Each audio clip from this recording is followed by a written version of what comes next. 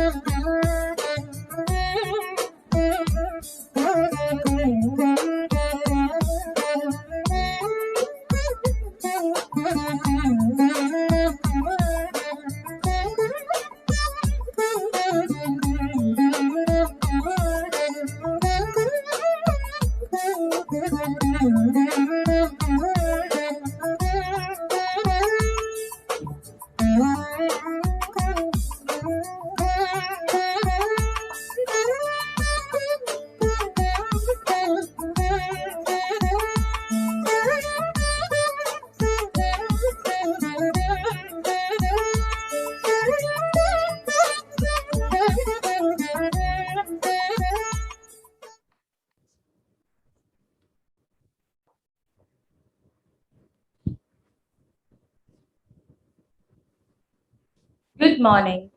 A cordial welcome to the fourth epoch of fourth Global Ayurveda Festival 2021, held from 12th to 19th of March.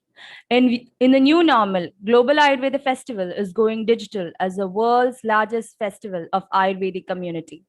The event organized by CISA includes an international seminar, expo, business meet with the additional provision of viewing the digital platform for an extended period of time. Together, let us make this India's largest online event in Ayurveda. The event is organized in 4 phases. We are incepting the oral session of the theme Siddhanta Samhita in venue number 5. The chair of this concourse, Dr. Binoy Bhaskaran, Vice Principal and HOD, Department of Maulika Siddhanta, Nangeli Ayurveda Medical College, Kodamangalam. Also, President, Kerala State Ayurveda Teachers Association, All India Ayurveda Teachers Association, and Vice President, Akila Kerala Ayurveda Siddhanta Teachers Association. I adjure you to the session, sir.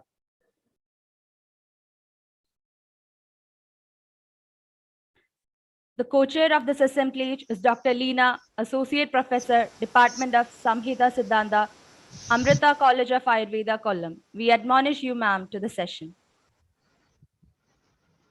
The keynote is addressed by Dr. Kiratamurthy PP, Professor and HOD, Department of Samhita and Siddhanta, VPSV Ayurveda College, Kottakkal. We adjure you to the session, sir. The session is coordinated by Dr. Atri SS, Associate Professor, Department of Samhita and Siddhanta, Pankajakasturi Ayurveda Medical College and PG Center. We admonish you, sir, to the session. We invite the keynote conferrer, Dr. Kiratamurthy PP, sir, to address the in-gathering.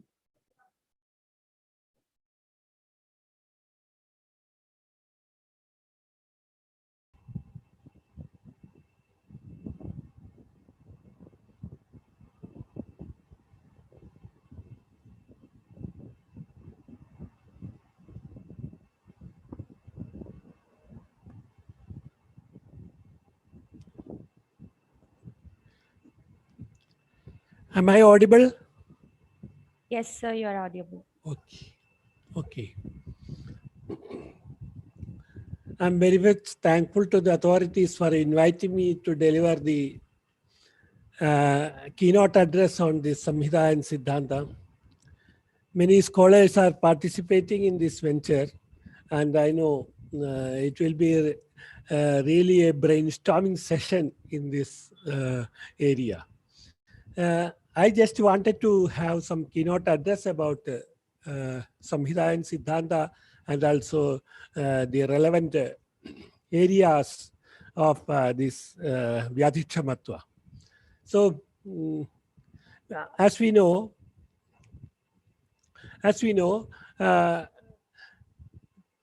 in this pandemic time, we are very much concerned about how to prevent the disorder rather than curing a disease.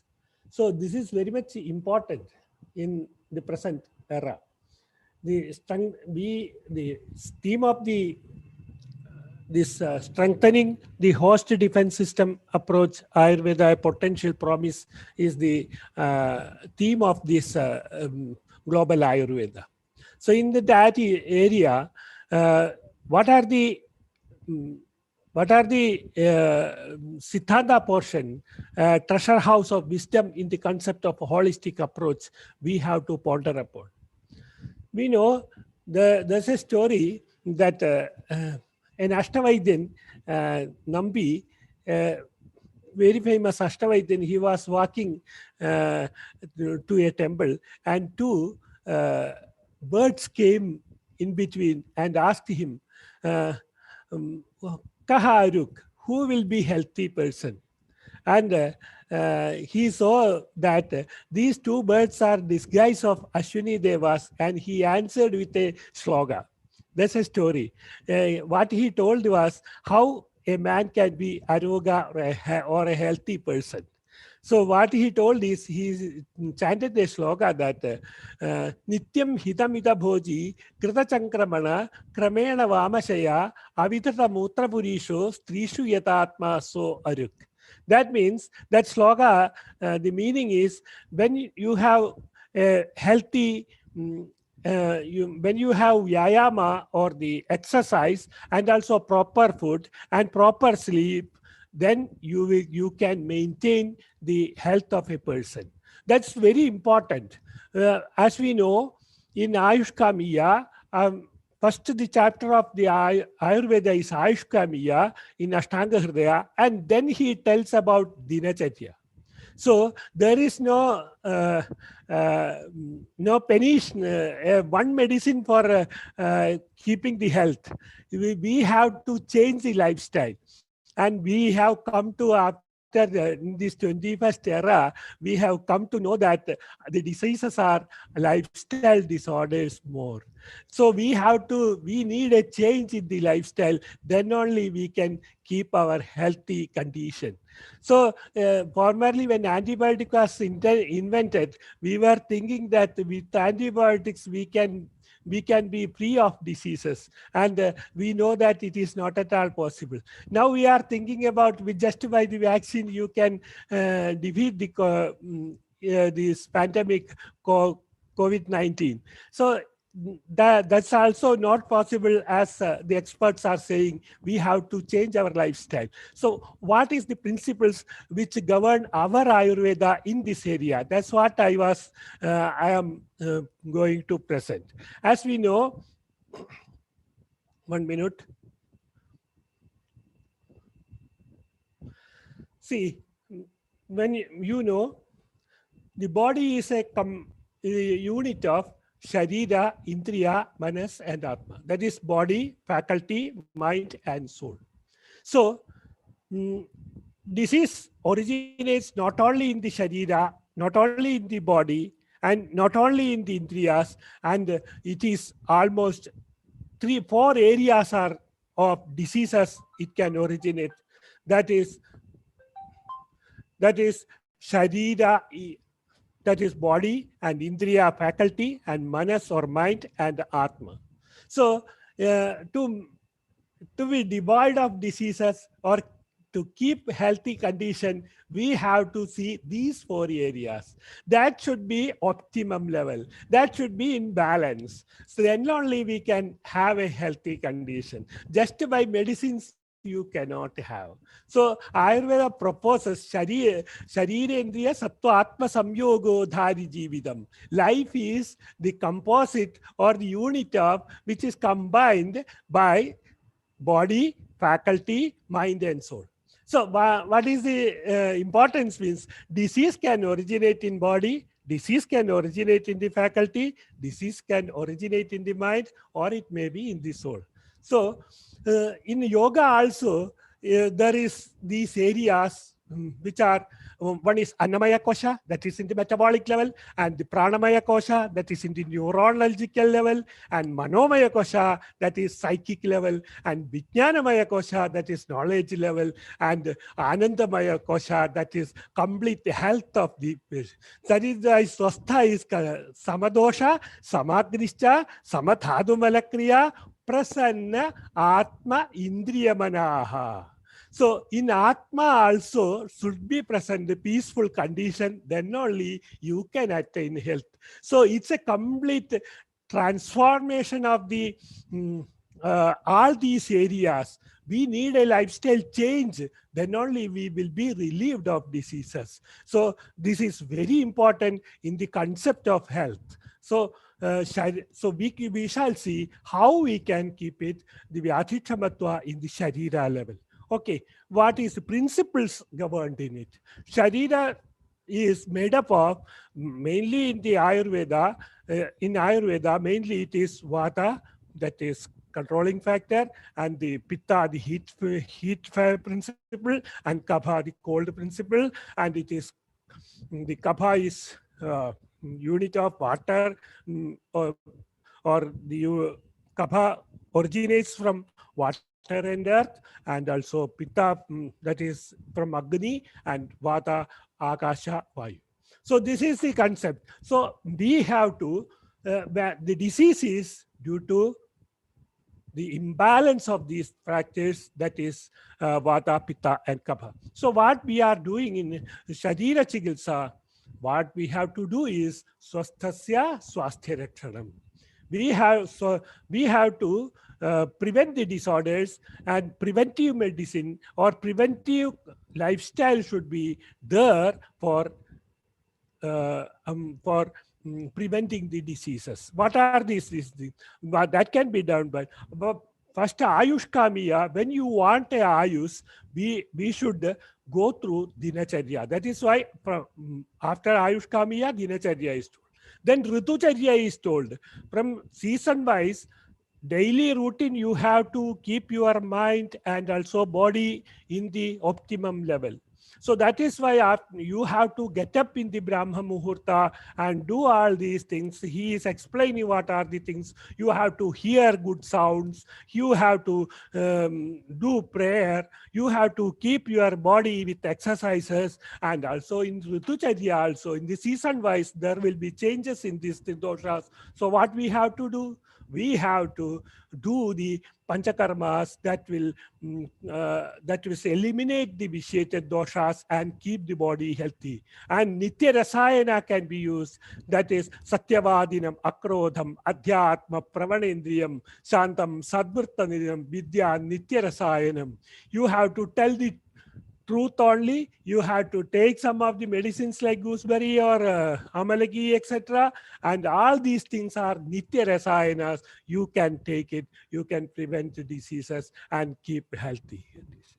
So Adurasya Vigara Prasamanam also is when disease condition originates in the body level, you can take medicines. There are many types of medicines which can be used. See, for that only, we have to identify the disease. That is why Triskandham Ayurvedam is told. Hedu Linga Aushadha. That is for disease pattern. You have to identify the disease by Hedu and Linga and treat with Aushadhas. So that is in the body level. So you can see, I have seen many cases, just everything is medicines. Like Jivaka, after passing the Gurukula life, Guru asks him, he asks him, Guru asks the students, the scholars, to go and find out the medicine which are, take something which is not at all medicine. So all the Shishyas went away and searched for the things, and they returned and with some of the things which are not at all medicine. And Jivaka came back and told, I cannot see anything which is not at all medicine. That means he has known all the medicinal properties in the world. So we have to know the medicinal values of the things. Even the jackfruit leaf, which I used to give in the hiccup, it is very much effective. We don't know the effect of it. It relieves the hiccup in the 3 or 4 days. That acts in the Sharira level. So Sharira is very much important. For that, we have to know the medicines also. But it has to be judiciously you have to give the medicines in Sharira. That is why it is called Tishtat Yupari Yuktijno Dravyajnanavatam Sada. More than Dravyajnana, Yukti is very important. You have to see the condition in the body, and medicines can be advocated in the Sharira level. So that is very much important, and that is used by Samanya Vishesha Siddhanta.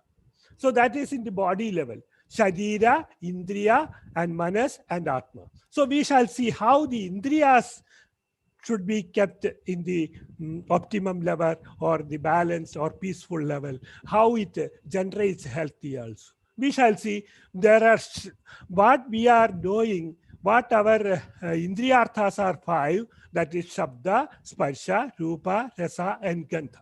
And any of the treatment methodologies of Vata, Pitta, Kapha, he is telling about these things also. Like in Pitta Chikitsa, you have to hear good sounds, good songs, etc. And that is why in Dinacharya, Shunnan, Mangala songs or peaceful songs should be heard in the morning. That will inspire you, and it will keep your mind and body in peaceful condition. And also Sparsha also, Mukta, Vaidurya, etc. can be worn in the neck. That will, by the Sparsha, it will has action in our body. So we are utilizing judicially all these 5 sense organs, and you can keep your body in or mind and also spirit in healthy condition. And also Ruva, if you see a good picture, good things, certainly it will have effect in the 3 levels. 3 levels, that is in the level of hormones, in the level of psyche, in the neurological level. Psycho, neuro, humoral axis will be inspired or kept in the optimum level by the usage of 5 of these Vishaya Arthas. So, Rupa, when you see a good thing, that is a Kala Artha Karmanam Yogo, Hina Mithyadi Matragaha, Samyak Yogascha Vitneyo, Roga Arogya Karanam. So, how can you have Roga and Arogya if you are doing in the judicial, when you are using these 5 sense organs, you become healthy. So that is why in Pitta Chikitsa also he is utilizing all these things. Ayandrana Sukham Mitram Putra Sandikta Mukthavak Putraha. When these good sounds of the children will give you health. And it is a Pitta Chikitsa. How? These Indriyarthas can be judiciously used for keeping the healthy condition. You know, Rasa also, it is the taste. If you, Madhura will be Tripti. It gives peaceful atmosphere for the mind. And Gandha also, you know, aromatherapy they have told. And in Ayurveda also we have many types of Gandhas can be used. Even in the treatment of psychic disorders, we use Gandhas. Vacha should be burned and Gandha is used. So this is, Indriyarthas can be also used for keeping our body in healthy. Even some bad words will be making disorder. I had a patient, her grandmother was scolding her, and there was always agitated condition in her body, and she could not, she was having infertility. And I asked her to go outside and live somewhere without, in a peaceful atmosphere, and she delivered a baby also after 6 months. After going there, after 1 year, she gave birth to a child also. So this is what happens. The Indriyarthas are very closely related with the health and disease of the patient. Okay. So in Manasika level also, it has got action. See, Raga, we say Ragadi Roga. the disease originates in the mind and from the mountain of mind and spreading to a land of the body. So we have, it is not at the Sharira only or Indriya only, it is in the mental plane also. You should be healthy and also you should be peaceful, then only health can be maintained. So spreading to the land of body. So and also in Ashtanga Sangraha, he tells about these are the ignorance and also lust, anger, uncertainty, affection, hatred, suspicion, desire. All these are vishas. These are the poisons of the snake which is mind. So we have to control all these things and keep our body in. How we can keep this mind which is poisonous, how can we keep it in the equilibrium or in the optimum level? We can use Buddha subdued prajna and mantra. We, with consciousness, with knowledge only, you can relieve the disorders of mind. And also with mantras also, which has effect in the mind. How mantra has effect in the mind means Vata is the controller of mind also. In Vatakala Kaliya Charaka tells about it controls the mind. And also Akasha Vayuatmaka, Vata is Akasha Vayuatmaka. And it is very subtle also. And mind is also very subtle. So for a disease which originates from the subtle, you have to use subtle things. You have diseases in the brain. So there is a blood-brain barrier which overcomes the blood-brain barrier, can enter into the brain area and it affects. So like that, in mind also, you have to use subtle things. That is why prajna, knowledge can enter in anywhere and mantra can enter in anywhere and it shows action. So knowledge and medicine is the medicine for mind. So we know that I have many experiences about it. See, one man came with diseases, dyspnea of his father, and told his father told that with many of the medicines, I am not getting any relief about my asthmatic condition or dyspnea. You please take some, you please give me some tirtha from a spiritual leader, what he told. And this son, he had not faith in these things, and he took some mineral water and told that it is from the tirtha only and gave it to the father. And after drinking it, his dyspnea was cured, and also he was in very good sleep condition. He was not sleeping for 4 days. He gets sleep. How it becomes like that? There is a book called Biology of Belief by Bruce Lipton. He tells about how the belief acts in the body and it changes even the genetic disorders. This is an experiment done by Bruce Lipton that there's a book covers it. Genetic wart in the face is removed by the psychological approach. And he says that mind has effect in the genetic disorders even. So this when you see the holistic approach, how fantastic it is in the Ayurveda.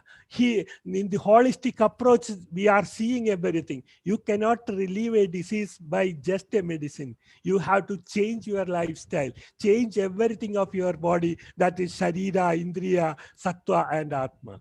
Even in Atma is also very important. Atma level, we know many things are, disorders are classified into 3 types.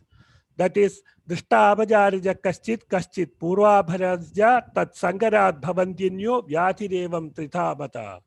Drishta Abhajarja, Purva Janma, Krita Papa. In Kushta, etc., there is Purva Janma Krita Papa leading to diseases. We don't have faith in it.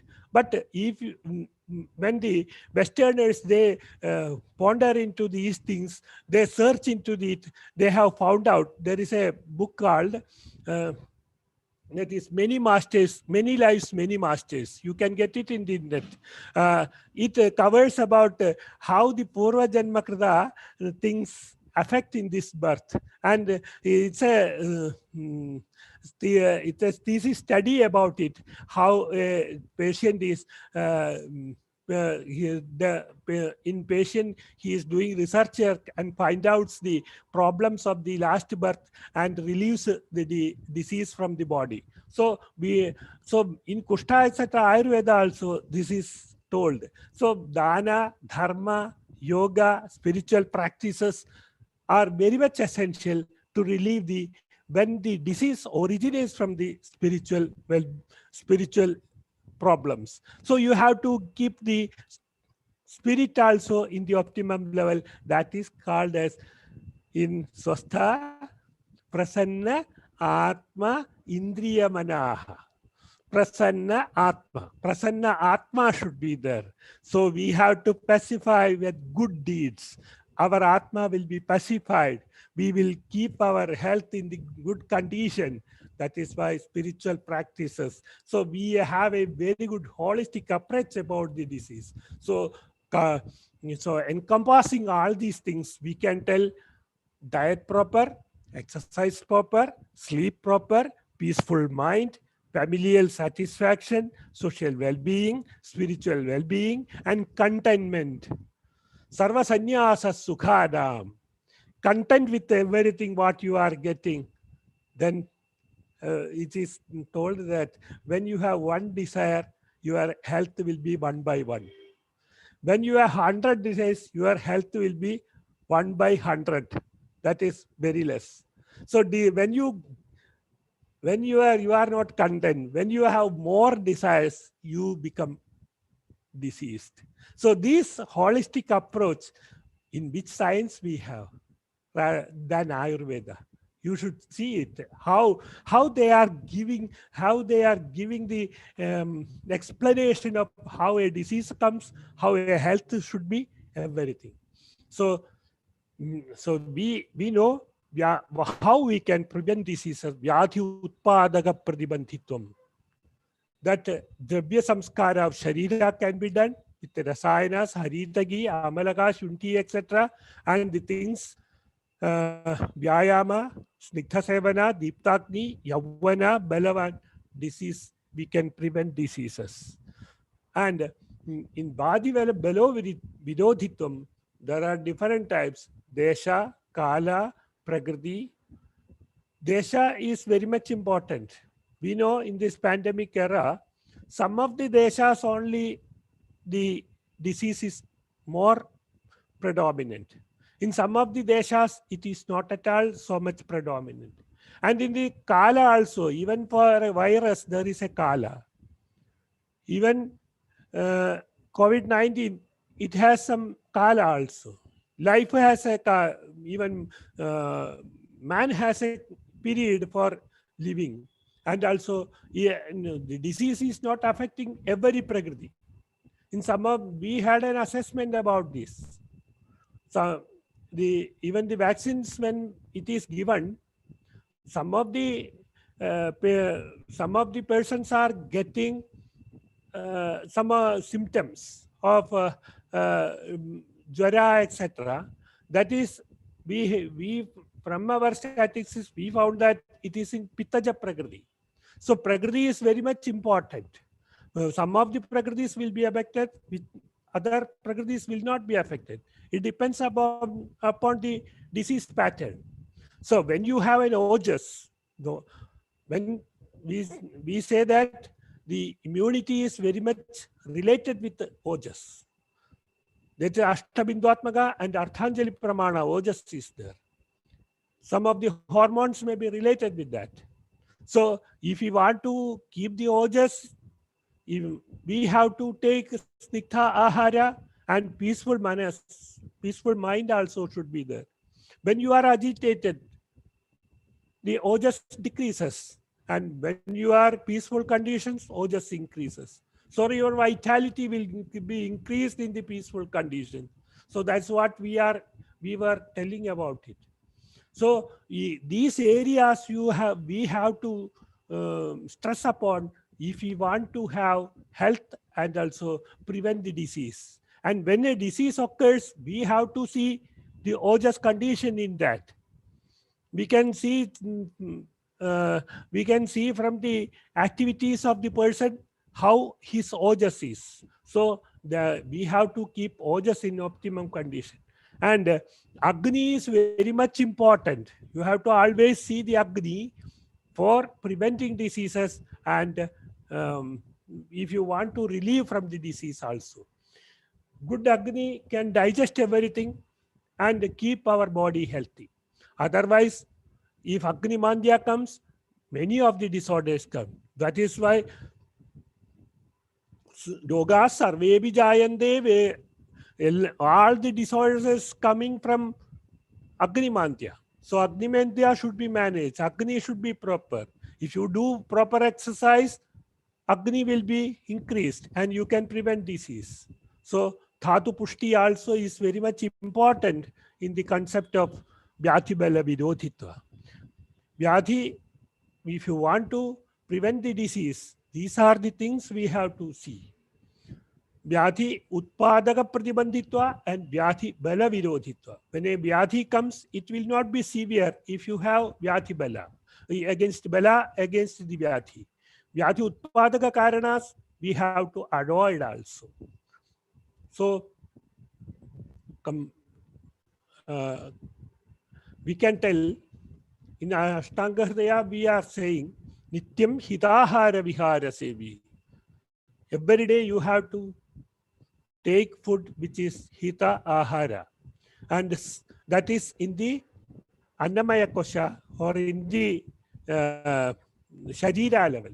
Samichagari Vishayeshwa Sakta. First one is Yukri Vyapasya. Then Samichagari Vishayeshwa Sakta. That is in the Manasika level. Samichagari Vishayeshwa Sakta. You are not attached by the mind to the some things. And Data Asama, that is Daiva Vyapasya. Yukti Vyapasya, Sattva Vajaya, and Daiva Vyapasya. Daiva Vyapasya, Data Asama, Satya Parakshamavan. Apto Basevi Bhavatya Roga. These are the main things we have to stress upon if we want to have healthy, and if we want to cure a disease also.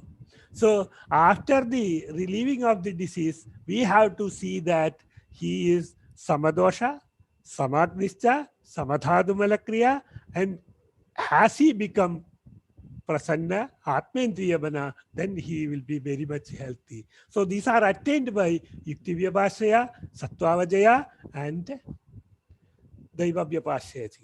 So we are seeing the holistic approach in the first slide I showed, Sharira, Indriya, Manas, and also Atma. So these things, these areas we have to see, not just the Sharira level. We have to see all these areas to relieve from the disorder and to prevent the disorder and keep our body in healthy and attain the emancipation from the disorders or dukkhas. So this is very much important. Thank you very much. And thank you for a nice hearing. Thank you all, and thank you all for the authorities who have invited me, and the co-chairman Binoyji, and also Linaji. I extend my thanks to you. Thank you very much.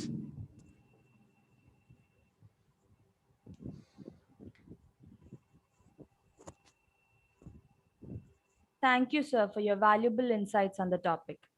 Now, I invite the chair, co-chair, and keynote presenter and all other dignitaries to the oral presentation session. Moving on to the presentations, judges, please note, all the videos will be played continuously, so the queries can be clarified at the end of the session. I request all the conferers to wait until the session is completed for the open discussion. Judges and conferers, please note, each presenter will have 2 minutes time for discussion. So please stick to time. The host may please start the video presentation.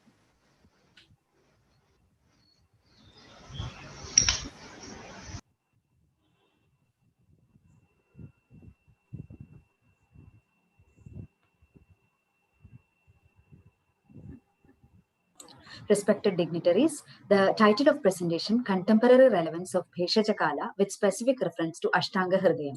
So these are the topics which would be covered in the presentation. So coming to the objectives of presenting this topic over this platform is to interpret each Bheshaja Kala and to give extrapolation to those indications given in the classical text so that it could be translated into a contemporary parlance, and also to introspect on the relevance of feasibility of those translated indications in the current clinical scenario. Also to discuss on the scope and need for a detailed study of this particular topic. So interpreting each Bheshaja Kala, it may kindly be noted that this is a humble attempt to extrapolate those indications to a modern scientific parlance, and also to highlight on the need for a detailed study of this particular topic. Ananya Kala, which is indicated in Kabhodrikta or Pravara Rogi Balavastha, which may be connected to conditions with fluid retention and also to any condition where there is a metabolic pathway inhibition, that is in toto metabolic syndrome, where conditions like obesity, hypertension or diabetes mellitus could be included. And the probable advantage which this particular Bheshaja Kala would offer is that as there is no active digestion process going on in this particular time, the medicine reabsorption would be comparatively quicker and easier, so that the desired therapeutic response could be evoked in a more faster way. Anna, though, indicated in the Abana Viguna Avastha, the Abana Vayu karma is more localized for, in genitourinary tract and also the pelvic cavity. So, disorders of genitourinary tract, gynecological disorders, intestinal motility disorders, and pelvic inflammatory diseases should be taken into account when this Bheshaja Kala is given importance. And the advantage is that as the medicine is administered to an environment of controlled acidic secretion, the energy required for medicine reabsorption would perhaps be less, so that the reabsorption would be easier. And also this Bheshaja Kala offers an easier intake for medicine when compared to other Bheshaja Kala. Madhya Bhakta indicated in Samana Viguna Avastha, Samano Agni Samivastha. So the anatomical regions involved in active digestion, metabolism and transformation could be considered more when this Bheshaja Kala is taken into account. So the disorders affecting hepatobiliary apparatus, duodenum and pancreas may be given more priority. And we can understand that this in fact induces a localized action leading to systemic effect. Paschat Bhakta, which is divided into Prada Paschat Bhakta and Sayam Paschat Bhakta. Prada Paschat Bhakta for Vyana Vigunavastha. So we may connect it to any sort of cardiovascular dysfunction or a circulatory block condition. And interestingly, we may note that the blood pressure levels goes to a high, especially in the morning hours between 9 and 10 a.m., which could be connected to a post-breakfast session. And Sayam Paschat Bhakta, which is indicated for Udana Viguna Avastha. We know Udana Vayu Sthana, or the karma of Udana Vayu, is more localized in the upper and lower respiratory tract as well as the upper GI tract. So the disorders connected to these anatomical area may be given importance. And also the respiratory disorders are more prone to manifest in the evening hours. Samutka, which is a very condition specific, especially mentioned for Hitma, Kampa and Akshebaka. So we can understand that it is a dysfunction in the reflex mechanism. And we can also note that in the movement disorders, the tendency to get reflex mechanism dysfunction is more. Sabhakta, which is actually processing the food into making it in a medicated form, which can be connected to anorexia of varied etiology. And this perhaps can be employed for various practical reasons. And for physicians, the condition we generally or most commonly encounter with is fever. And this Bheshaja Kala also would help in the prevention of mechanical expulsion of medicine. Sagrasa, indicated in Prana Vaigunya, we can understand that Prana Vayu Karma can be connected to the sympathetic and parasympathetic controls of the body. So any sort of dysfunctions in the parasympathetic and sympathetic functions leading to palsy, spasm, seizures and arrhythmias or fibrotic lung disease for that matter could be given more importance. And the probable advantage is that it enhances the feasibility part of medicine administration. And also we may connect it in such a way way that this could be a concept which might have evolved when there was no method of parenteral feeding or parenteral medicine administration. Grasantara also goes in the same line as with the earlier explanation, as it is also indicated in the Prana Vigunavastha. Muhur, which is condition specific, indicated in Chardi, Shwasa, Kasa, Visha and all, which generally point to episodic manifestation conditions of gastrointestinal and respiratory origin, which require sustained release of medicine as well as maintenance of therapeutic dosage of medicine. Nishi, which is time specific, indicated for Urdhva Jatrugata Vigara, may be correlated to hypersecretory disorders, especially hyperhistaminemia or airway mucus hypersecretion. So, discussing on this particular topic, we should keep in mind the possibilities of drug-diet interaction, especially in the current scientific understanding. We know that there are many food materials which usually intervene with the drug reabsorption. Also, the possibility of drug-diet interaction and drug-drug interaction, especially we can understand that the patients coming to the practitioner usually might be undergoing a lot of undergoing treatment for controlling comorbidities or coexisting illness, and also the drug dosage and drug delivery regulation part should be taken into account. We should have a clear-cut idea about drug spacing. And the adherence to the medication, also the tolerance part of it should be also given importance. Thereby, we should be aiming at enhanced biotransformation, bioabsorption, and bioavailability of the drug, finally leading to optimum pharmacological utility of the medicine. So, to conclude with, the Bheshaja Kala should be focusing on the biological rhythm, that is the circadian rhythm of the body, patient friendliness, formulation specificity, and disease specificity. These are the references. Thank you. Good morning, everyone. Myself, Anusha Bagraj from the Department of Samhita and Sanda, Government Ayurveda College, Trivandrum. So my topic for today is the critical appraisal of Vikara Vikhada Bhava with respect to Vyatikshamatva. Coming to the introduction, as we know, Nidana, Dosha and Dosha are the essential factors which are required for the manifestation of the Vyati. But we can find, even if these three entities are present also, the disease is not taking place, it is occurring late, it is occurring with few symptoms, and the symptoms are present in subtle form. This has been explained by Acharya Charaka in the context of Prameha Nidhana, where he clearly explained the Vyati Samprapti with a concept called Vikara Vikhada Bhava Bhava Prativishesha Siddhanta. Acharya Charaka says, Iha khalu nidana dosha dosha visheshekyo vikara vikhada bhava bhava prativishesha bhavanti. That is, the occurrence or non-occurrence of a disease depends upon the prativisheshas of nidana, dosha and doshya towards vikara vikhada bhava bhava. And Acharya Chakravarti says, Vikara vikhadasya utpatti pradibandhasya bhavo vikhada bhavaha. That is, the bhava which obstructs and stops the manifestation of disease are called as vikara vikhada bhava. In the absence of vikara vikhada bhava, the disease will manifest easily. Coming to the Visheshas in the context of Vikara Vikhada Bhava, they are the essential factors required for Vyamrapti. They are Nidana, Dosha and Dosha. Coming to Prativisheshas, whatever outcome is produced by the interaction of Nidana, Dosha and Dosha, that is called as Prativishesha, and the outcome can be Avikara Janana. Non-manifestation of a Vyati, Chirena Vikara Janana. That is, the Vyati will manifest in long term, Anavikara Janana, minute manifestation of Vyati, and Asara will get the Vikara Janana. That the Vyati will manifest with few symptoms. All this divergence under the heading of Vikara Vikhada Bhava Prativishesha happens because of some intervening components which could be understood under three domains. They are Anubadh Grandhi, that is association between Nidana, Dosha and Dosha, Kala, that is a time factor, and Bala, that is the strength of Nidana, Dosha and Dosha. Come to Vyatikshamatva, we know Vyatikshamatva is Bala itself. There are two aspects for Vyatikshamatva, that is Vyati Bala Virodhitva. The body will develop the strength to fight against the occurred disease here, and Vyati Utpadaka Pradibandhakatva, that is, the disease itself will not get manifested. Analyzing Vikara Vikhada Bhava as Vyatikshamatva, we know if Vikara Vikhada Bhava is present, the mutual association between Nidana, Dosha and Dosha will not happen, and the disease will not get manifested. This can be correlated with Vyati Utpadaka Pradibandhakatva of Vyatikshamatva. In a way, the Anubandha, that is association between Nidana, Dosha and Dosha, if happening after a long gap, then there will be delayed manifestation of Vyati, or if there is weak bonding between Nidana, Dosha and Dosha, which will lead to Anuvikara Jananam or Asarvalingayukta Vikara Jananam, that can be correlated with Vyati Baladitva of Vyatikshamatva.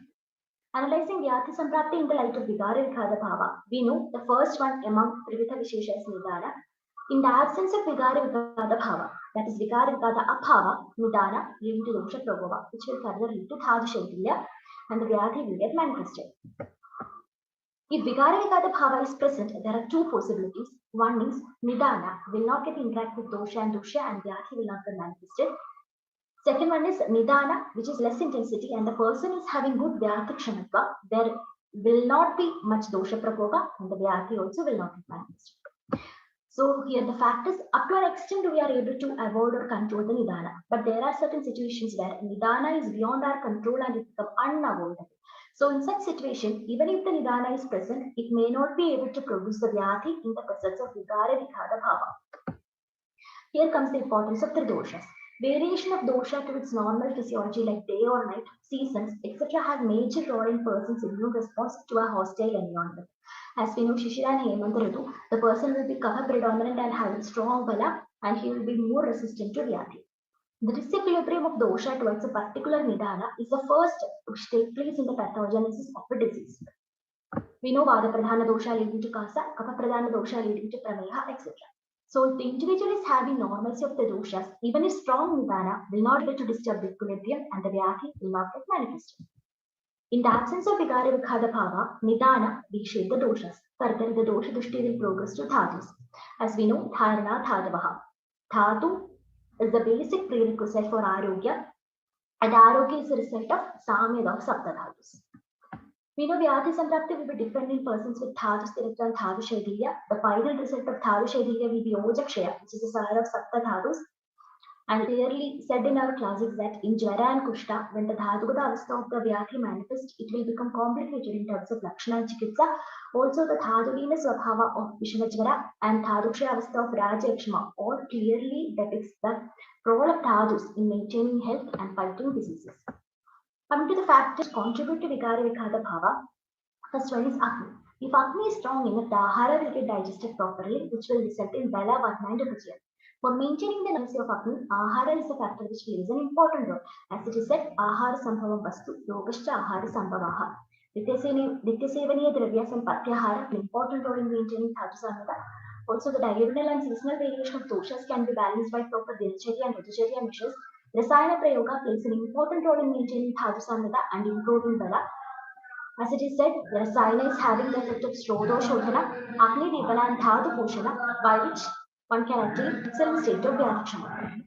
Coming to the conclusion, Vigara Vighada Bhava is a central theme which converses the whole Chikitsa Siddhanta in its nutshell.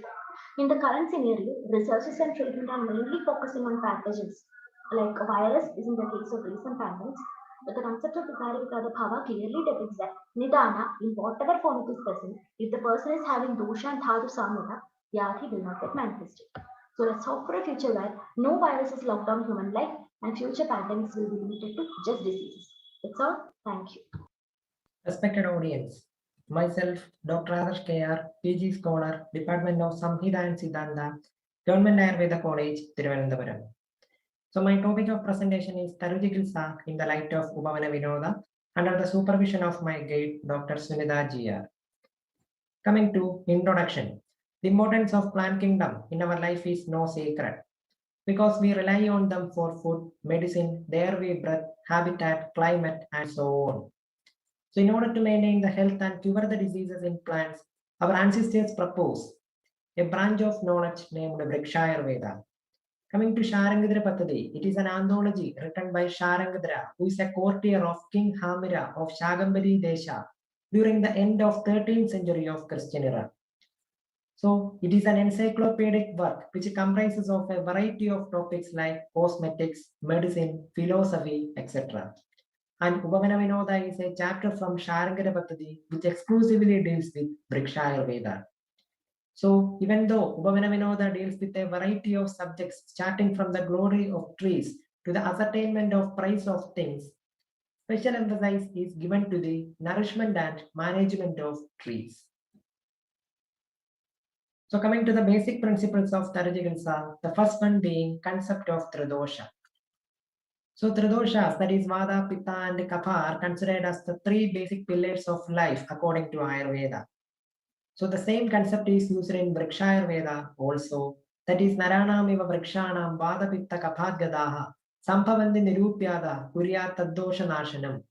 The trees, like men, gets diseases through the affections of vada, pitta, and kapha. And one should diagnose the diseases through their symptoms and cure them radically. So the next one being the concept of prakriti or genetic constitution. So the understanding of prakriti is essential for the proper understanding of vikriti. So the features of vada prakriti, pitta prakriti, and kapha prakriti are explained in detail in Upavana Vinoda. The trees which are lean, tall, thin, dry, sleepless, partly conscious, and that does not bear flowers and fruits belong to vada prakriti. That which is pale, intolerable to the rays of sun, shed branches over and over again, and that which bear premature fruits belongs to pitta prakriti. And that which possesses glossy leaves and branches covered with creepers with a symmetrical trunk and well-shaped flowers and fruits belong to kapha prakriti. Coming to the management based on dosha, vada which is aggravated by kadutikta kashaya rasa can be alleviated by using susnigdha pishida rasa, that is mamsa rasa, which is slightly anxious in nature. And pitta which is aggravated by kaddomla lemana rasa can be alleviated by using susnigdha madura himajala, that is cold infusions which are of madura rasa and slightly anxious in nature. And kapha which is aggravated by madura amla lemana rasa can be alleviated by using ahima jala, that is not so cold jala, which is ruksha, that is dry in nature and possess kaddu amla kashaya rasa. So this can be considered as a general treatment protocol based on dosha and can be used in any ailment which is related to trees. Moreover, the management for Agandu Vyadhi are also mentioned in Upavana Vinoda. So Agandu Vyadhi here means the diseases occur due to exogenous factors like krimi, that is worms, lightning, wind, burns, etc. So a variety of yogas and labas are explained in this section. Of them, there is a Sarva Krimihara yoga, which is useful in all types of worm infestation. Here the barks of Karanja, that is Pongamia pinnata, Aragvata, that is Cassia fistula, Arishta, that is Azadiracta indica, Saptavarna, that is Alstonia scolaris, pasted with Gomutra, that is cow's urine, along with Vidanga, that is Embelia ribus, and Musta, that is Cyprus rotundus, applied on the affected root is beneficial in all types of worm infestation in trees. And in case of trees affected with the wind, it is very much similar to that of fracture management in Ayurveda. And coming to burns, the application of the paste of lotus bud with Punabajala is advised. So coming to Punabajala, it is nothing but a nourishing solution. And a special section within the Upavana Vinoda is dedicated for explaining the manufacturing process of Punabajala. And the Meda, Vamsa, Vasa, Majja of deer, pig, fish, sheep, goat, and rhinoceros are collected and boiled in water. Then the mixture is ordered into an earthen pot and mix it with compound milk. Then the following are to be ordered, that is the powders of sesame oil cake, honey, decoction of masha, clarified butter, and hot water. Then this pot is put in a warm place for one paksha, that is 15 days, and the resultant is Punabajala, which is very healthy for plants in general. So various researches and experiments on Punabajala are available in the internet, and also the various modified forms of Punabajala are available in market too. So coming to botanical marvels or botanical wonders. So various botanical marvels are explained in Upavana Vinoda under the term Vichitra Karana. One such example is the cut stem of a tree smeared with boiled sugarcane juice bears flowers irrespective of the season. So the reason is unexplainable. So we can say it is due to prabhava. So one may wonder, is there any present relevance to this botanical marvel? So this is a recent botanical marvel reported by the Hindu newspaper about a pipal tree growing into the bottom portion of the trunk of a palm tree and shooting out from the middle portion of the trunk at Vellore recently.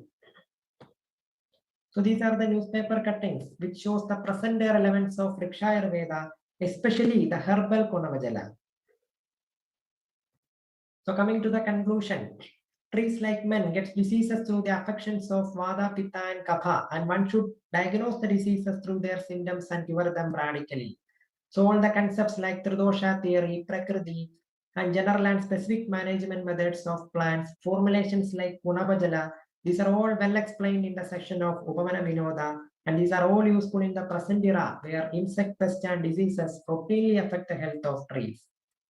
So I would like to conclude the session by quoting Dashakuva Samavapi, Dashavapi Samohradaha, Dashakrada Samaputro, Dashaputra Samodruma. That is the construction of 10 wells is equal to 1 pond, and 10 ponds are equal to 1 lake.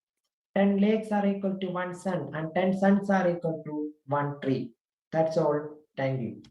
A very good morning to one and all. Myself, Dr. Sahana. Today's topic of presentation is Understanding Dhatu Samyata with special reference to Atidesha Tantra Yukti, a critical analysis. These are the contents of my presentation. Moving on to the definition of Atidesha Tantra Yukti. Atidesha Tantra Yukti gives proper meaning of one concept, which is said as Yet Kinchit Eva Prakashyartam. And also it gives information about unsaid matters which is untold in Samhita, which is said as Anuktartha Sadhaneyaivaha. And Evam Anyadapi Pratyetavyamiti Paribhashite, which means that this rule has to be applied elsewhere in the Samhita, is the definition of Atidesha Tantra Yukti. What are the objectives of presentation? Understanding concept of Atidesha Tantra Yukti and also achieving Dhatu Samyata are the objectives of today's presentation. Now we'll see the uniqueness of Atidesha Tantra Yukti. Having a knowledge of one component and from that particular component perceiving knowledge about another component which is not present is the uniqueness of Atidesha Tantra Yukti. Now we'll see how better understanding of Samhita is possible by application of Atidesha Tantra Yukti. From the given quotation, we get a basic idea of role of rasa karmas over the dosha. But for the same shloka, when Atidesha Tantra Yukti is applied, we can also get the, or we can also derive the guna, virya and vipaka of the rasasa. As it is said in Atreya Bhadrakapiyam Adhyayam, Charaka Samhita Sutrasthana, it is said that any dravya which is possessing madhurasa will have shita virya, and madhurasa will undergo madhura vipaka, and madhurasa will have the gunas like guru guna, snigdha guna, etc. When Atidesha Tantra Yukti is applied to the particular shloka, apart from the knowledge of role of rasa or rasa karma over the dosha, we can also derive the meaning of guna, virya and vipaka of all the rasas which is possible by application of Atidesha Tantra Yukti. Next, we'll take an example of one disease where we can see Dhatu's achievement of Dhatu Samhita by Atidesha Tantra Yukti. The given context is from Jwara Chikitsaha. Here Prakriti means Hetu. So the context speaks about the Jwara Hetu, for which the Chakrapani comments as Jwaraha Tripada Trishiraha, which means that Jwara gets originated by Tripada Trishira Jivi or the Bhuta, which speaks about the external causative factors responsible for the manifestation of the Jwara. Whereas the same concept, if we see in Charaka Samhita Sutrasthana 19th chapter, it is said as Agantumapi Pravriddha. For Api Pravriddha, Chakrapani opines that Iti Vachanena Agantavaha Avastyayam Apihi Nijadosho Vruddho Astyevaha, which means that for the Aganta Vyadi to get manifested, involvement of Nijadosha is must. That is, whenever the Nijadosha in the Sharira is in the state of Kupitavastha, and in such a state, when person gets exposed to the external causative factor, then only he'll be afflicted with the diseases. If not, this is not possible. And this is better understood only if Atidesha Tantra Yukti is applied. And this rule applies to all the Agantu Vikaras that are existing in the Samhitas. For example, it may be Unmada, Apasmara, or any Agantu Vikaras which are existing in the universe. We'll take one more example. The given context is example for the Vyadi Karana. We know that Vyadi gets manifested by Swatantra Karana or the Paratantra Karana, which is given in Gulma Chikitsa Adhyayaha. And for Swatantra Karana, the line of treatment is Swatantra Chikitsa, whereas for Paratantra Karana, the line of treatment should be Shodhana Chikitsa. This is principle is said in Gulma Chikitsa, whereas when we apply the Atidesha Tantra Yukti, we can see its application in Vatavyadi Chikitsa. For example, if you see this shloka, Kevalam Nirupasambham Ado, Here, the treatment principle is mainly for Swatantra Vyadhi, whereas Snehaihi, Snehayet Punaha, Snehai Sayutaihi, Anuvastanehi, that is for Swatantra Vyadhi, Swatantra Chikitsa is followed. Whereas if we see the Paratantra Vyadhi, that is the concept of Avaranaha, that is Pitta Vritte Visheshena, Shita Mushnam Tatakaryam, that is Avarana, first Avarana should be removed and then treatment should be done. So the treatment principle for Swatantra and Paratantra Vyadhi is explained in Gulma Chikitsa Sthanaham, whereas its principle, that is its application part, is understood only when if we Atidesha Tantra Yukti is applied. Similarly, we have many Vyadhis which is mentioned in Samhita which are having Swatantra and Paratantra Karanas, for example, Vatarakta or Yonivyapa Chikitsa. For all these, the treatment principle should be taken from Gulma Chikitsa Adhyayaha. This is possible only by application of Atidesha Tantra Yukti. Now we'll see what is the strategy adopted in Samhita. Why we should know the strategy? Because the information is scattered in bits and pieces in the Samhita. As it is rightly mentioned, Prakritam Budhva. Here, Prakritam means the Prakarana or the context. How the context can be understood?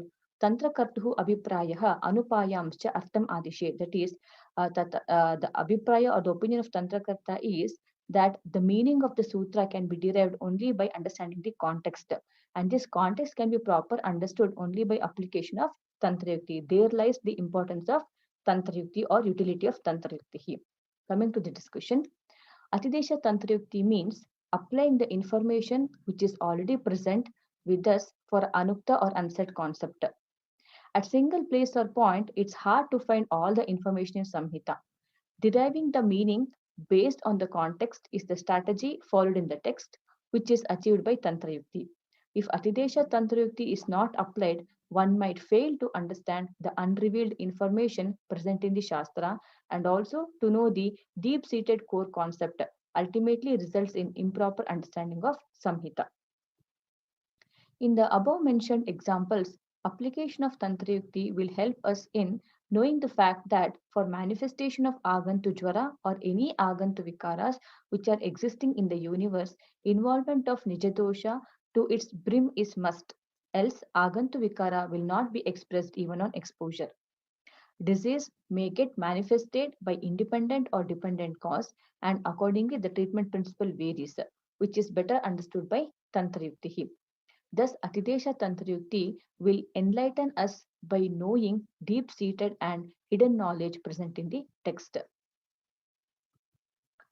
Coming to the conclusion, thus Atidesha Tantra Yukti helps in proper understanding of the Grantha and also it helps in achieving the Dhatu Samyata. How the Tantra Yukti will enlighten us with the knowledge. I hope my presentation has given some knowledge to all the viewers. Thank you, one and all. Myself, Dr. Sonia Raj, PhD scholar, Department of Samhita Siddhanta, Parul University, Gujarat. The topic of my presentation is conceptual analysis of role of Agni in hyperlipidemia. This work has been done under the guidance of Dr. Manisha Dungav, Professor, Department of Samhita and Siddhanta, Parul University, Gujarat. The contents are introduction, a review of hyperlipidemia, review of concept of Agni, analysis of role of Agni in hyperlipidemia, and a conclusion. First of all, the introduction. Hyperlipidemia due to derangement of lipid metabolism is characterized by elevated levels of any or all lipids or lipoproteins in the blood. As per WHO, raised cholesterol is estimated to cause 2.6 million deaths and 29.7 million disability adjusted life years.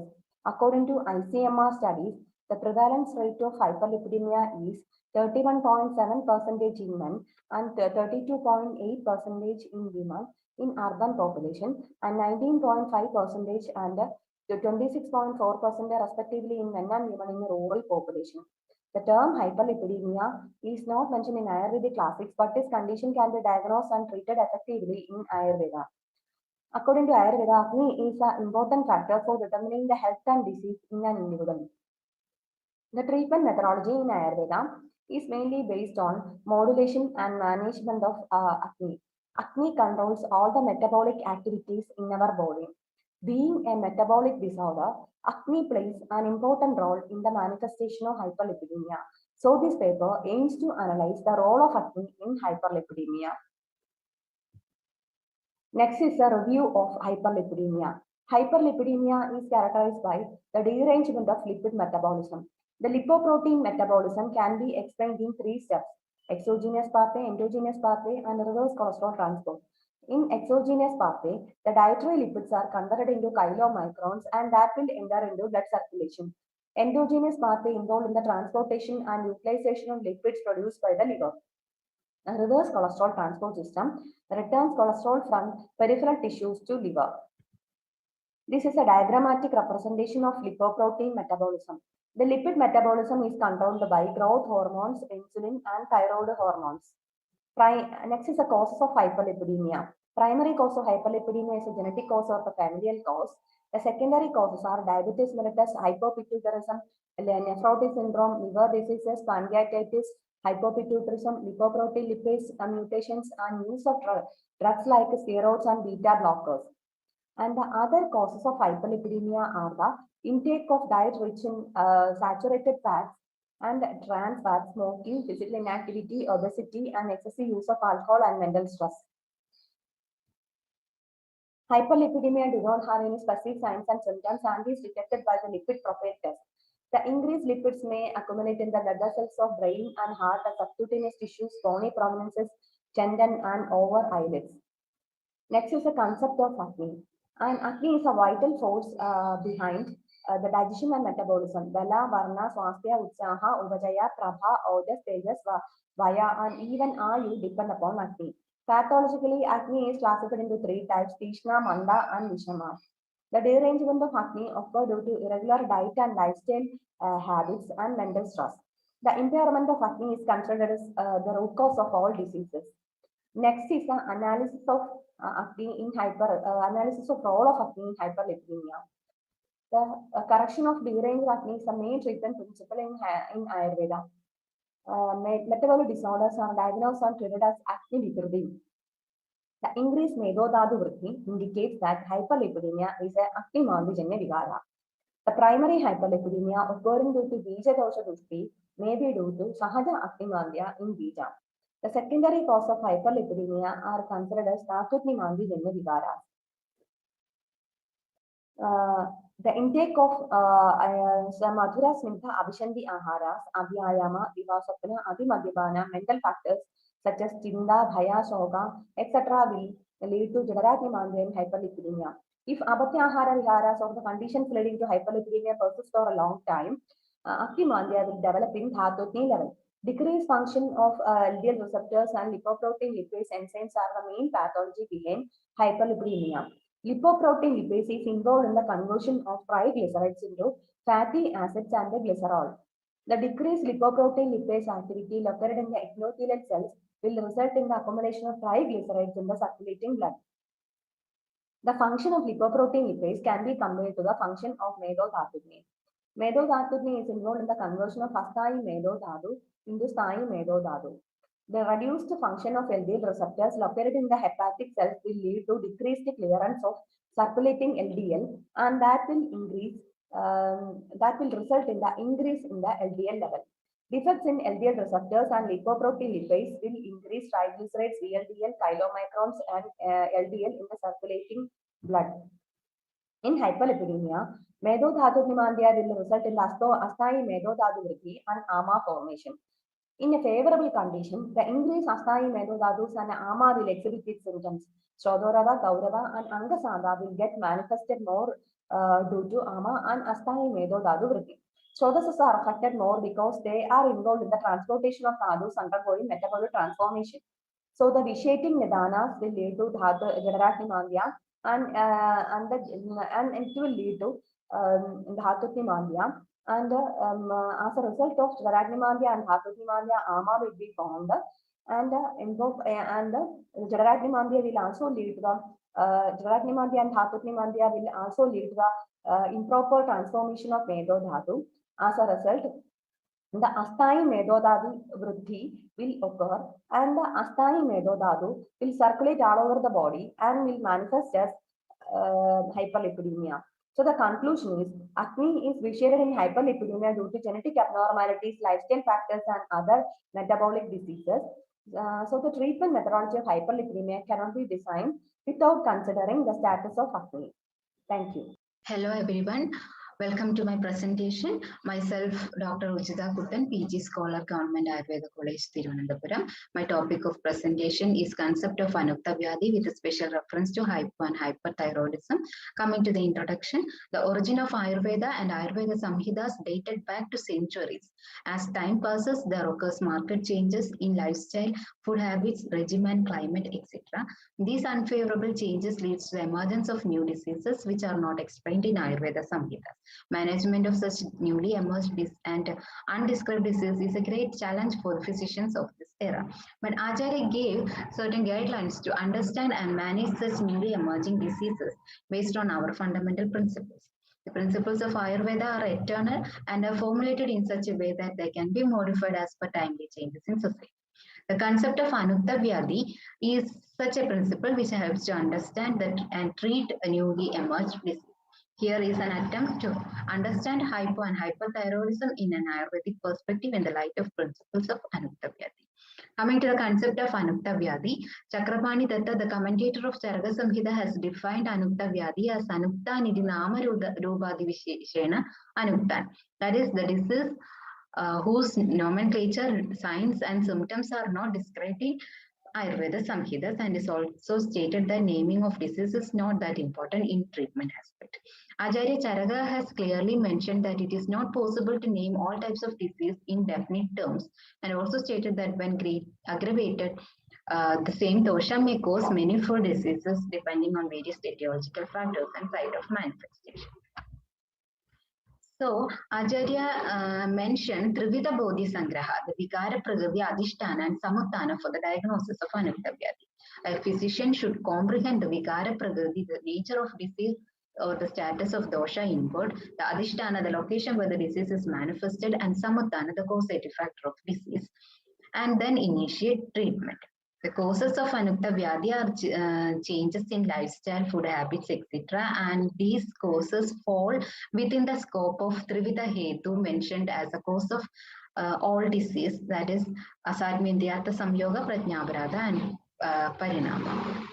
And there are, besides the above factors, the factors like Dosha, Desha, Bala, Kala, Anala, Prakriti, Vaya, Sattam, Satmyam, Ahara, and Avastha are also to be considered minutely. And Acharya Vagpada stated that the physician who minutely examine the dosha, etc. factors before entering the treatment will never commit any mistake in treatment. And the treatment principle of Anukta Vyadhi is given in Charaka Samhita as Dosha Dosha Nidananam Viparitam Hitam Dhruvam. That is the therapies which are opposite to the properties of Dosha, Dosha, and Nidana will be beneficial in curing the disease. And thyroid disorders are considered as Anukta Vyadhi because there is no direct mentioning of thyroid disorders in Ayurvedic classes. But a disease by the name Galaganda is mentioned in Ayurveda Samhita. It is better not to restrict the comparison of thyroid disorders to Galaganda only. The signs and symptoms of hypo and hyperthyroidism show resemblance with certain conditions described in Ayurveda. The thyroid hormones play a major role in the regulation of metabolism of body, which is a function of Agni according to Ayurveda. And the hypo and as well as hyper functioning of thyroid will result in metabolic disorders, which is a growing health issue. While considering Anukta Vyadhi, it is discussed earlier that it should be understood on the basis of Vikara Prakriti Adhisthana and Samuttana. Considering the Samuttana or the causative factors of hypo and hyperthyroidism, inheritance play a major role. The diseases due to inheritance can be included under Adibala Pravritta Vyadi of Adhyatmika Vyadi in Ayurveda. And the congenital disorders like neonatal hypothyroidism can be included under Janma Bala Pravritta. And the diseases originated from the vitiation of Sharirika and Manasika doshas resulting from the Haraja, Viharaja and Manasika Hetus can be included under Dosha Bala Pravritta Vyadis. And the signs and symptoms of hypothyroidism along with the doshas and srodhas involved is given in this table. Here we can see a clear dominance of Kapha and Vata dosha, and the signs and symptoms show similarity with those in conditions like Agni Manya, Kapha Vriddhi, Kapha Avarana, Pandu, etc. And this is a possible samprapti of hypothyroidism. Here we can see the involvement of both Jadaragni and Dhatwagni and the occlusion of Vata with the Kapha. And the clinical presentation of hyperthyroidism along with the dosha and srodhas involved is given in this table. Here a dominance of Vata and Pitta is seen in hyperthyroidism, and signs and symptoms show similarities with the Atyagni, Karshya, etc. And this is a possible samprapti of hyperthyroidism. Here we can see the Aditikshnada of both Jadaragni as well as Dhatwagni leading to Dhadukshaya, and occlusion of Vata with aggravated Pitta, both the Avarana and Dhadukshaya leading to gross Vata. And coming to the discussion, the exact term for hypo and hyperthyroidism is now described in Ayurvedic classics, and signs and symptoms can be explained in Ayurvedic terms. Clinical features of hypothyroidism show resemblance with those in conditions like Agni Manya, Pandu, Kapha Vriddhi, etc., and have dominance of Kapha and Vata. Clinical features of hyperthyroidism show similarity with those of Atyagni, Karshya, etc., and have dominance of Vata and Pitta. The functions of thyroid hormone can be correlated to that of Agni, and there is hypofunctioning and hyperfunctioning of Jadaragni as well as Dhatwagni in hypo and hyperthyroidism respectively. Manya and Aditikshnada of Dhatwagni leads to Dhatu Vriddhi and Dhadukshaya respectively. Coming to the conclusion, unfavorable changes in lifestyle, food habits, etc., along with the changes in climatic conditions leads to new diseases. Such diseases, which are not described in Samhitas, should be diagnosed on the basis of clinical features, location, and causative factors, that is the Trivida Bodhi Sangraha. Besides the above factors, one should also consider other factors like Dosha, Desha, Kala, etc. A physician who gives due consideration to the above factors before initiating treatment never commits mistakes and definitely achieves success in treatment. Thank you. Good morning to all. Welcome to the presentation. My topic is Upamana Pramana with instructional analogy in the context of clinical teaching. Coming to the introduction, each philosophical system in India focuses mainly on two aspects related to knowledge. One is ontology, object of knowledge, which is prameya, and epistemology, mean to attain the knowledge, which is pramana. Upamana pramana, roughly translated as analogical method, is one among four pramanas accepted in Sushruta Samhita, Nyaya Darshana, and Tarka Sangraha. Charaka not considered Upamana as a pramana, but accepted as a method of discussion and included under Vadamarga.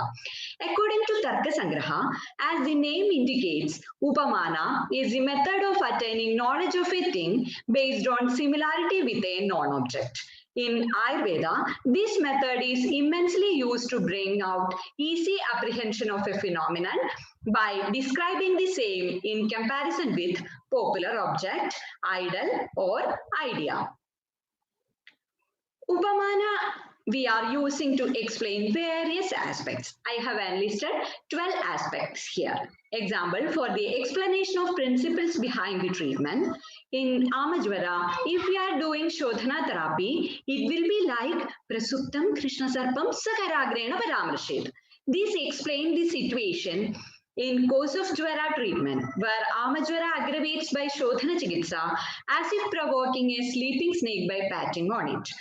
It also used for explanation of a phenomenon like Prakriti, While explaining Prakriti, it is described that it appears in human body as if poison appears in a poisonous creation such as snake. This easily makes clarity in the concept of Prakriti that it does not become harmful to the body in which it exists.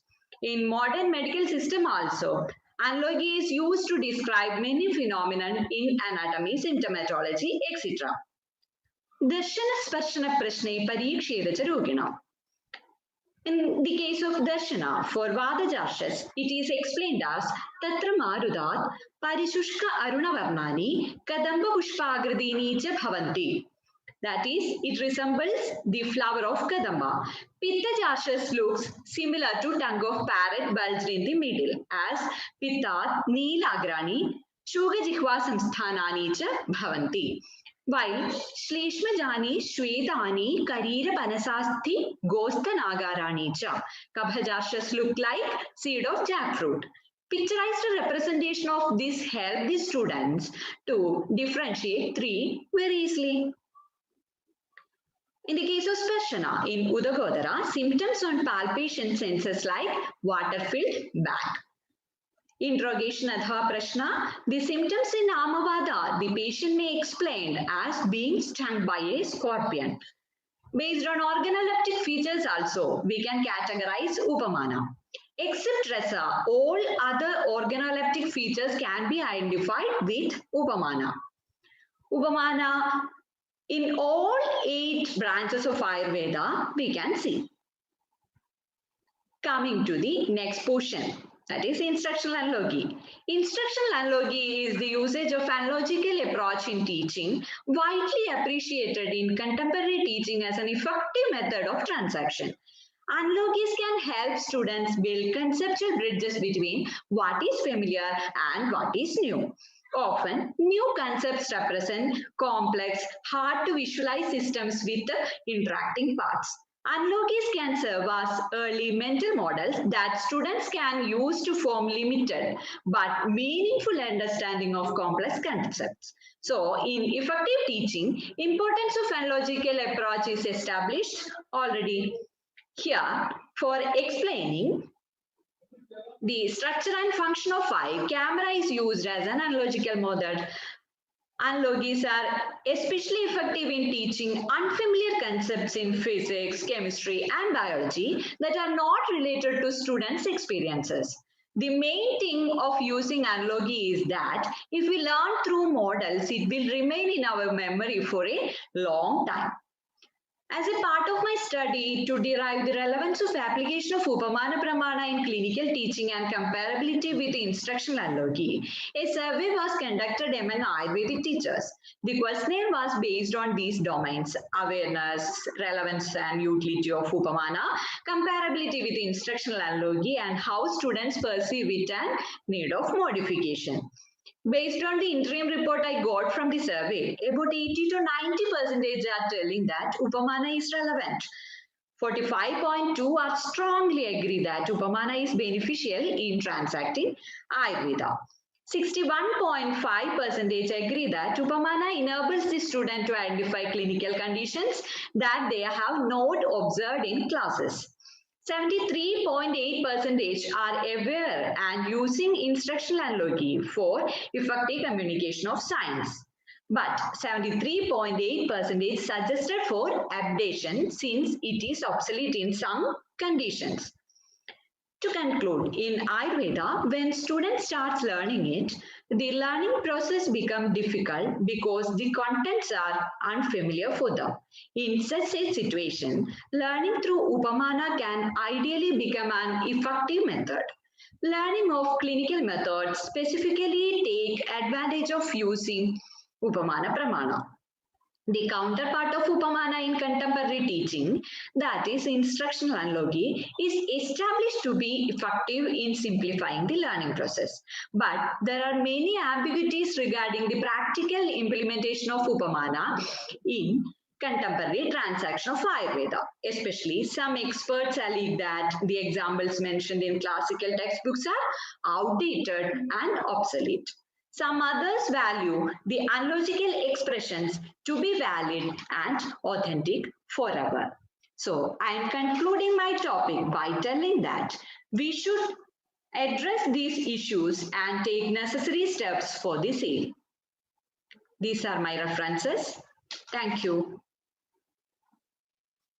Respected delegates, myself Dr. Gigi NC, PG Scholar, Department of Samhita, Samskrita and Siddhanta, Government Ayurveda College, Thiruvananthapuram, under the guidance of Dr. Sunita Jia, Professor and HOD, Government Ayurveda College, Thiruvananthapuram. I am here to present my topic, Significance of Tantra Yukti in Research Methodology.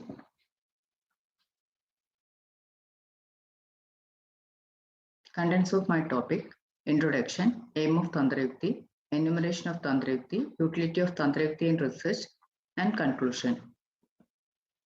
Coming to introduction, the techniques used for understanding and interpreting scientific literature of Ayurveda are collectively known as Tantra Yukti.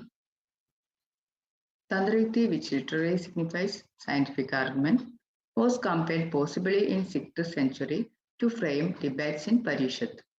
Charaka Samhita, Susu Samhita, Ashtanga Sangraha, and Ashtanga Hridaya emphasize the importance of Tantra Yukti in debates, through which one can establish his own points and set aside those of his opponents. Tantra Yuktis are considered one among the ancient Indian research methodology. Research methodology means specific procedures or technique used to identify, select, process, and analyze information about a topic. Most of the Tantra Yuktis have similarities with terms of research methodology. Aim of Tantra Yukti. Tantra Yuktis are used mainly for two purposes, Vakya Yojana and Artha Yojana. Vakya Yojana is useful to make appropriate organization of words and sentences in a scientific book. Uddesha and Nirdesha are coming under this category. Next, Artha Yojana. Artha Yojana is useful to convey proper meaning of a sentence. Adhikarana, Padartha Tantra Yukti are coming under this category. Enumeration of Tantra Yukti. Susudha mentioned 32 Tantra Yuktis. Charaka, Vagbada, and Nilamega Bishop mentioned 36 Tantra Yuktis. Bhattara Harichandra mentioned 40 Tantra Yuktis. Tantra Yuktis are arranged in the order of starting from Adhikarana and ending with Sambhava. Utility of Tantra Yukti in research. Here I am trying to correlate Tantra Yuktis with terms of research methodology. My study is based on Tantra Yuktis mentioned in Charaka Samhita. First, Adhikarana Tantra Yukti. Adhikarana Tantra Yukti in Ayurveda is name of the topic or subject matter. In research, it can be correlated to subject that is taken for the study. Yoga, proper arrangement of words or sentences to get proper meaning. In research, it can be correlated to IMRAD. A researcher uses IMRAD while writing research article. Hetuartha. Hetuartha means statement made in particular context can be applied to another. In research, it can be correlated to referencing. Pradesha, partial statement in the form of sample. In research, it can be correlated to sampling technique. Uddesha, concise statement. In research, it can be correlated to abstract. Nirdesha, detailed explanation of the topic suggested in concise statement. In research, it can be correlated to complete research work. Prayojana, purpose of the treatise. In research, it can be correlated to aim and objective of the research. Upadesha, authentic referral. In research, it can be taken as guidelines adopted by the researcher. Abhadesha, reason for the statement. In research, it can be correlated to justification for conclusion. Arthapati, a statement may imply unspecified object. In research, it can be correlated to logical thinking in discussions. Nirnaya, conclusion drawn after proper examination. In research, it can be correlated to conclusion. Eganta, factors which emphasize a specific point. In research, it can be correlated to definite statements in the conclusions. Abhavarga, exception to general rule. In research, it can be correlated to exclusion criteria. Vibariya, opposite meaning can be assumed. In research, it can be correlated to alternative hypothesis and null hypothesis. Vidhana, proper arrangement of contexts. In research, it can be correlated to Imrat. Vyakhana, detailing of a subject. In research, it can be taken as literary review. Adidavesha, author refers to something mentioned before. In research, it can be correlated to referencing. Sasapna, terms pertaining to a particular treatise. In research, it can be taken as naming of placebo drug in clinical research. Ohya, deducing of scientific logic. In research, it is very helpful for writing discussion. Samuchaya, collection or grouping of things with the same criteria. In research, it can be correlated to selection of samples with the same criteria. Uddara, author established his own view after refuting another scholar's view. In research, it can be correlated to justification for our views while writing discussion. Sambhava, possibility. In research, it can be correlated to probability criteria. Coming to conclusion, Tantrayukti mentioned in Ayurvedic classics used not merely to interpret hidden meaning of classical text, but also it is found useful in designing research protocol. Uddesha and Nirdesha Tantrayukti can be correlated to abstract and all article respectively. Prayojana Tantrayukti resembles with aims and objectives. Hedvartha and Adidavesha are useful in referencing. While writing discussion, Abdesha, Arthapatti, Uhya, Uddara are very helpful. Nirnaya Tantrayukti can be correlated to conclusion. The remaining other Tantrayuktis can be applied at various places in research. Thus, we can conclude proudly that the tools and techniques of current research methodology mentioned in Ayurvedic classic thousands of years back in the form of Tantrayukti. Thank you. Good morning all. Welcome to the presentation. Seasons are classified according to different features like changes in weather, ecology, number of hours of day and night, etc. They express different effects on our body as well as environment. Main aim of Ayurveda is maintain the health and prevent the disease by following proper diet and lifestyle regimen rather than treatment and cure of the disease. It can be achieved by change in diet and practices in response to change in climatic conditions. For this purpose, Dinacharya and Ritucharya have been mentioned in our classes. Ayurveda has described various rules and regimens regarding diet and activities to accustom seasonal variations easily without altering body homeostasis. It is a very important aspect of preventive medicine mentioned in Ayurvedic texts. But Ridus of Kerala are somewhat different from that of classics.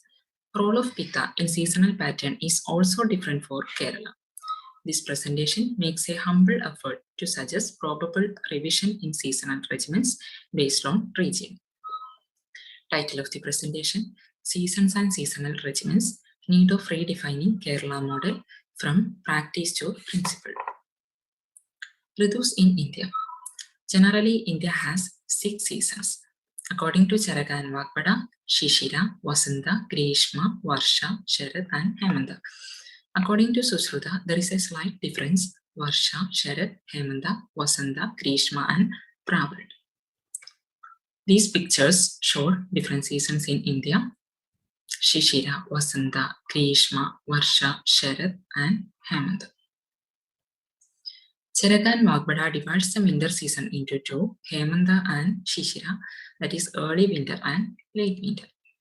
But Sushruta divides the rainy season into 2, Pravrat and Varsha, that is southwest monsoon and northeast monsoon. In Ashtanga Sangraha, Acharya said that Ritu should understand by Swarupa, Rashi and Masa, ultimately by Swarupa, that is Lakshana. This table shows features of different seasons. In this presentation, I want to establish 2 points. First one, Ritu and Ritucharya pattern of Kerala is different from other parts of India. Second one, significance of Pitta in Grishma and Varsha Ritu is different for Kerala. These are my pradigna. Further, I will deal with Hetu, Udaharana, Upanaya, and Nigamana in detail. Seasons in Kerala. Climate of India comprises a wide range of variation due to presence of due to geographical diversity like coastal area, due to presence of coastal area, hilly area, and mountains, etc. Southern part of India experiences totally different seasonal pattern when compared to northern part, especially Kerala. These are the seasons in Kerala. In Kerala, Grishma and Varsha Ritu are well defined. Varsha can be seen in two stages, Pravrit and Varsha, that is northeast, southwest monsoon and northeast monsoon. Influence of Hemanta Ritu can also seen in Kerala, but Shishira, Vasanta and Sharat Ritus are not much evident in Kerala. There is no extreme seasons in Kerala. This is a picture of Godavari River in summer and rainy season, and this is a picture of Tejasini River in Kasaragod during summer and rainy season. From this picture itself, we can understand the difference between the difference in intensity of the summer season between Kerala and northern part of India. Role of Pitta in Grishma and Varsha Ritu. Role of Pitta in seasonal pattern seems to be different in Kerala while compared to a pan-Indian pattern. Kerala traditional pattern of Ritucharya seems to endorse the role of Pitta to a larger extent. So, relationship of Pitta in Grishma and Varsha Ritu needs revision. Hetu. Kerala situated near to equator and temperate region. This is the equator and this is the position of Kerala. So, we feel Ushna, especially in summer season. Kerala has highest humidity compared to other states of India due to presence of coastal area and hilly area without much difference. So, we have increased Snigdha Guna along with Ushna Guna during summer. It leads to Chaya of the Pitta. Pitta, which is in Chaya stage in Grishma Ritu, get Kopa Vasa in Varsha Ritu due to Amla Bhaga in Varsha. Udaharana. In Kerala, it is evident that during summer, there is increased hotness and increased humidity in environment. So, increased sweating and chance for sunburn is less. But in northern part of India, during summer season, they feel dryness rather than sweating due to reduced humidity. Clinically, it is evident that in Kerala, malaria, rubra, conjunctivitis, and chickenpox, these are common during summer season. These are Vata Pitta Pradhana conditions. But in northern part, sunburn is seen instead of these Vata Pitta Pradhana conditions because of dryness and hotness of the summer. While considering the treatment aspect, Vata Pitta Shamana Chikitsas are adopted during Grishma Ritu. In the beginning of the Varsha Ritu, Keralites do Virechana instead of Vasti by considering Pitta. Upanaya. In Grishma, there is Vadachaya. Due to presence of moisture in environment, that is Snigdha Guna, along with Ushna Guna, which produces Kletha in body, this Kletha and Ushna leads to Pitta Chaya. So, there is Vata Pitta Vritti in Grishma Ritu. In Varsha Ritu, Pitta which is in Chaya stage in Grishma gets Kopavastha due to Amla Bhaga in Varsha. So, there is Vata Pitta Prakopa in Varsha. So, in the beginning of Varsha, Keralites do Virechana. That they have been practicing traditionally. Moving to the conclusion, in the case of Kerala, it is difficult to follow the concept of Shat Ritus mentioned in Brihatrayi. You can see mainly 4 seasons and there is no extreme climate in Kerala. Role of Pitta in seasonal pattern seems to be different in Kerala while compared to a pan-Indian pattern. Kerala traditional pattern of Ritucharya seems to endorse the role of Pitta to a larger extent. So, there is need of revision in seasonal regimens based on region. These are the references. Thank you. Welcome to the presentation. Comprehensive description and explanation of Shadvasas in Ayurveda has exhaustive application throughout the Shastra. Ayurveda drug action is based on the basic principles of Rasa Panchaka.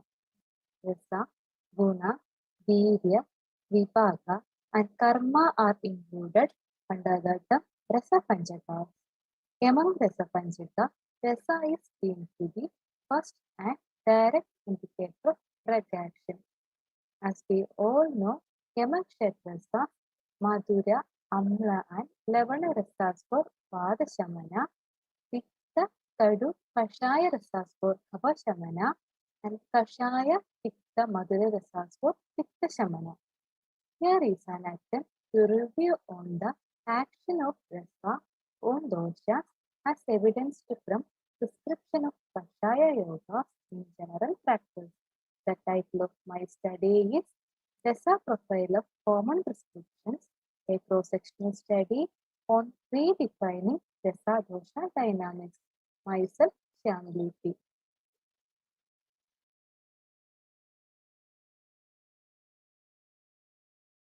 The methodology includes a survey, and the survey was conducted among Ayurveda practitioners to identify most commonly used Kashaya Yogas. Then, most prescribed Kashaya Yogas were enlisted. Rasa profile of selected Kashaya Yogas was prepared, and these data were analyzed to review the gross Rasa Dosha relationship. Moving on to the survey part. The survey was conducted using a structured proforma consisting of 7 questions using Google Sheet, and 50 Ayurveda practitioners of average practice of 10 years were participated. This is the survey questionnaire used. And moving on to the survey observations. These are the common complaints of patient attending in OPD. This is the mostly used medicinal form. These are the most commonly used Kashaya Yogas. Dosha predominance of patient repeated mostly in OPD.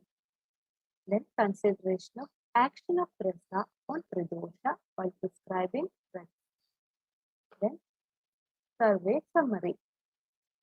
We had 50 participants, and mostly treated cases are Vadiga disorders with Kashaya as the mostly prescribed formulation.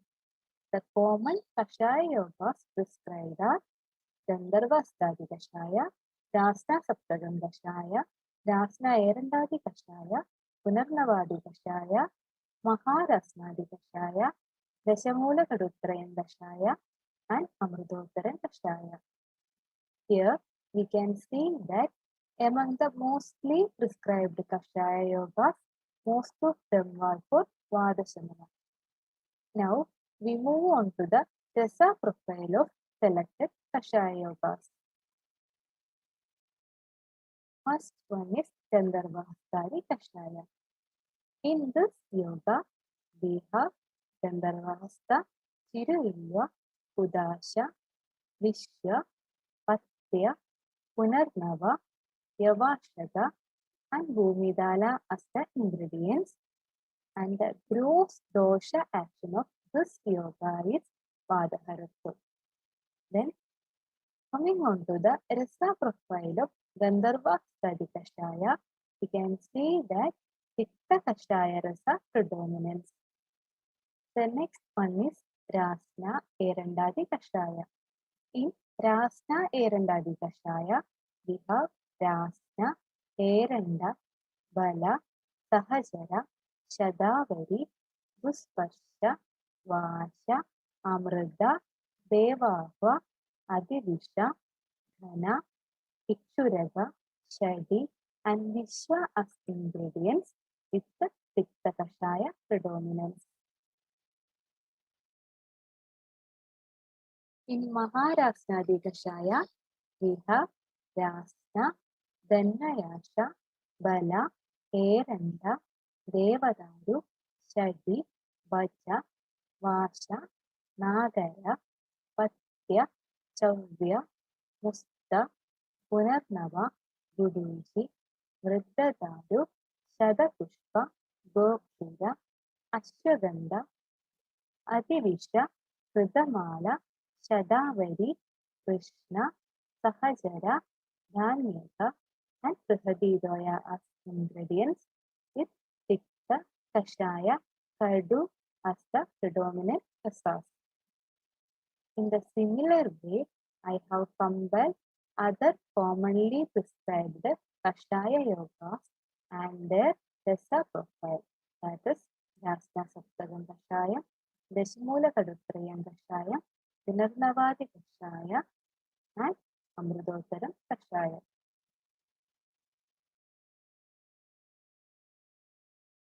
So, after analyzing these data, we can see that among the common Kashaya yogas, the most rasa present are Kashaya Pitta and most indicated dosha is Vata. Here we can see a controversy. That is, by considering Ayurvedic pharmacological action of rasa and dosha, the order of rasa in Vata Priyadi is Madura, Amla and Levana, but here it is Pitta Kashaya rasas for Vadiga disorders.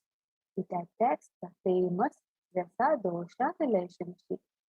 So we can say that in the initial management, Dravya is considered more than rasa. The Pitta Kashaya rasas used in the initial stages went before Pachana and Pibana. Avasthanasara Chikitsa, the unique concept of Ayurveda. In this system of medicine, Amapachana is getting the priority. So, we can conclude that rasa dosha relationship needs revision in the case of Ayurvedic drug prescription as evidenced from the survey conducted. These are my references. Thank you. Hello, I'm Harsha. Today I'm presenting the topic Lifestyle Disease Management by Different Food Items with reference to its Shitoshna properties. Coming to the introduction. Lifestyle diseases are ailments that are primarily based on the day-to-day habits of people. Habits that detract people from activity and push them towards a sedentary routine can cause a number of health issues that can lead to chronic non-communicable diseases that can have near life-threatening consequences. Non-communicable diseases kill around 40 million people each year. That is around 70% of all deaths globally. They are a result of a combination of factors, including genetics, physiology, environment, and behaviors. The main types of NCDs are cardiovascular and chronic respiratory diseases, in addition to cancer. NCDs such as cardiovascular diseases, stroke, diabetes, and certain forms of cancer are heavily linked to lifestyle choices and hence are often known as lifestyle diseases. NCDs are caused to a massive extent by 4 behavioral risk factors: tobacco use, unhealthy diet, insufficient physical activity, harmful use of alcohol. An important way of controlling non-communicable diseases is by controlling the risk factors associated with it.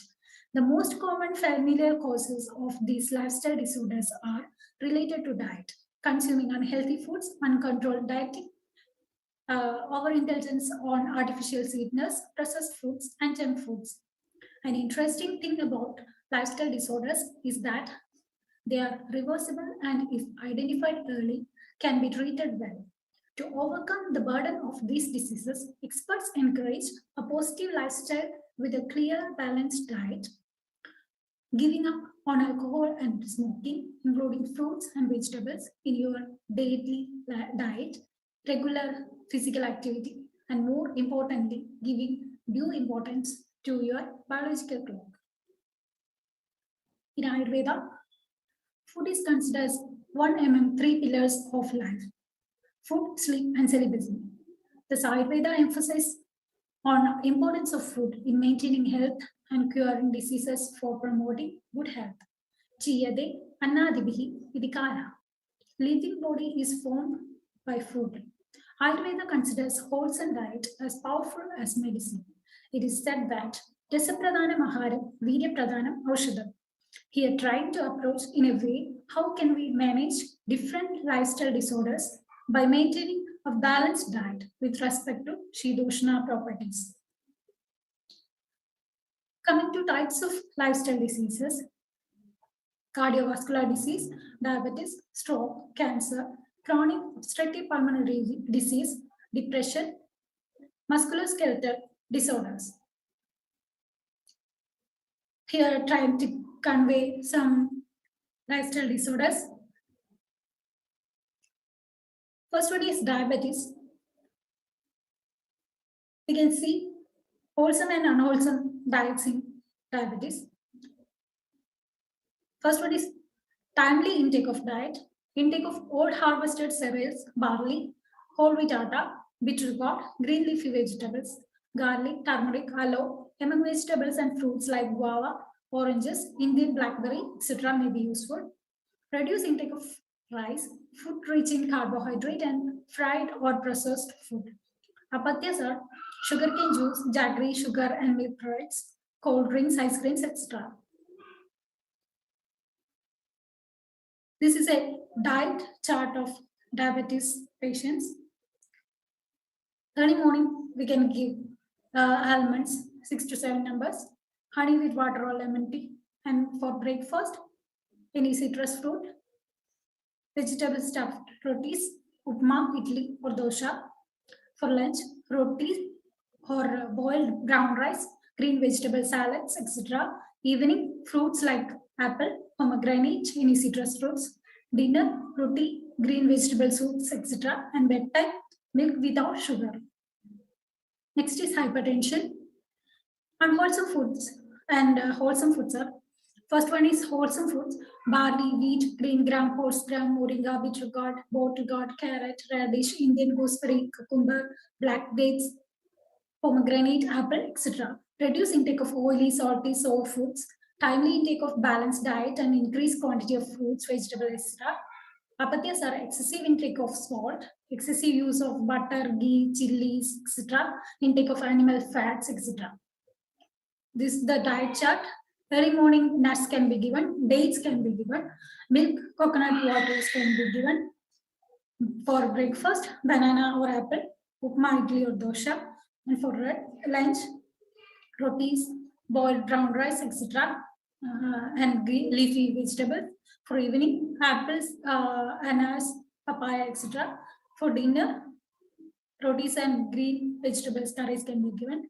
Bedtime, milk with sugar candy. Next one is obesity.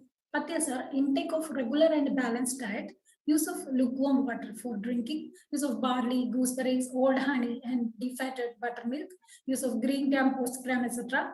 Plenty of green vegetables, fibrous food items. Apatyas are frequent and excessive intake of oily or heavy foods, junk foods, burger, pizza, etc. This is the diet chart. Early morning, cucumber juice can be given, and for breakfast, in upma, etc., many gingers can be added, or fenugreek. For lunch, we can add with gooseberry or cucumber and green gram. For evening, apple, anar, and any citrus fruits, papaya, guava can be given. For dinner, roti and vegetable soups. For bedtime, milk added with 2 pinches of turmeric powder can be given. Conclusion: lifestyle diseases are the result of not only improper diet, but also due to improper habits and sedentary lifestyle. So everything must be considered for the effective management of this disease. In this attempt, only considering some criteria for the management of some of the lifestyle diseases. We have to consider every aspect of food like nutritional value, quantity, etc. for effective management. So we have to do more research in every aspect. Thank you. Namaste all. I myself, Dr. Shetal MC, PG scholar from the Department of Samhita, Samskrita and Siddhanta, Government Ayurveda College, Thiruvananthapuram. My topic of the presentation is a review on Vak Pravritti in Ayurveda. The term Vak Pravritti is used to explain the physiology of the speech in Ayurveda. And speech is the expression of thoughts and feelings by articulate words. For this, different languages are used. All these are explained under the term Vak Pravritti in Ayurveda, which is defined as the Vajaha Pravritti, and it has two parts, Vak and Pravritti. Vak is defined as Uchyade Aso Anaya Veti, and it is derived from the root Vach, and it means that which is being spoken. And Vani, Shabda, Pada, etc. are the synonyms used for Vak. And Pravritti means Pravartate iti. That means the action or process. Hence, Vak Pravritti is the process of production of speech. And in various Samhitas, the mechanism of speech is explained as the initiation of speech is done by Udanavada, which is one among the 5 subtypes of the Vata dosha, and it is located in the chest and traverses from the nasal passages to umbilical region through the throat. Urasthanam nasa nabhigalam sharit vak pravritti prayatnorja balavarna swadikriya, and speech is its one important function.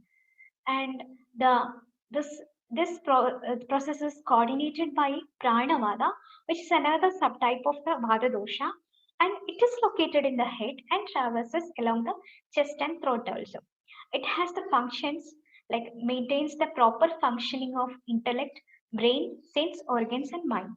And Prano Atra Murdagaha, Ura Kandachara, Buddhi Hridayendriya Chittadrik, Sthevana Kshavata Udgara, Nishwasa Anna Praveshakrit. The reference is taken from Ashtanga Hridaya Sutra Sadhana, Doshabedhiya Adhyaya. And by summarizing these two, we can see that prana can be considered as the higher centers of the speech, and udana represent the local control over the speech production. And in Paniniya Shiksha by Acharya Panini, there is a sequence of speech production is explained. It is as follows: whether to speak or not, or what to speak is the decision is taken by Atma, the soul, and Buddhi, the intellect. And these two activate the mind, that is Manas, and being activated by the Atma and Buddhi, Manas stimulate the Agni, and Agni further stimulate the Udana, and the speech is produced. And there are different various references for Vak or Shabda, etc. in classical literature. Let's see what all are them. And the Shabda is considered as an attribute of Akasha Mahabhuta, which is perceived by the auditory faculty, that is the Shrotrendriya only. And it is the reference taken from Tarka Sangraha. And in Tarka Sangraha itself, the sound is divided into 3. That is Samyogaja, Vipagaja, and Shabdaja. Samyogaja is formed by the combination of objects like the clapping of the hands, etc. And Vibhagaja is formed by the separation of the objects like breaking a wood, etc. The Vibhagaja sound is formed. And Shabdaja is by the speech by an individual. And in Vedas, the sound is considered as the manifestation of God itself. And it has 4 divisions of sound like Para, Pashyandi, Madhyama, and Vaikhari. Para is the external form, and Vaikhari is the verbally expressed speech. And according to nature, there are 2 types of sound, like Dhvanyatmaka and Varnatmaka. According to the part involved in the production of sound, Varnatmaka is further divided into 6. Based on the part like a Kanda, Talu, Mutha, Danda, Oshta, and Nasa involved.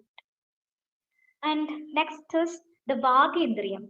Vagendriya is the organ of speech, and it is a karmendriya, that is, it is a motor faculty. And Acharya Charaka explains Jihva Vagendriyam, Vakcha Satya Jyotistamo Anrita, and Jihva, the tongue, as the Vagendriya. Also, even though the literal meaning of the Jihva is tongue, Vagendriya includes all the organs that facilitate the speech. Acharya Delhana also explained Kandanadi and Swaravaha Srotas. And there are 2 pairs of Shabdavaha Dhamani located on either side of the Kandanadi, which forms the Swaravaha Srotas. And next, let's see what are the features of speech in Swasta as well as Adura. In Swastha, Acharya Charaka, while explaining Dhatu Samya Lakshana, which is the Arogya Lakshana itself, one of the feature is Swara Varna Yoga, that is normal voice and complexion. While explaining the Prakriti, different Prakritis have different features of sound, like Khapa Prakriti has Prasanna Snigdha Varna Swara, and Vada Prakriti has Sanna Sakta Jarjara Swara, which is the low, obstructed, and hoarse voice. While explaining the Sara, that is the purest form of the Dhatu, in Medo Sara, Madhya Sara, and Shukla Sara are commonly having Snigdha Varnasura as a feature. And Sa Anunada Snigdha Gambhira Mahasura is seen in Sarvasara Purusha. And the features of speech in Adura, while explaining the Rogi Pariksha using Pratyaksha Pramana with the help of Shrotrendriya, various Swara Visheshas are examined. And the problems related to speech can be summarized as follows under the three headings: speech problems, including Muka, that is dumbness, Minmina, nasal voice, Gadgada, that is the stammering, and all these are explained in Susruta Samhita Nidana Vadavyadi Nidana. And the cause for these are the avarana of the Kaba, avarana of the Vada dosha by the Kaba in the Shabda Vahini Dhamani. And there are voice problems like Swara Bheda, Vagraha, etc. And in some systemic illness also, swara lakshanas of swaras are seen, like in Pandu, Alpavaka is seen. There is Swarakshaya in Rajekshma, and Paravata Iva Akoshan, that is voice like a pigeon is seen in Kshatachakasa. And in Artita, Bhaksanga and Swarabramsha are seen. There are descriptions of normal and abnormal sounds in Varna Surya Indriya in Charaka Samhita, Indriya Sthana. And concluding that the speech is the coordinated functioning of a central system and a peripheral system. And the central system includes the cortical and subcortical areas like Broca's area, Wernicke's area, etc. And the peripheral system that consists larynx, the sound box, pharynx, oral cavity, nasal cavity, lungs, tongue, lips, etc. And all these are explained under the term Vak Pravritti, which is the coordinated functioning of Atma, Buddhi, Manas, Agni, and Vada dosha, especially the Udana Vada and Prana Vada. And that's the end of the presentation. Thank you all. Welcome to the presentation. My topic is a scientific approach to mythology, analysis of Grahatu psychological parameters. Introduction. There are so many references about the mythologies in Ayurveda, such as Ayurveda Avatarana, origin of diseases, nomenclature of diseases, etc. Ayurveda is believed to have originated as a ray of enlightenment in the cosmic consciousness of Brahma. Brahma is believed to have imparted the knowledge of health and life to Daksha Prajapati, who passed it into Ashwinis, then to Indra, then passed it into Maharshis. In Charaka Nidanasthana, it is said to be that Rudragopa during Daksha Yajna leads to Jwara, Rektabita, then Gulma, Meha, Kushta, and later Baya, Shoga, Trasa leads to Unmada and Abasmara. There is another story about the lifestyle of King Chandra leads to the origin of Rajayashma. The another important part is psychiatric diseases. In Ayurvedic psychiatry, Graha is one major category, means it is purely psychiatric diseases. And it is defined as whoever imitates the appearance, temperament, language, gait, etc. of any Graham, he should be understood as having been seasoned by that demon. Here, Acharya says only Yasya Anugaranam. It means only the imitating, not invading. This is usually taken as a possession state, which is misinterpreted as the entry of an abnormal objective human body. And also, Acharya Charaka in Unmada Nidana says that neither gods, nor Gandharvas, nor Pishajas, nor Rakshasas afflict a person who himself is free from misdeeds. Use of mythological idols in the nomenclature of psychiatric diseases, for example, Gandharva Graha, reinforces such misinterpretations. Here is an attempt to review and refine these type of interpretations. For that, definition of Unmada explained in Charaka Samhita Nidanasthana 7th chapter is taken as a baseline clinical parameter to describe symptomatology of Graha. In Unmada definitions, identified 8 domains. They are Mano Vibramshada, Buddhi Vibramshada, Samya Jnana Vibramshada, Smriti Vibramshada, Bhakti Vibrama, Shila Vibrama, Cheshta Vibrama, and Ajara Vibrama. Which are said to be underlying anxieties for the development of various abnormalities. It provides essential insight into the psychopathology of mental disorders. The first one is Manovibramshada. Atra Manovibramad Chinta Narthana Chindade, Achintyamsha Chindade. They will think upon the subject they dislike. It means the imbibed thought content and thought process. The symptoms like Saumi Drishti, Gambhiryam of Devagraha and Aswastha Chittam of Pishajagraha and does not find peace in anywhere of Pishajagraha, etc. comes under this Mano Vibramshada. The next one is Buddhi Vibramshada.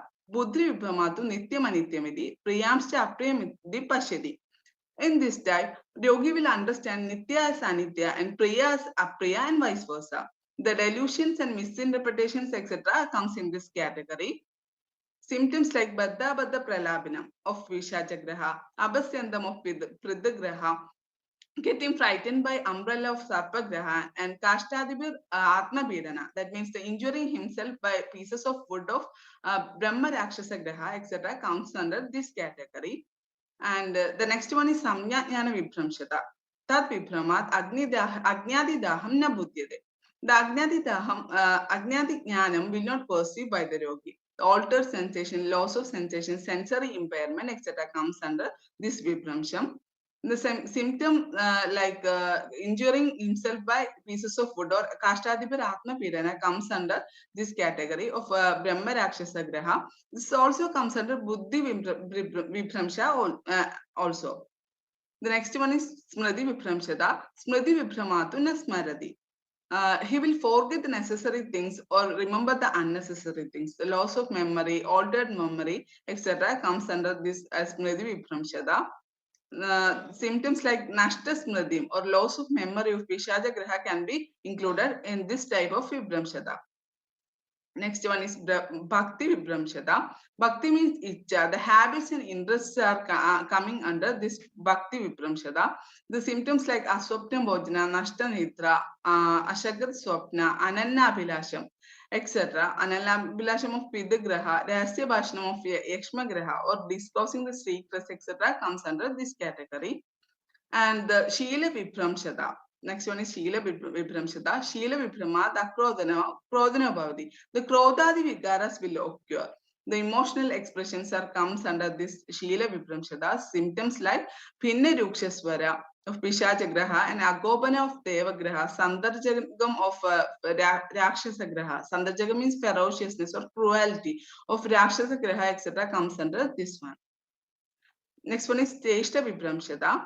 Cheshta Vibrama, the Anjita Cheshto Bhavati. Here the yogi will perform Anjita Cheshta. The psychomotor abnormalities comes under this one. And the symptoms like Nritya Gita Hasinam of Pishajagraha. And the next one is also of Pishajagraha, Vithavandam Nayagata Tishtandam, running and not standing at a place, etc. Comes under this category. Also the Nagna, Annagale Hasandam of Rakshasa Graha, etc. also comes under this category. Next one is Ajara Vibramshada. The yogi will perform against Shastra. That means the cultural misappropriations and abnormal ritualistic practices, etc. comes under Ajara Vibramshada. The symptoms like Vaidya Dujadi Paribabinam means insulting or degrading the physicians and Brahmana caste of this Lakshana is seen in Yakshma Graha and Deva Vipra Vaidya Desha Vajnanabi.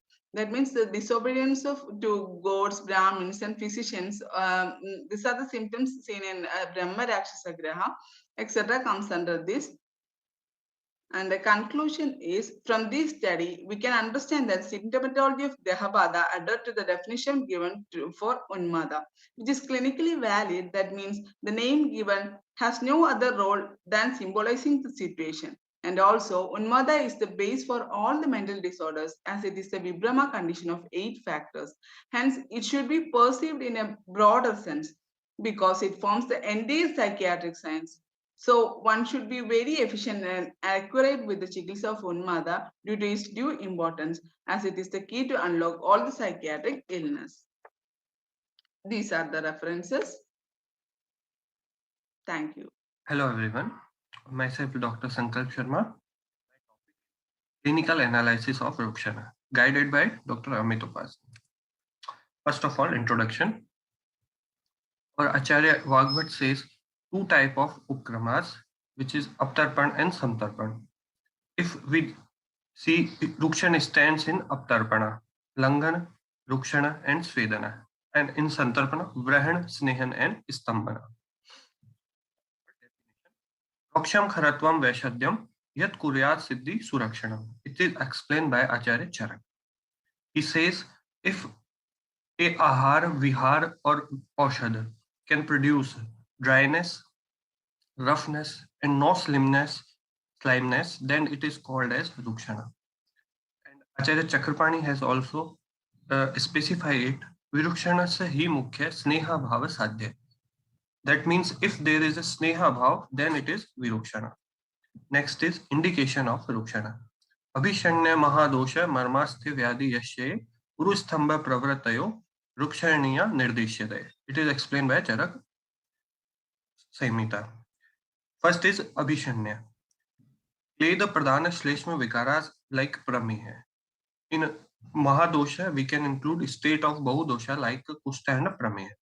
Marmasthi vyadis and urustamba. These are the indications of Rukshana. Contraindication of Vikshana. Nitya, crush person, Udavart, Shosh, Ratri Jagaran, Advagamana, Ayogya of Anuvasanvasti, and Vyayama Nitya. If a person doing Vyayam daily, then he is contraindicated in a Rukshana. Mode of administration. There are two modes of administration, Bahya and Abhyantar. In Bahya, we can include Udvartam, Lep, Parisheka, Rukshapinda, Sweda. And in Abhyantar, Pan, An and Bhishaja. And in Sanchaman, Pachan hi Rukshanam eva. It is explained by Acharya Himadri. Pachan Kashaya is based on a doshas. In Vata Vikara, we can use a Rasana Kashaya, Nagar Kashaya. In Pitta Vikara, we can use a Patola Kashaya. Kapha Vikara, we can use a Nimba Kashaya and Trifla Kashaya. Four types of Bahya Rukshana: Udvartam, Lep, Parisheka and Rukshapinda, Sweda. And in Abhyantar, we can see Pan, An and Bhishaja. First is Bahya Rukshan, which is Udvartam. Udvartam Gatra Mardanam. It is explained by Acharya Shushruta in 24th chapter. What are the benefits of Udvartam? Udvartam Kaf Haram Medasam Pravilayanam Stharikaram Anganam Tvak Prasadakam Karamparam. It is explained by Acharya Ashtang. If we see, Shushruta also explains the benefits of Udvartam, but he includes Vat also. Udvartanam Vatharam Kafharam Medasam Pravilayanam. Rather, in Ashtang only Kafharam, there is a difference between benefits. We can see the picture also. Now, next is indicated. We can use this in Kushta, Prameha, Stolya, Urustamba, and Atisveda. In Atisveda, Urish, Chandana, Musta, and Padma can be used. Drugs for Udvartama: Trifla Churn, Ishtika Churn, Yava Churn, and Kolakulathaji Churn, Nalpamradi Churn, and Nimbadi Churn. Next is Lepa. The one which is used for anointing is a Lepa. These are three types of Lepa: Pralepa, Pradeya, and Alepa. Pralepa, we can see if cold and thin. In Pradeya, rather hot or cold, thick and thin. And in Alep, the mixed features of Pralep and Pradeya. Indicated in Kushta, Visarpa, Vrana, Urustamba, Shirashula, Sandhivat, and Amvat. Commonly used lepas are Nagaradi Lepa, Jata Mayadi Lepa, Kachuradi Lepa, Bakuchadi Lepa, and so on. And commonly used lepas, and after that, Ruksha Pinda Sweda. We can include Valuka Sweda, Churna Pinda Sweda, Tusha Sweda, Dhanya Pinda Sweda, Stika Sweda, Mritika Sweda, Lavana Pinda Sweda, and Karpas Bij Pinda Sweda. If we see disease-wise, and Ruksha Churna Pinda Sweda are used in Amvat, Gradasi, Katishula, Granthi Visarpa. Valuka Sweda are used in Dosha Jwara, Amvat, Katigra.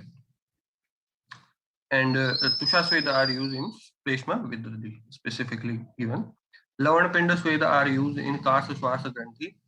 Dhanya Pinda Sweda are used in Granthi Visarpa, Batik Shiroroga Amvat, and Katigra.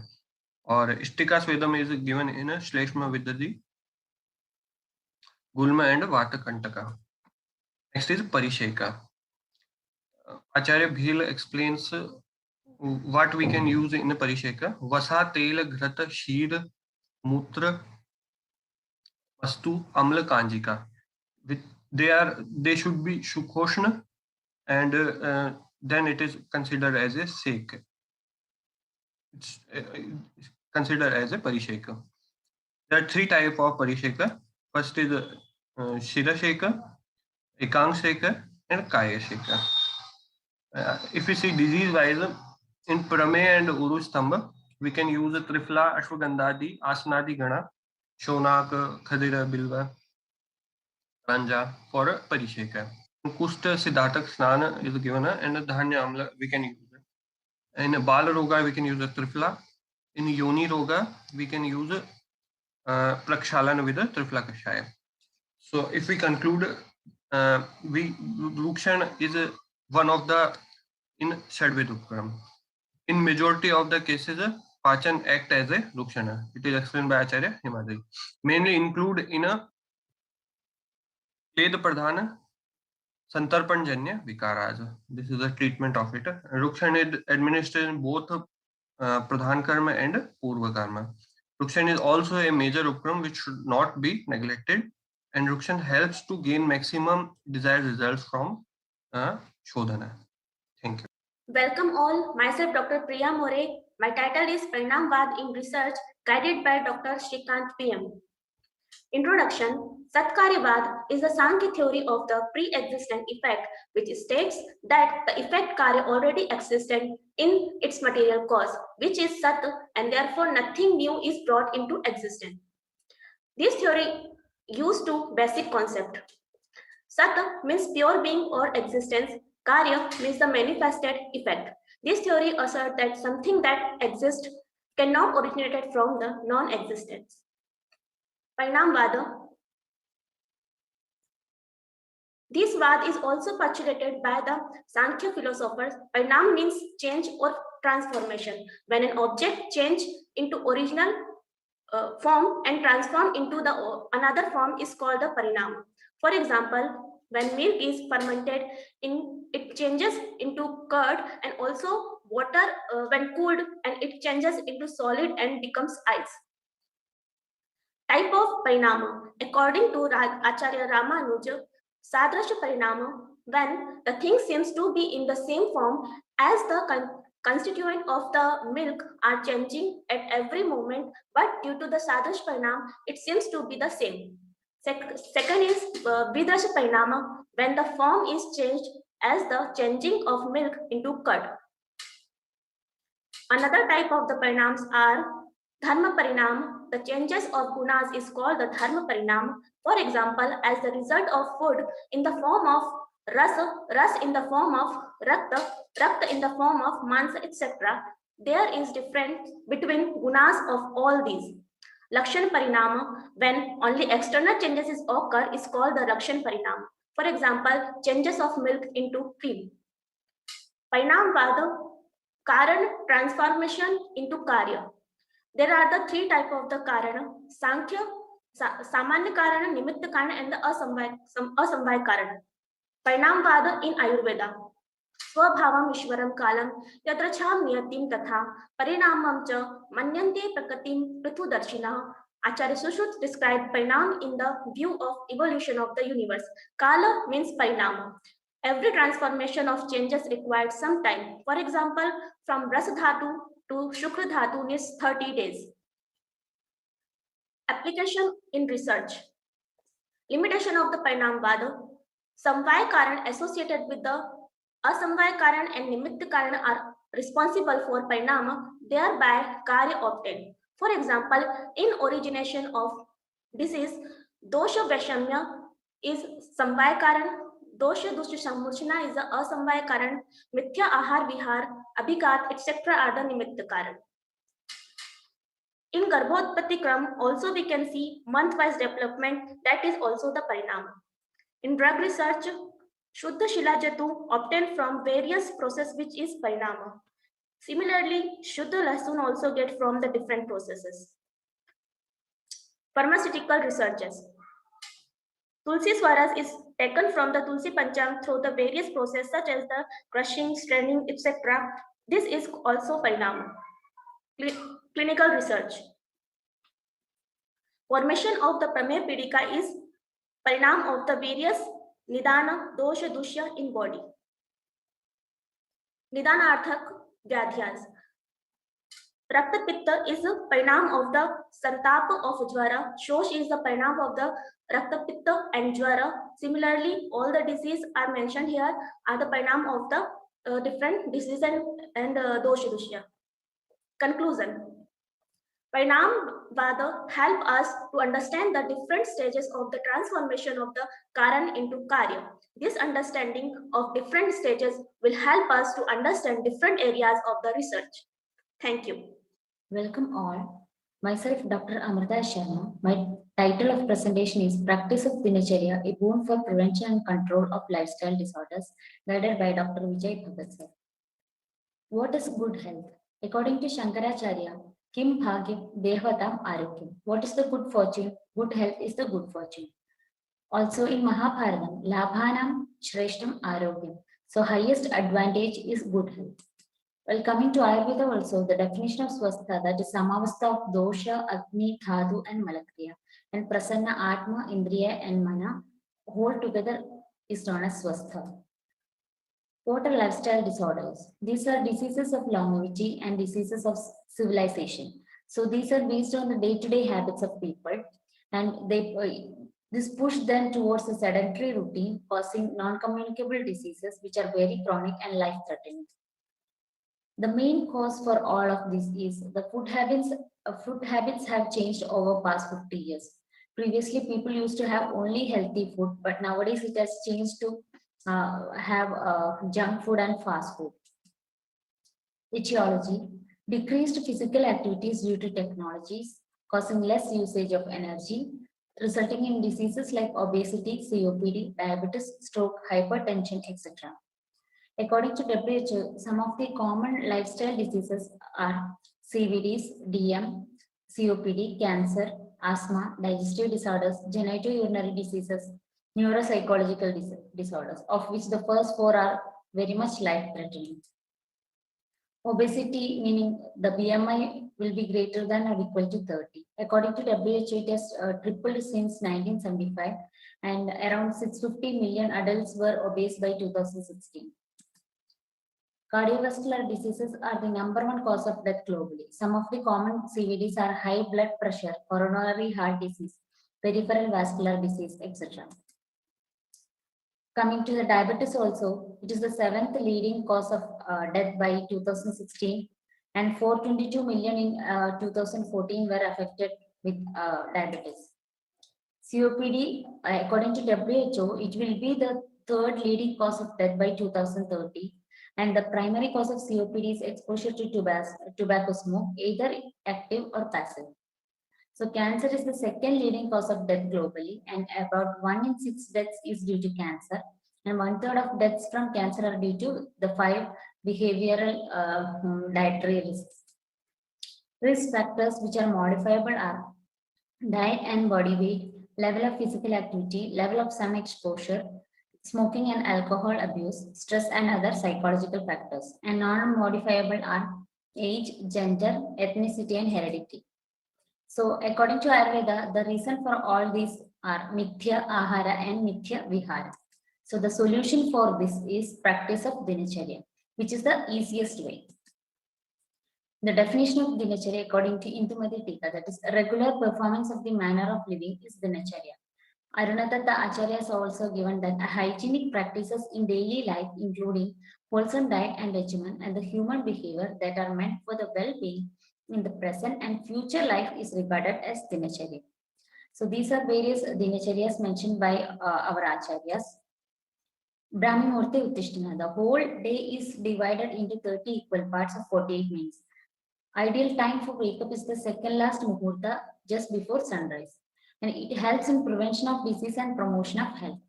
And immediately after that, the drinking of water which is kept overnight in copper or mud pot is very beneficial. And the second one is the Mala Mutra Utsarga. Neither, while doing this Mala Mutra Utsarga, neither take extra effort nor suppress. And Indian toilets are better than Western toilets.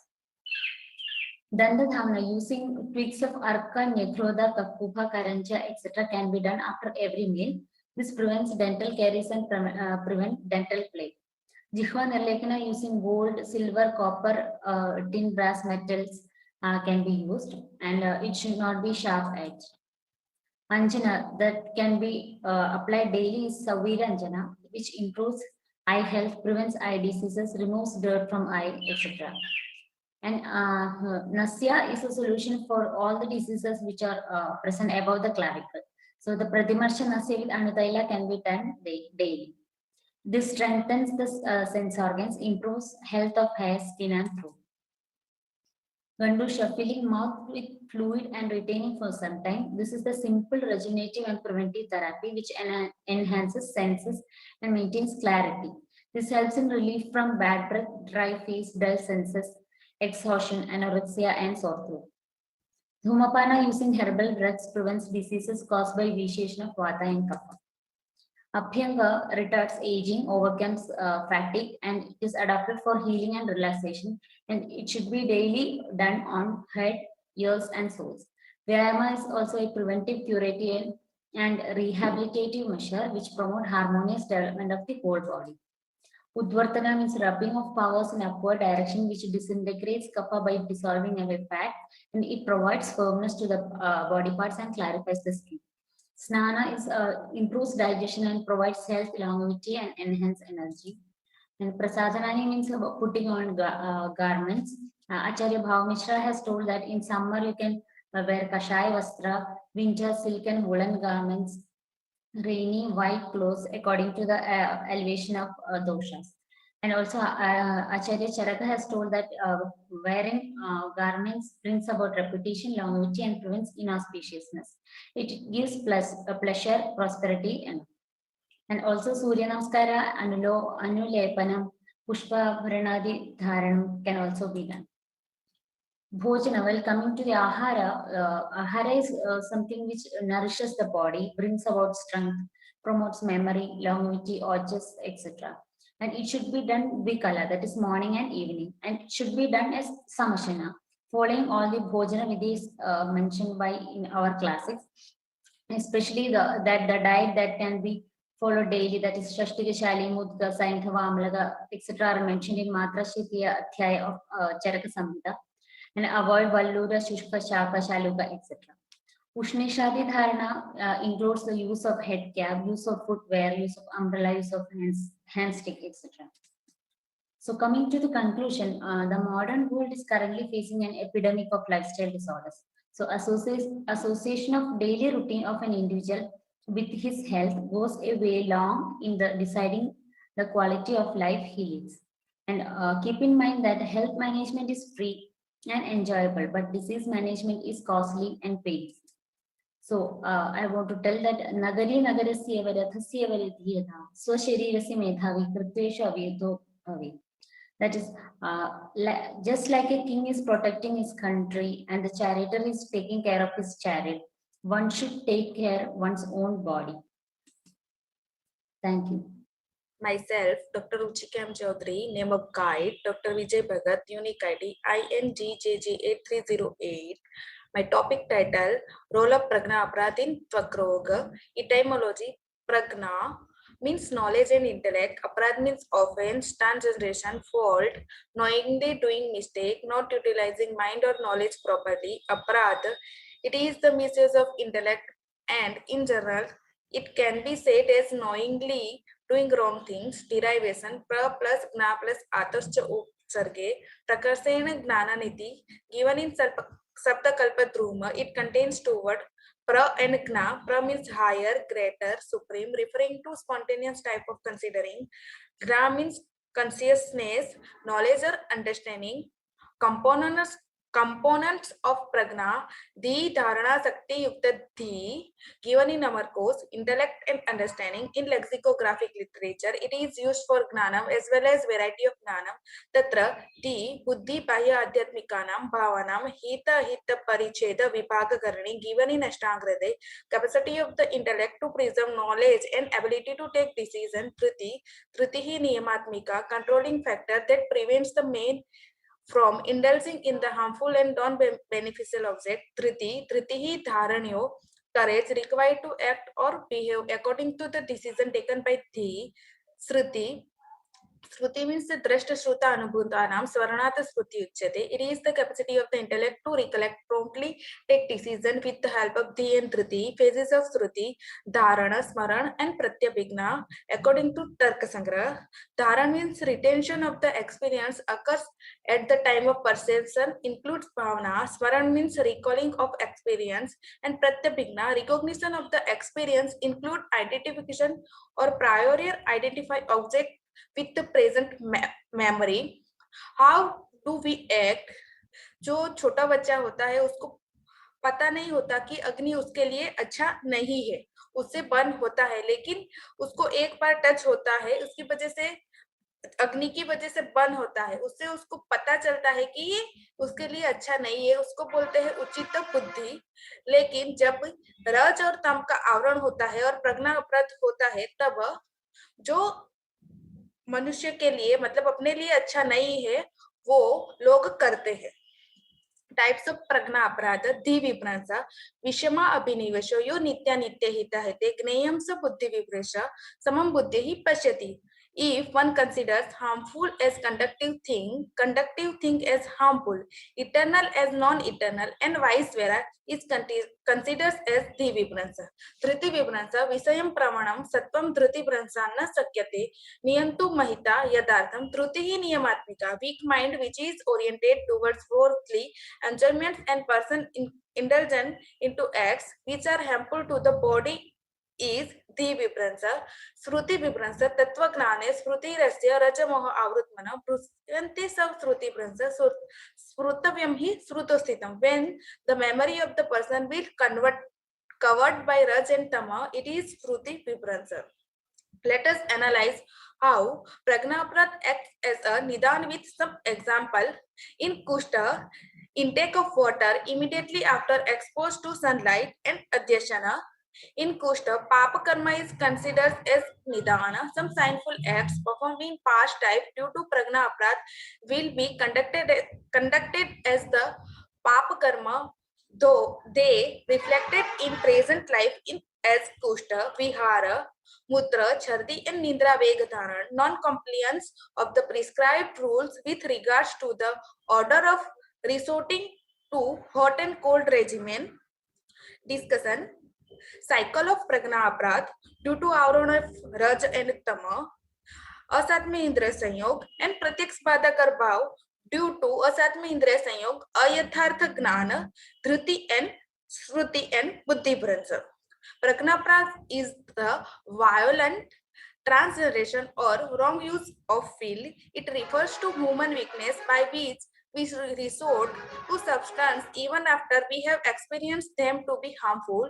This factor relates to cause within our psychic that result in atiyog, hinyog, and mithyayog of the body, mind, and speech. Concept of prajna aprad is mainly explained in Kushta on the basis of purva janmic phala and adharma during the previous life, which is the main nidan of it. Also can be explained on the basis of ahar, vihara, which the people do even though they know that is harmful to the body. Conclusion, prajna aparadhi is considered as a sarvadosa prakopanam, and by the Vishama Pravruti, Purusa cannot do the Pravruti of Mana Vishaya properly. So, Sarir and Vak Pravruti also do that occur properly. Not only in Kushta, in all disease, Prakna Aparadh will be present as Sanikrisht or Viprakrisht Nidara, considering its ability to produce chain of reaction as mentioned in cycle of Pragna Aparadh, it becomes prime in the list of Vyadhi Nidana. So, Pragna Aparadh is Di Dhruti Sruti Viprans, Karmayat Kurute Shubham, Pragna Aparadham Tad Vidyata, Sarvadosha Prakopram. So, for the healthy lifestyle, Tyaga Pragna Aparadha, Indriya Upshama and Shruti, Tyaga, Kala, Atmavignana, Sadvrutasya Anuvartanam, Aganto Nam Utpattavesha, Margo Nirdeshit. Thank you. हयाटा खाट सिंघाटा Jat coat सशक्त है खाट पाट सरोटा taste देवा पंत न सदा.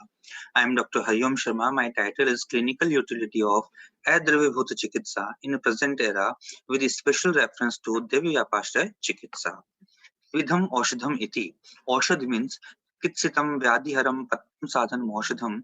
Chikitsa and Aushadh, they are the synonyms word. Trividham Aushadham Devi Vyapashrayam Yukti Vyapashram Sattvavjayasya. Devi Vyapashraya, I am going to elaborate it. Sattvavjaya means ahitibhyo arthibhyo mano nigraha iti Sattvavjaya Chikitsa. In the Devi Vyapashraya Chikitsa, we include mantra Aushadhamani, Mangal Bali Upahar, Homaniyam, Prayashchit Upavas, Swastyan Pranipat, गमन इत्यादि. निर्दिष्टम दैव शब्देन है कर्म यत पौर्वदेहिकम. देव व्यापाश्रय is made up by the two words दैव. If we are taking the means दैव पूर्व देह के अंदर किए हुए कर्म जिनका फल भोगना शेष है, they are known as दैव.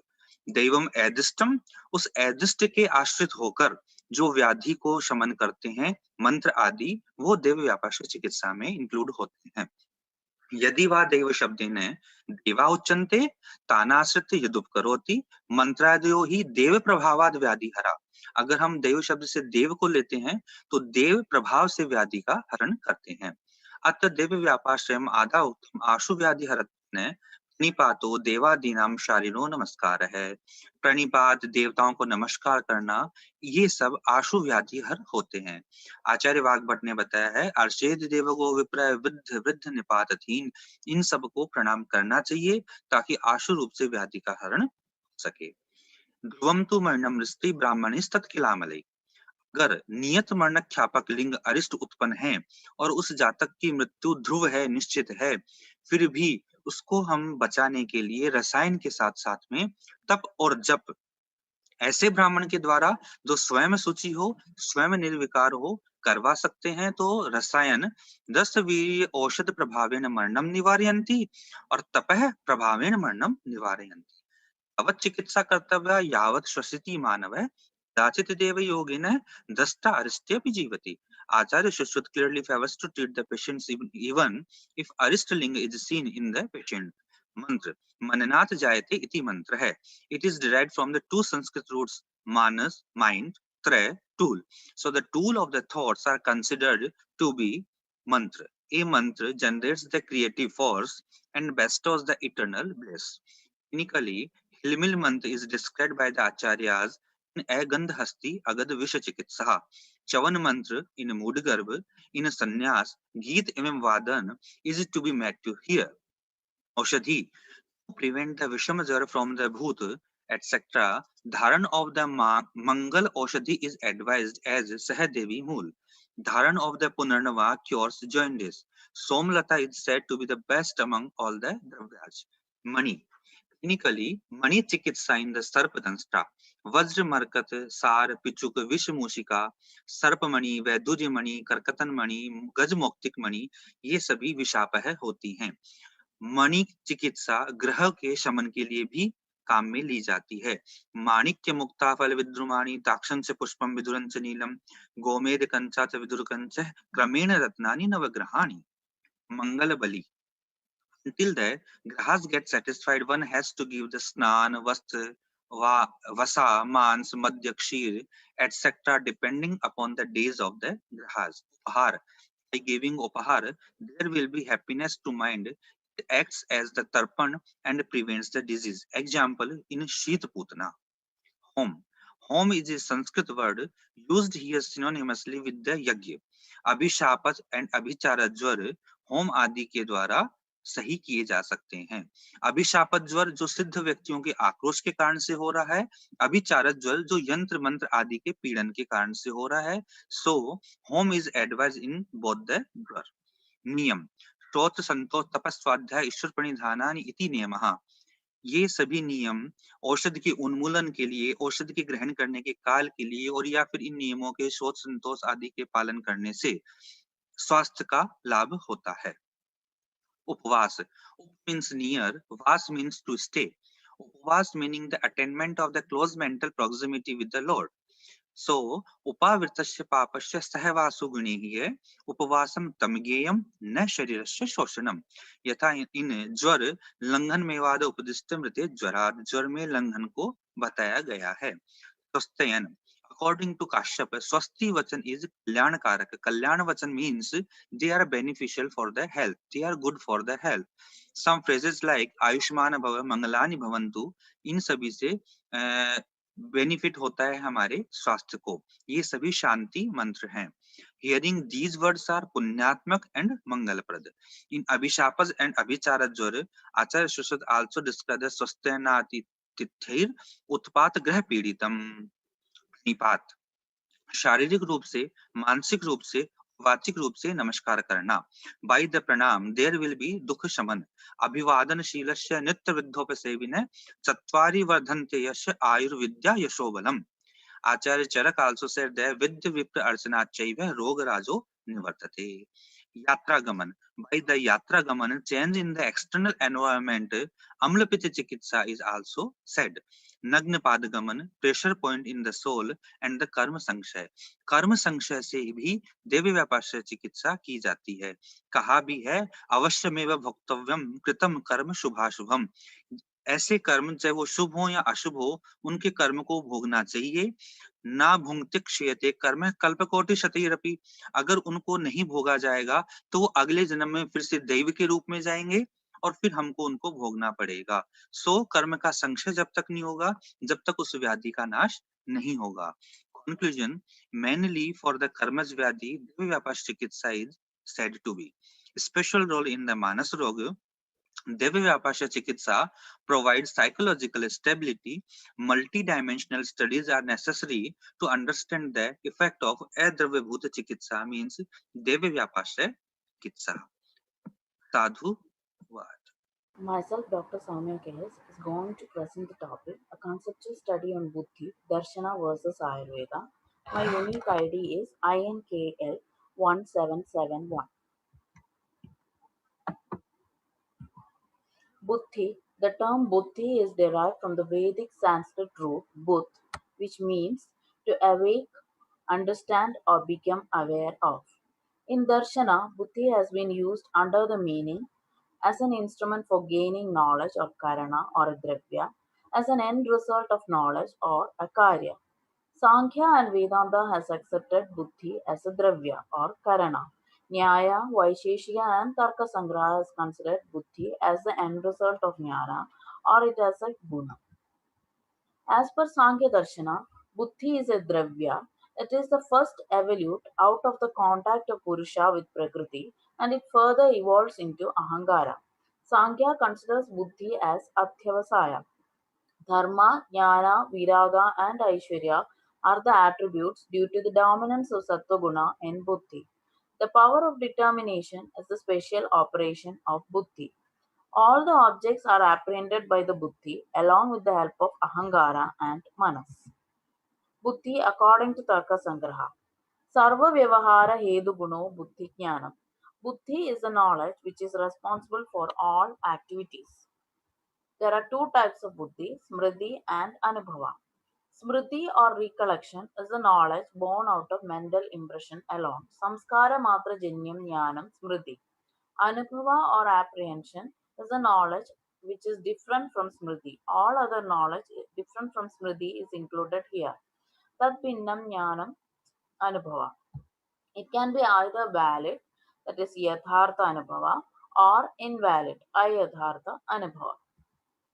Yathartha Anubhava or Brahma, the object is known with all its quality. The four types of valid apprehension are Pratyaksha, Anumiti, Upamiti, and Shabda. In Ayadartha Anubhava or Aprama, the object is not known with the attribute which it actually possesses. The three types of erroneous apprehension are Samshya, Viparya, and Tarka. In Samshya, the cognition which apprehends several mutually contradicting attributes in one thing is there. For example, a post or man, several mutually contradicting qualities between post and man is attributed in one thing and both are doubted in one thing. Viparya, it is a cognition of an attribute in a thing in which such attribute does not exist in reality. So it is a real type of wrong knowledge. Tarka is deducting a more extensive thing by hypothetically assumption with a less extensive one. Buddhi from the Ayurvedic viewpoint is from Kadida Purushiyam Charakam Shariram, first chapter. Buddhi is considered as a guna in Ayurveda. The guna is attributed to the Dravya, Atma. Ichha, Dvesha, Sukha, Dukkha, Prayatna, Chetana, Dhriti, Buddhi, Smriti, Ahangaro, Lingani, Paramatmanaha. These are the Lakshana of Paramatma. While mentioning about the process of Jnana Uttati, Charaka has taken the viewpoint of Sankhya and included Buddhi in Karana. Karanani Mano Buddhi, Buddhi Karmendriyani cha, Kartuhu Samyogajam Karma, Vedana Buddhi Evacha. In Indriya Upakramaniyam, Charagam Sutrasthanam 8th chapter, while mentioning about Pancha Panchaka, Indriya Buddhi is mentioned. Panchendriya Buddheha, Chakshu Buddhyadigaha, Ta, Puna, Indriya, Indriyartha, Sattva, Atma, Sannikarshaja, Shaniga, Nishchayatmikacha. Idi Edat Pancha Panchakam. In Pancha Panchaka, Charaga says that Indriya Buddhi is born out of contact of Indriyartha with Indriya, Indriya with Manas, Manas with Atma.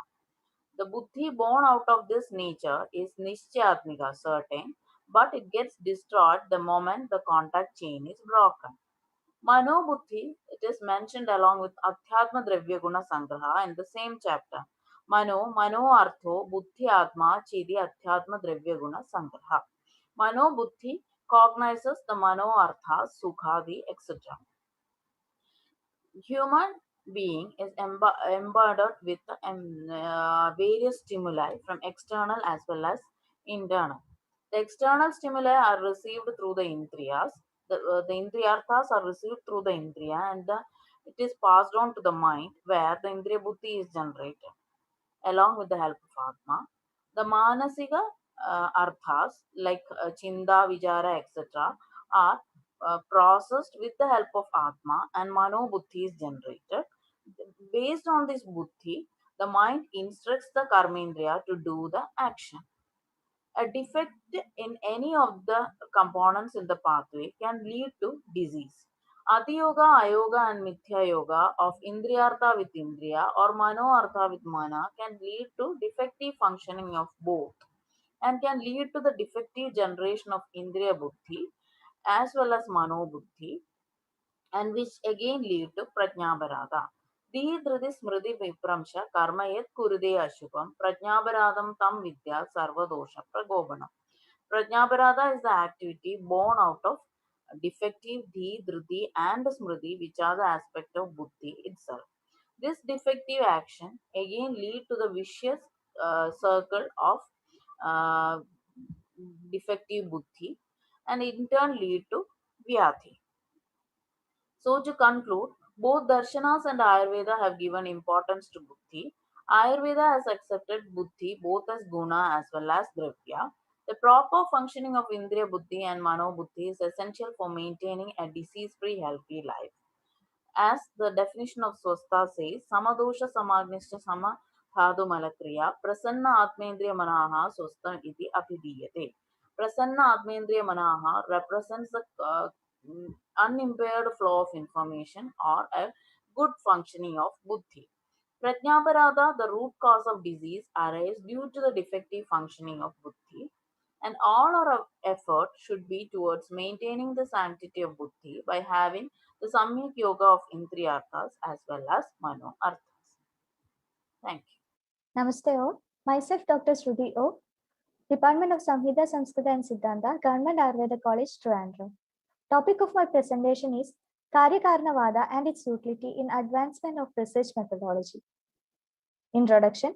Generally, we all accept the fact there should be a cause for every effect, and this relationship between cause and effect, in turn, known by Karyakarnavada, became the basic understanding of many philosophies. There are different theories to explain the process which the cause turns into effect. Karana. Karana is the essential prerequisite of Karya. According to Tarka Sangraha, Karya Niyada Purva Vritti Karanam. It is of three types: Samavai Karana, inherent or material cause; Asamavai Karana, sub-inherent or formal cause; and Nimitta Karana, that is the instrumental cause. Karya. Karya is the effect or product evolved from the cause. It is defined as the opponent of antecedent negation, that is Pragabhava. Pragabhava is the absence of thing before its production, and it is described by Tarka Sangraha as Karyam Pragabhava Pradyogi. Different theories of casualities. Different philosophies in India proposes its own view regarding origin and development of universe based on Karya Karana Bandha. The important one is Satkaryavada, and it is proposed by Sankhya Darshana. In brief, the product is formed only from a pre-existing thing. It implies nothing can be produced newly, and transformation of a pre-existing thing will lead to a new product. Asatkaryavada, and it was proposed by Naya Vaisheshika system. Contrary to Sadkaryavada, product is totally different from the cause, and product does not exist in the cause before its manifestation. In a nutshell, cause disintegrates itself into a product. Influenced by these, other theories like Parinamavada, Arambhavada, Paramanuvada, Vivartavada, etc. are also developed. Utility of Karyakarnavada in advancement of research methodology. According to World Health Organization, research is a quest for knowledge through diligent search or investigations, experiments aimed at discovery and interrelationships of new knowledge. According to the nature of the fact to be established, various study designs are there. They are as follows. Study designs are mainly classified into observational and experimental studies. The observational studies again classify it as descriptive studies and analytical studies, and experimental studies into randomized control trials and non-randomized control trials. The descriptive studies again classified as case report and case series, and analytical studies into cross-sectional, case control, and cohort studies.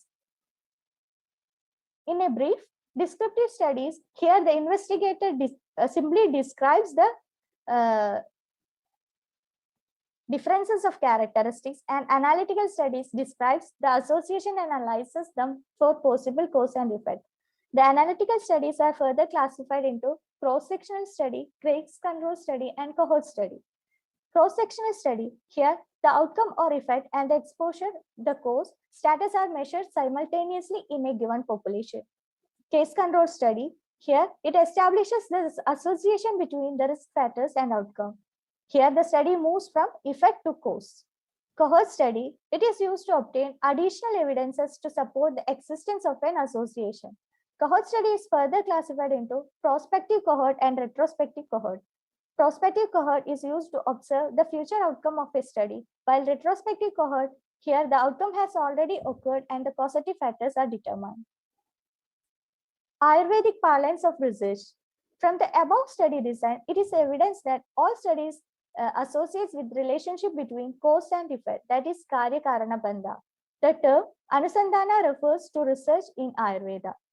It is described as Karya Karana Bhavasya Dravyanam Guna Karmayoho Pariksha Sthavanam Samyad Anusandhanam Uchyate.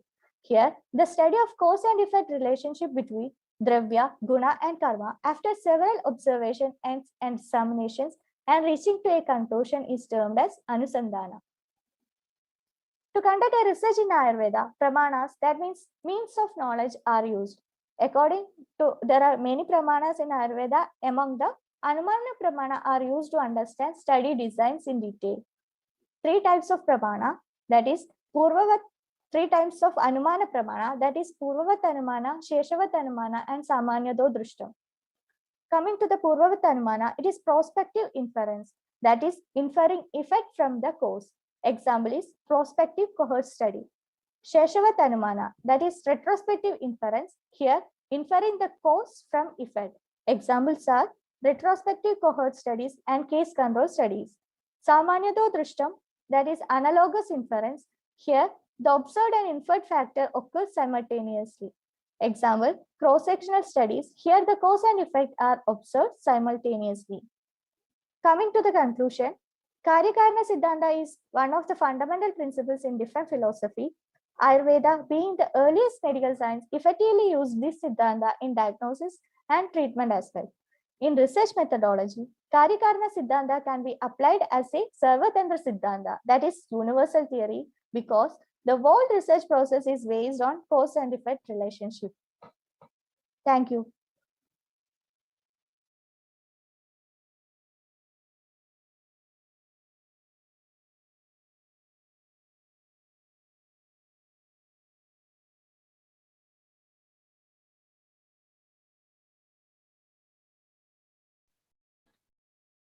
Thank you. That was our concluding presentation. Chair and co-chair, please note, each presenter will have 2 minutes time for discussion. Now the session is extended to elucidate your queries. Our first conferrer, Sunita V. Dr. Sunita V. Dr. Sunita, you may please unmute your mic. Yes, I am online. Am I audible to you? Yes, ma'am, you are. The Thank chair you. may please ask questions if any.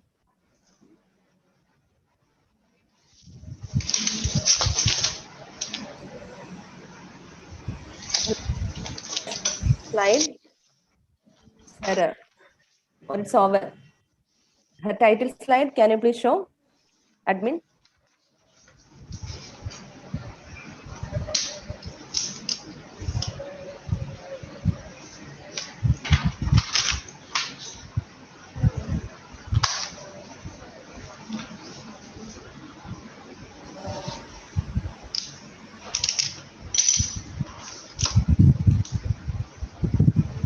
Dr. Sunita, can you please mention the title of your presentation? It is Aushadakala. No, your audio is not on. Please unmute your mic. Yes, madam. So my title is Contemporary Relevance of Bheshaja Kala with specific reference to Ashtanga Hridayam, madam. Yeah, but there I find that you didn't. First of all, I would like to all the participants. It is a competition, right? So this presentation is a competition, but you please don't disclose your identity. I think almost all. So you should not tell. You can use your name as well as you can tell. So don't disclose your college or don't disclose your teachers and all. Okay. Okay, so ma'am. that is actually we should not do that. Okay. Anyway, it's Okay, fine. ma'am. Then about your presentation, I feel that the content is okay and the subject knowledge also is good, but still the reference being the Samhita, I think you are doing PG in Samhita Siddhanta. Madam, actually I'm doing in Dravyaguna, but the presentation was selected in the Siddhanta category actually. Okay, fine. So the first thing I would like to highlight that you should use the reference, but you didn't highlight it. The reference is from Ashtanga Hridaya. And also Yes, while, ma'am. yeah, so the reference is very mandatory. And also, Okay, ma'am. you didn't, we are not having the right to use the different terminology that we have used in the presentation. You have told the Paschat. So actually in the sloga from, in the sloga from Ashtanga Hridaya, it is not Paschat. Okay, so that is Yes, why ma'am. Okay, ma'am. in your discussion you can use the word Paschat, but if you are Okay, following ma'am. a reference, you should stick on to that reference. You already told Okay, you that, ma'am. you told that your reference was from Ashtanga Hridaya. So it is Yes. actually Paschat word is not there in our reference. So first you should show the reference which one you are going to explain. Okay. Okay, ma'am. I shall do that. That is the small suggestion I wanted to highlight. And the two Okay, things that ma'am. you should not disclose your identity as well as which reference you are using that you should highlight. And after that, Okay, you should ma'am. explain your thing. Okay. Otherwise, it's Okay, everything. ma'am. But then one more thing I would like to you have given more importance to Ashtanga Hridaya, right? But still, Yes, ma'am. this Vaishaja Kala, you are only you were highlighting the Shamana Prayoga or Shodhana Prayoga also. We plan to. Basically, Shamana Prayoga, ma'am. Okay. Okay, ma'am. Shamana Prayoga. Okay, you told that you have taken the reference from Ashtanga Hridaya, but in the Yes, discussion ma'am. part, I feel that you could have added some more because that is in chronopharmacology, everything. It is a very important factor. Means actually in our nowadays, in our present scenario, we are doing so much research on that Yes, ma'am. Okay, chronotherapy Yes, ma'am. as well as. Okay, so in that Yes, discussion ma'am. part, you could have added the references from Ashtanga Charga or that Bhaishyaji and all. So all those things you could have. Because Nishi and all having that much importance. So I feel Yes, that ma'am. you could have had some more points in the discussion. Otherwise, everything is ma'am. fine. Your subject, content, everything is fine. Only the problem I felt is about the references. The references, we should use the Shastra Bhaga itself. Okay, thank you. That's Okay, from my ma'am. part. Thank you, co-chair. The chair may please ask questions if any. Morning, Sunita. First of all, I would like to congratulate all the participants and for the nice professional presentations. Okay, Dr. Sunita, your topic was on Aushadakala, and yes, sir. I feel like it's very relevant for today scenario, present scenario. More studies are needed in this topic. And you have already mentioned it in like you have to go deep into this study. So how far you have gone into this study? Sir, I have not gone deeply into the studies.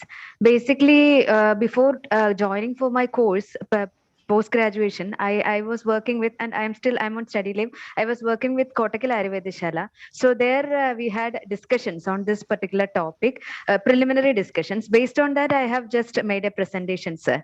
So this has to be taken forward, especially on observational basis. We may be lacking tools for specific analysis of this pharmacodynamic part of therapeutic medicine administration. But on an observational basis, if we could go more into the details of time of medicine administration and the effect on the therapeutic effect, it would perhaps it would definitely be contributing more towards a scientific knowledge base, sir.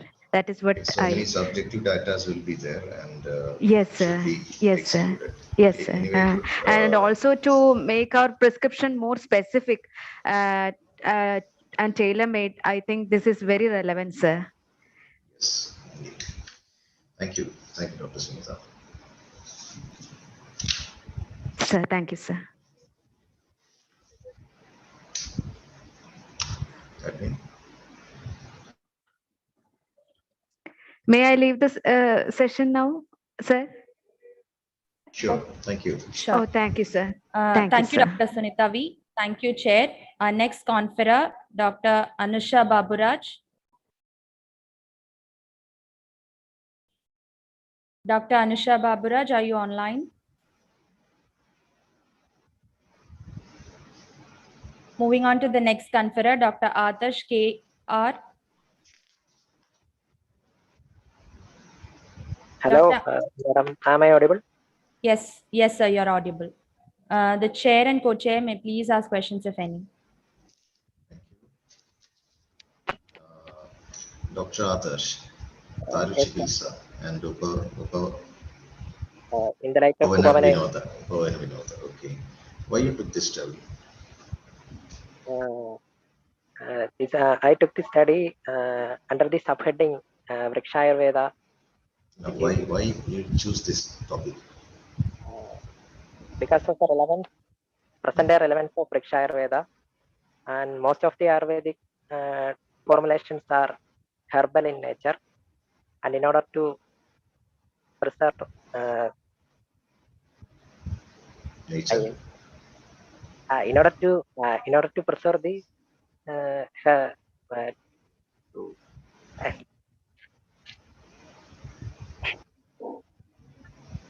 മലയാളത്തിൽ പറഞ്ഞോളൂ. ആയുർവേദത്തിലെ മിക്ക ഫോർമുലേഷനുകളും herbal ആയിട്ടുള്ളതാണ്. അപ്പം ഇതിന്റെ ഒരു പ്രിസർവേഷന് വൃക്ഷായുർവേദം സഹായിക്കുന്നുള്ളതുകൊണ്ട് അതിന്റെ ഒരു ബേസിസിലാണ്. ബേസിസിൽ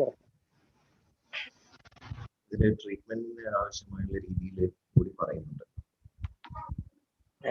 Sir? ഈ പറയുന്ന സസ്യങ്ങളുടെ ചികിത്സ കൂടി പറയുന്നുണ്ട്. Yes, sir. General and other exogenous for treatments for exogenous diseases are described in detail. Dr. Leena? Sir, I am not audible. Yes, you are audible. Oh, yes. Okay, Dr. Adarsh. Anyway, so it's very happy to see that there's a Taruvijnana. Actually, you have put the word Taruvijnana, no? In a presentation. Yes. Yeah. So Taruvijnana in the sense, and as well as already you told that we are using the herbal drugs and you have taken this as a new knowledge. It's an innovative, it's a new novel knowledge to the fellow Ayurvedists. But still, I feel that you have to link the how we can utilize this or how we can make use of this knowledge in our practice, as well as how we can, according to our Siddhantas also. So conceptual wise only we can explain these things to the people. Actually, I think this presentation is basically on Siddhanta Samhita. So this in which Siddhanta you can correlate with this? How this Taruvijnana can be correlated to Ayurveda? Which concept? Which concept is you can highlight on it? In Ashtanga Hridaya, it is explained that an ideal Aushadha should be of Bahukalpam Bahugunam Sambannam Yogyam Aushadam. So in order to maintain the health and okay, so you explained about some prakriti, like Vada Pitta Kapha prakriti in plants and all. And so in which one of the important concept that is explained by Charakajarya in Sharirasthana, which is this concept? Loga-Purusha Samya. Yeah. So the Loga-Purusha Samya Siddhanta, because of that we are correlating the knowledge what we are getting or attaining from this Taruvijnana, or what you say that is a Vriksha Ayurveda, how we can utilize, how we can compare it to the human world also. Like that also you can use. And otherwise some Kunabha Jala. You were explaining about the Kunabha Jala and also. So now, as per you told that the how to cultivate or how to preserve the herbal plants, you can use this. But it should be highlighted more. So anyway, your attempt is very good. But still, I think your presentation skill should be improved. Okay. So I think you are doing PG, no? You are doing PG? Yes, madam. Are you doing? Okay. So the presentation skill you should increase, because you can do it in the department itself. Otherwise, it will not be, you have some knowledge, but you should explain. You should be self-explanatory. No need to ask what is that and all, but from the slides itself. And also the slide was, I think it's your thesis study. No, madam. No, it's not your. Anyway, so it's a good attempt. Good luck, others. Okay, that much. Thank you, Doctor. Thank you, Dr. Adarsh KR. Our next conferrer, Dr. Sahana C. Dr. Sahana, please unmute your mic. Good morning, ma'am. Good morning. The chair and co-chair may please ask questions if any. Good morning, Dr. Sahana. Good morning, sir. It is Dhatu Samhita with special reference to Aditesha Tantra Yukti. Have you tried it in your clinical practice? Yes, sir. Can you give an example? Sir, I haven't tried in the clinical practice, sir. Okay. So, in your slides, sir, am I audible? Yeah, you are audible. Yes. Hello, can you hear? Yes, sir. Yes, sir. Yes, sir. Clearly, it's audible. In your discussion, you told like if you are not applying this Aditesha Tantra Yukti, you may fail to understand the or reveal the information present in the Shastra. Yes, sir. So yes, sir. That's why I asked, have you tried it yourself? Yes, sir. Why I have written that statement, sir? Because in Shastra, at one point, we cannot get all the information, sir. It is scattered into pieces, sir. So some clue will be given the Sutra Sthana, where that has to be applied in the Chikitsa Sthana. That is the reason why I have written that statement, sir. So some principles we have to adopt from Sutra Sthana while taking the Chikitsa. So that made me to write such statement. Presentation was very interesting and the topic also was very interesting. Yes, thank you. Over to Thank you, Dr. sir. Leena. Thank you, Yeah. sir. So, Dr. Sahana, so actually, Yeah, your namaste, ma'am. okay, your point of idea is I really like, but I feel that it is not achieving Dhatu Samya. So, with the Adesha Tandrayukti helps you to understand or interpret the Shastra Bhaga. It is not achieving Okay. Dhatu Samyada. So maybe it's a literary error or something like that. So your topic, actually your title was Achieving Dhatu Samya by Applying Tandrayukti. It is not like that. How to read the Shastra Yeah, Bhava ma'am. with the help of Adesha Tandrayukti. That is actually the purpose or the aim of your presentation. And your slides were like that only, but maybe the literal mistakes were there. Okay. So it is not, you are not applying Adesha Tandrayukti not to attain Dhatu Samya. You are applying the Adesha Tandrayukti to interpreting or understanding the Shastra Bhaga for achieving Dhatu Samya. Clear? That was no. Hello? Yeah, yeah, ma'am. Okay. Yeah, ma'am. Even while understanding the disease also, ma'am, for understanding the disease also, wherein they have said Tripada Trishira Sutra, it is said in the Jora, when Chikitsa comes, we have to understand that where the reference is given in Sutrasthana, ma'am. But while treating the Jara, we have to understand that only when Nijadosha is Prakopa, Yeah, then ma'am. if the person gets exposed. Yeah, same thing. You are telling the right thing only. I am telling that the terminology. It's actually use the terminology that achieving Dhatu Samya. It's Dhatu Samya is nothing but the we are bringing back the abnormal dhadus to the normalcy. So Adidesha Tandrayukti, it's a tool. It's a Tandra Guna. Okay. So it's a tool to interpret your understanding for Artha Yojana and Vakya Yojana. So you are getting some ideas. So how to interpret. So it is not only Adesha. We are having Anagada Vekshana and Adida Vekshana, etc. So many according to the Adivarna and all. So we are using these Tandrayukti tools to interpret or understand the Shastra Bhaga for the purpose of the Dhatu Samya. Okay, right. Anyway, your slides were very, very good and your exam is also good. Only the problem with, I felt that only with that terminology used in your topic title. Okay, anyway, nice presentation. Thank you. Okay, good. Thank you, Dr. Sahana C. Thank you for your suggestion, ma'am. Thank you, ma'am. Our next conferor, Dr. Ma'am, Sonia Raj S.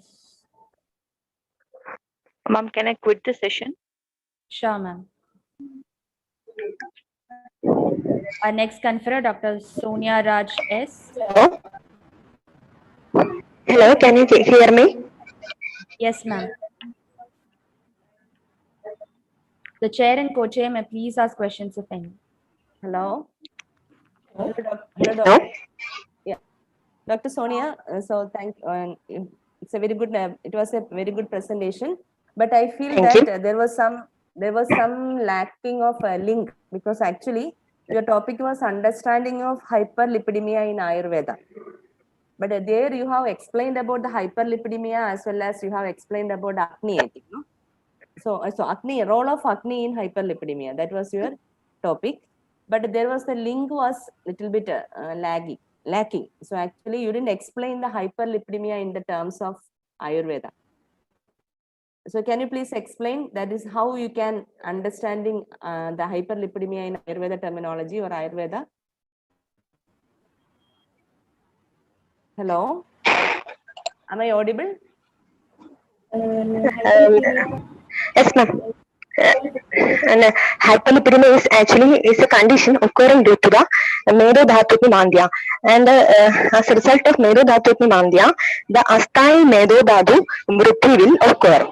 And the Asthai Medodhatu, along with the Ama, will result in the Stodorota, Balabhamsha, etc. Yeah. It's in this is a condition, and hyperlipidemia does not have any definite clinical symptoms, or any definite term cannot be cannot be said for hyperlipidemia. Correlation term cannot be said for hyperlipidemia. Okay. It's not. I'm not telling about correlation, but in Madhavandana it is explained as Medo Vidaras are explained separately. Okay. So to some extent we can understand the pathology from that Madhavandana. So actually, so there is the presentation was good and the slides were prepared very nice, but the linking, so linking between the hyperlipidemia, and because it is your topic was role of acne in hyperlipidemia. So you could have added some more points. So how we have to, because the for as a Siddhantian, I would like to raise that because we have to correlate. So you should add some link between the hyperlipidemia to the Ayurveda concepts. So acne, definitely, you know, acne deepana or acne pajana we are using for the ama pajana and ama deepana. So it's okay. I agree that hyperlipidemia is having some symptoms of ama, but still in Madhavdana there are some references. There is a separate chapter mentioned by Madhava as it is in Medo Vikaras. So in that Medo Vikaras we hyperlipidemia and so that's only a suggestion, ma'am. So next time if you do, so you have Okay, to, ma'am. next Thank you. time the slide should have some. Okay. Thank you, co-chair. The Binoy chair sir. may ask questions if any.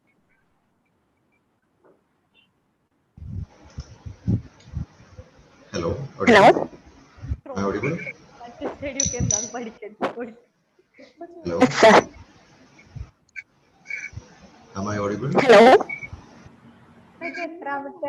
Yes, sir. Yes, You're sir. audible. Someone who else is unmuted?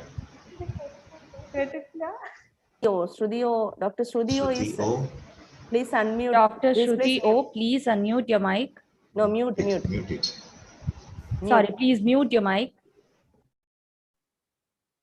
The chair may please ask questions if any to Dr. Sonia Raj. Hello. Am I audible? Yes, sir. Okay. Dr. Sonia.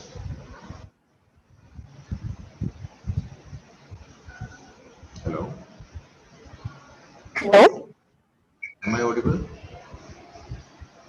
Yes, sir. Okay. Dr. Sonia, it's a good presentation, and as Dr. Leena has Thank you. told, you have to add more details as well. And anyway, thank you for the presentation, and I'm looking forward for a better one. Okay. Thank you. Okay, sir. Okay, sir. Thank you. Thank you. Thank you, Dr. Sonia Rajesh. Our next conferrer, Dr. Ujita Kuttin-K. Hello. The chair and co-chair may please ask questions if any.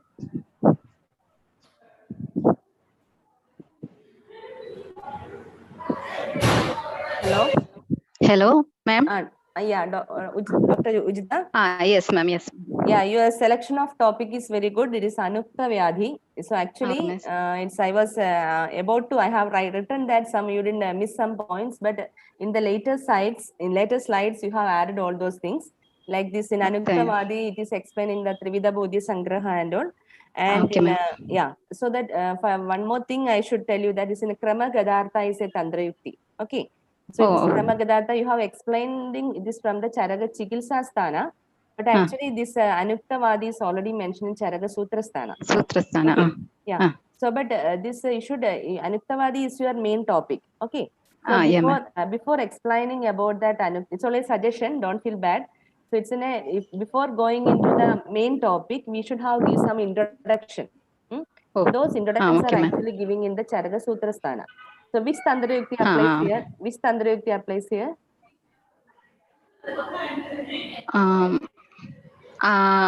Anagata Yeah, Anagata Vekshan. So because we are explaining, and one more thing, Uddesha Nirdesha also we can consider. So Okay, this is actually this Anuktavadi term, Anuktavadi term is used only in Charaka Chikilsa. But the ways to understand the Anuktavadi means the Nama Rupa Vijnana. Normally we used to name a disease by using the Nama Rupa Vijnana. But the Nama Rupa Vijnana is not mentioned, but we can treat the diseases according to the lakshanas exhibiting by the Dr. Sonia Rajesh, please mute your mic. So that is sorry. So that is Anukta Vyadhi. So that is already it is explained by eliciting the lakshanas, you can treat the patient. So actually anyway, so it's actually it's a very good topic you have selected, and your presentation also was very good. So I hope in future you can give more. So you have to go in detail. You have to go in deep about these questions. So I don't have many other questions because already you have included almost all the things about that in your slides. Okay, good luck.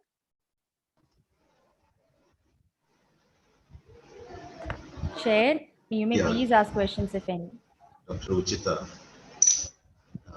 it was a nice presentation and a nice topic, and you have almost covered all the topics. That's impressive. Thank you for that good presentation. And you have mentioned like this thing is applicable in newly emerging disorders. Hello. She's Dr. muted. Uchita Kuttanke, please unmute your mic. Hello. Did you hear my question? No, sir.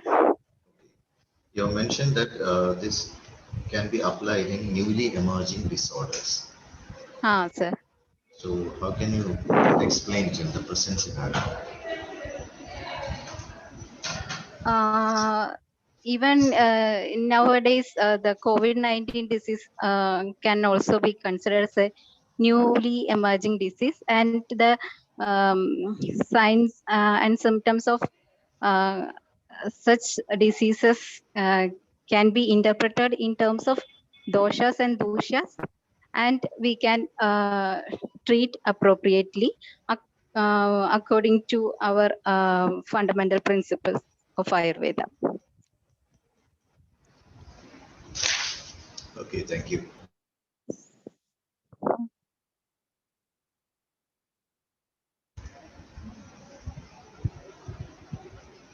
Let me. Next Chair. candidate. Yeah. Okay, thank you, Dr. Uchita Kuttanke. Our next conferrer, Dr. Sandhya MR. Dr. Sandhya, are you online?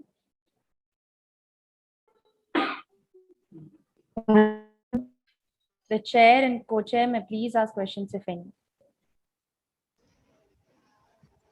Lena. Yeah, Sandhya. Hello, Dr. Sandhya. Yes, ma'am. So your topic was on Ubamana, right? Yes, ma'am. Yeah. So it's okay, but as I feel that it's only a compilation, so you could have add some more application. So already we are studying from the first year onwards, we are compiling all these things. But how Yeah. this actually, can you please tell the title once again? That is in, hello? Ma'am. Yeah. Ma'am, not audible, ma'am. Can you please repeat the question, ma'am? No, your presentation was on Ubamana, right? Yes, ma'am. Huh? Hello? Yes, ma'am. Yes, ma'am. Yeah, okay. So I feel that your application level was because only you were compiled something and you were presented. So I feel that some more application you could have added. Is how you can utilize the Upamana Okay. Pramana. Okay, Upamana Pramana in our Chikitsa in clinical practice, or how you can correlate these things. Okay, anyway. Ma'am. And I just compiled all the things, and my presentation was mainly based on the comparison with the instructional analogy. We are using instructional analogy in all over the world very much, but compared to that, we are not using these Upamanas, even though the Upamanas are present in our classical text. Most of the teachers, some teachers are, at least some teachers have opined that it is outdated or not. No. Applicable. No. That is okay. That may be the personal or some that perspective, but I would like to highlight that what all the other things you can include in this Upamana Pramana. So nowadays we are giving more importance to which are the other concepts we can incorporate it in Upamana Pramana. These modern techniques like simulation technique and instructional analogies, that type of techniques we can use. Okay, but in our textbook itself, while if you read Chani Tika on Charaka Samhita, you are getting saying this analogy you can use in so many terms like Nyayas. Okay, maxims. Yes, maxim is a branch. Yes, so ma'am. you didn't add those things. And like Siddhantas, ma'am. Lauta Purusha maxim, Samya Siddhantas, like Siddhantas also using the So Upama. because in our textbook itself, that's why I'm telling that you just correlate. You have just compiled the things that we have already known about. You have to add some more points like this and this maxim. Maxim is nothing but nyaya, and you could have add more like ubama itself and vadamarga. Some of the vadamargas also we are using under the heading of upamana pramana. It's a very big platform, so it's a so many viewers are there, and so actually you could have add some more points and you could have add some more some more applications you can add it. That is my suggestion. In the next presentation, I hope you will add all those things. Okay, no more questions. Ma'am. Okay, thank you, ma'am. And your slides, everything were good, and graphics, everything were good, but still I feel that you could have add some more points from maxims or nyaya or some ubama like that. Okay, thank you, because for reading the Shastra Bhaga, it is very essential. So because that is we are telling about the Gunakshara Nyaya or like that, it is very, very important to understand the concepts explained in our Samhitas. Okay, yes, fine. okay. Thank you, ma'am. Dr. Sandhya, can you hear? Yes, sir. Okay, I like the idea, and in the present scenario, even the new age students are having problems learning the Shastras. This could be a good tool if you are developing it into a much more easier one. Most of the students are finding it difficult to understand the Shastra Bhagas. Chair, sorry to interrupt. Dr. Sankalp Sharma, please mute your mic.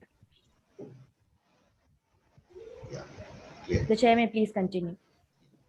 So in the present scenario, the students are having so many issues understanding, memorizing, and most of them are like Pratyakshavadis. So such things can be used. I think if you are developing into a much more interesting topic, it can be applied to teaching as well. Thank you. Okay, sir. I'll try, sir. Thank you, sir. Thank you, Dr. Sandhya Emad. Our next conferrer, Dr. Gigi NG. Dr. Gigi. Moving on to the next conferrer, Dr. Suraya K. Yes, ma'am. The chair and co-chair may please ask questions if any.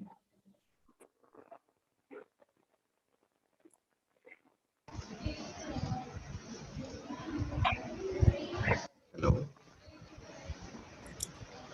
Hello, sir. Okay. Seasonal regimens redefining Kerala. Yes, it's an interesting topic, and Dinacharya, Rutacharya, all those things we have covered it, and about the seasons and difference about the different parts of India. Is this your thesis? No, sir. So why you suggesting? This work done as a part of GF presentation. Are you planning to develop it more? Yes, sir. That's a good thing, and I'm expecting a good article from this. Thank you, Dr. Lina. Thank you, sir. Okay, Dr. Suraya, your presentation was on seasonal variations. So in that part, you have told that it should be revised. So what are the plans to get revised on the seasonal regimens? Ma'am, actually, our classes have detailed description regarding Pradhucharya and Dinacharya. to prevent the diseases and also to promote our health. But we cannot apply this as such because different part of India has different seasons. So first of all, we should identify different seasons based on different regions. After that, we can apply the seasonal regimens based on different seasons. So first, we should identify different seasons based on the locality. Okay, so here anyway we are not applying the same as such what we have on the textbook. We are not directly applying directly to our this one because the month or everything is reducing. The Kala Vibharya is happening. No, right? So the according to the Kala, we according to elicit the Lakshanas and we are following the Ridu or Ridu Charya. Okay. Yes, so ma'am. I feel that whether are you doing PG? You are doing PG in Yes, ma'am. Samhita? PG in Samhita. Okay. You are doing PG in Samhita. Fine. So also all these things from where you get, whether you have referred any research papers or it's your own interpretations. So in No, slides ma'am. you have No shown research some papers are published in maps this and all area. you have got, no, it's your own study or you have taken from somebody else. No, ma'am. No research papers are published in this area. Yeah. And actually, it No, is no. my That you, concept, and that's maps why. are. So actually it's your own, it's your contribution, right? Yes, ma'am. Yes, ma'am. So definitely, like Vinay sir told, the chair have already told you that you can publish it. So it is in one way it is good, but I feel that you have to add some more interpretations and what all the changes or what are the variations you can add to that season regimen. Okay. Okay, Anyway, ma'am. no. Okay. So because it's everything is changing, it's because of this in present scenario, this Janavadamsa Vimana also. And it is explained very clearly what are the effects are happening in Jala, Vayu and all. But surprisingly, no one have touched that Janavadamsa Vimana. All the presenters, they were all the age-old topics they have taken. Some new topics were there, I agree. But still, in this in the season, this pandemic, no one have explained or no one have taken the Janavadamsa Vimana in detail. Anyway, hope. So you can do something. You can do something with that, and you can publish the paper also. Okay, fine. Okay, thank you. Okay, ma'am. Thank you. Thank you. Thank you, Dr. Suraya K. Next conferrer, Dr. Shyamali P. Yes, ma'am. The chair and co-chair may please ask questions if any. Morning, Dr. Shamli. Yes, sir. It's a profile and your choice of drugs for the Kashaya Yogas. So Yes, you have done an interesting work. But do you think, are you trying to say that only rasa is sufficient to decide the action of the yoga? Sir, I cannot hear, sir. You have made a profile of 10 yogas Yes, sir. based on the rasas only. So can you support the theory that rasa is sufficient to decide what a drug does with the disease or how it cures the disease? No, sir. It's only in the study I have give more importance to rasa and dosha profile. In the study, I have to say is we have vada predominant cases mostly in our OPD. The commonly used formulation is kashaya with kashaya pitta rasa predominance. So as we all know, Madhura Amla Lavana rasas are of Vadakna property. Then why this Pitta Kashaya rasas? So by this study, I can say that it is meant for Amapajana.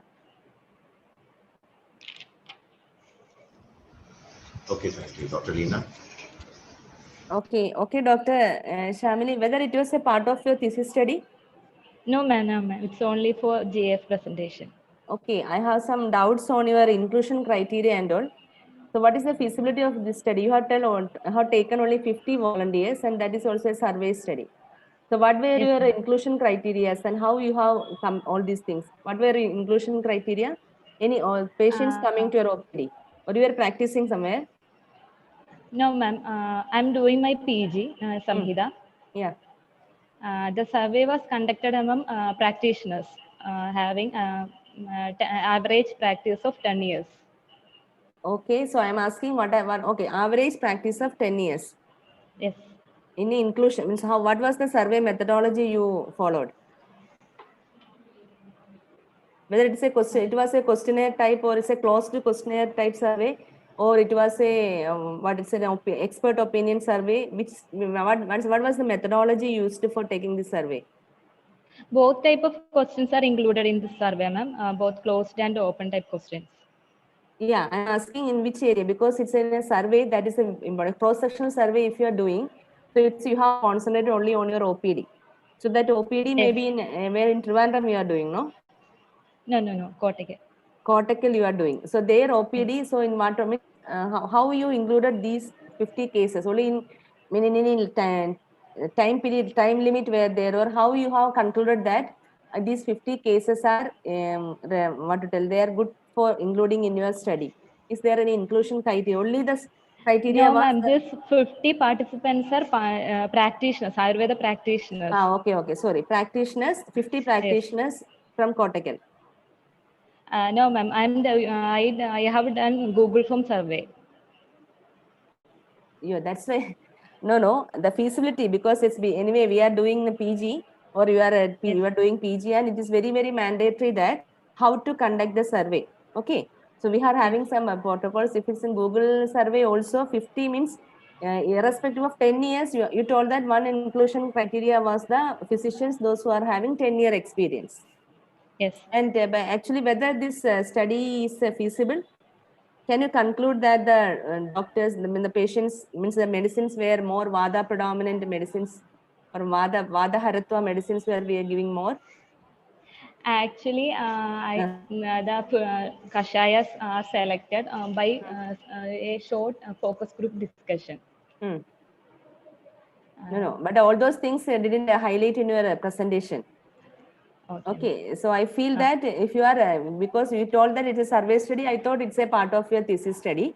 But anyway, in the next presentations, you should concentrate that the inclusion criteria is very mandatory, and also we cannot this incomparable. So because it is, we can say that it is biased also. So if you have to take this, okay, your survey method is fine, a Google sheet or anything, but you have to select from where different parts of Kerala, because actually you are concentrating on Rasa Dosha dynamics in Kerala, something like that you were highlighting, no?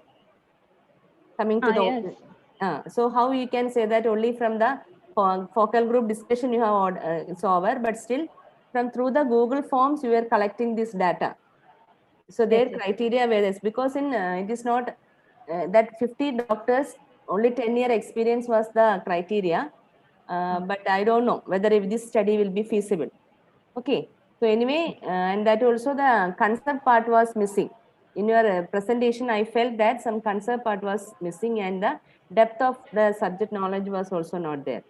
So please, it's okay, fine, your attempt, I really appreciate your attempt to do the survey and all these things, but still, you should have some more knowledge about the survey and all. Okay, anyway, doctor, next time, I hope you will do it better. Okay, fine. Okay, I will do it. Thank you, Dr. Shyamali P. Our next conferrer, Dr. Harsha S. Yes, ma'am. The chair and co-chair may please ask questions if any.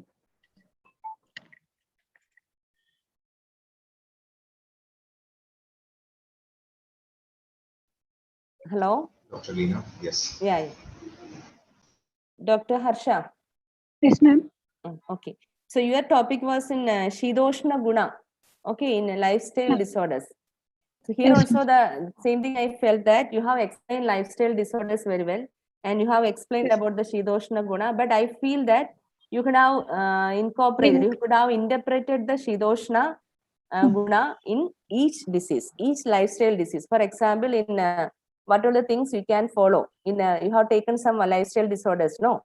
So how you can utilize it, how you can incorporate it in each disease. Then only it will be more valuable. It's only like a compilation. You have combined lifestyle disorders and you have combined some Shidoshna Prayogas. Okay. But how it acts, how it acts on the pathology of that disease, that I feel that that was lacking here. So anyway, it's okay. So so you for this one I have to ask some questions, but Shidoshna Prayoga in Prameha, how we will, because we are telling that Pradosha Pradana is Prameha. Okay, so which Prayoga will be more beneficial there? I think it will be Ushna. Ushna property because for both Stula Pramehi and Krishna Pramehi? no, ma'am. Actually, No? I thought that exceptions may be there, but generally in Prameha Roga, we can take Ushna property food. In Patyas also, we can see most of things are Ushna properties. Like that, I compared. Okay, why Ushna Prayoga is more in Prameha? Because there is a Kapaja properties will be more prominent. That's why. Okay, every Prameha starts with Kapaja only. Then later it will end up in Vadaja. That is the pathology. It's okay, fine. But it is a Tridosha Pradhana Vyadhi. Prameha, Kushta, etc. Like all those things are Tridosha Pradhana Vyadhi. So here your attempt is good. So lifestyle disorders, but I feel that you should have to take each lifestyle disorder and how this Shidoshna Prayoga were beneficial in this each diseases. Okay. Anyway, it's hello. Yeah, Harsh. Okay, hello.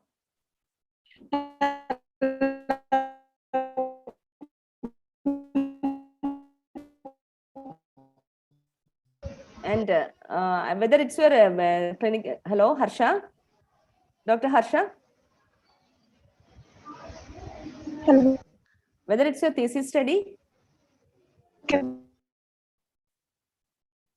Hello. Hello, ma'am. Is it your thesis study? No, ma'am, no. Okay, one for more presentation. thing. Okay, for presentation also, I will give you one that clue that. So you were typed everything in your slides. Okay, so minimum only 7 lines should be in a slide. So that is our actual this one. And also, I think all these things you could have used in bullet points you could have, and your explanation could be more. So now everything you have typed on the slides, and it was like a going on reading. It's not that, is actually in that way you can improve your communication, your representation skill. Okay, anyway, your attempt is fine, and I feel that you could have done much better. Okay. Thank you, Dr. Harsh. Okay, thank you. Sure. Hello. Yes, sir. So, sir, am I audible, sir? Yes, you are audible. Network problem. Yeah, you are audible. So you were telling like Ushna and Shita properties describe how food affects the digestive fire. Hello? Yes, sir. Yes. Yeah. So don't you feel it is a subjective criteria? Not like that. I thought that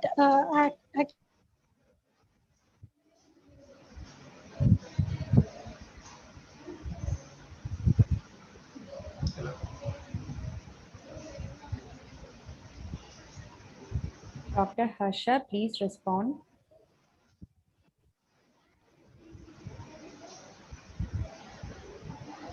Hello, sir. Yeah. Hello. Yeah, please continue. Like that, I thought that, sir.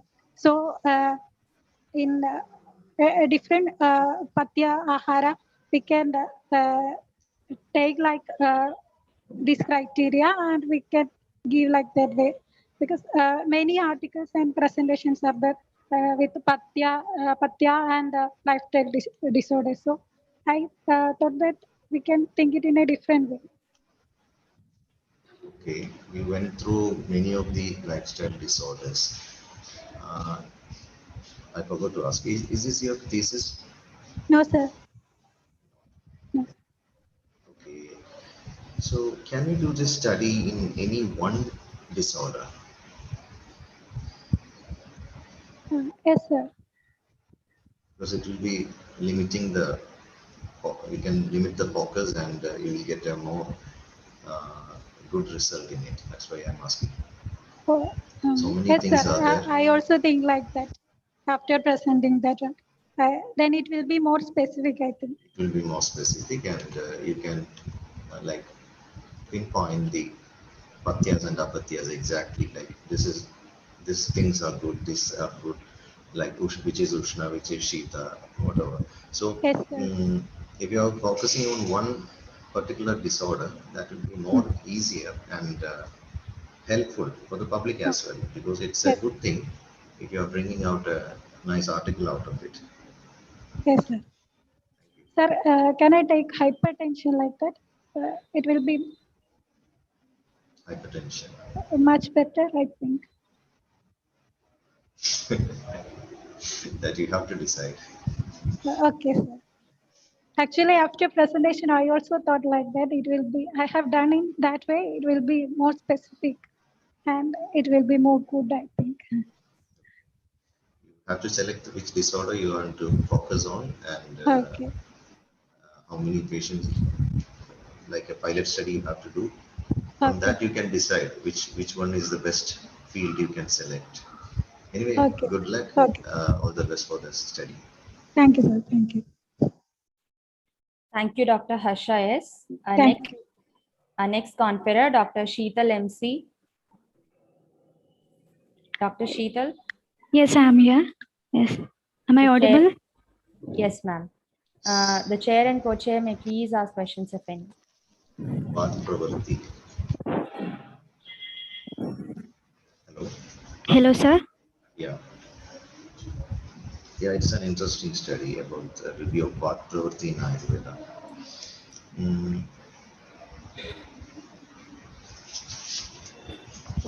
Is this your thesis study or just selected an article? Just selected an article. This is not my thesis study. Why you selected this topic? That in last examination, one of the examiner asked me about the question Vak Pravarti, and later I read some more articles, and hence I thought I can do something in this. Okay. So it can stimulate different aspects of body and constituents. Hello, sir. So it is. Can you hear? Yes, sir. So you are telling that the speech can activate and or stimulate many factors of body. The speech, the production of speech in body is affected by different factors like Agni, Manas, etc. Okay. Hello, sir. In speech disorders, Yes, sir. How will it work? In speech disorders, maybe speech disorders are related to articulation, fluency, voice, etc. And generally, when we are saying if the Udana Vayu is affected and Prana also affected, then speech will be affected.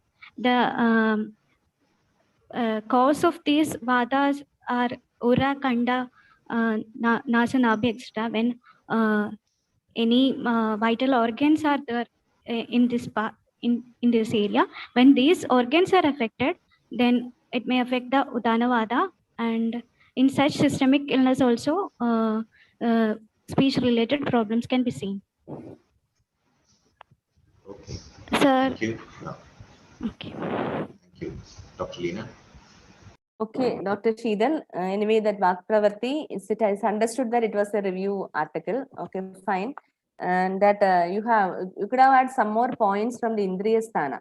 So I think Varnasvariyam Indriyam, there is a beautiful chapter explained by Acharya Charaka in Indriya Sthana. So there he explains about the prodromal symptoms of death. Okay.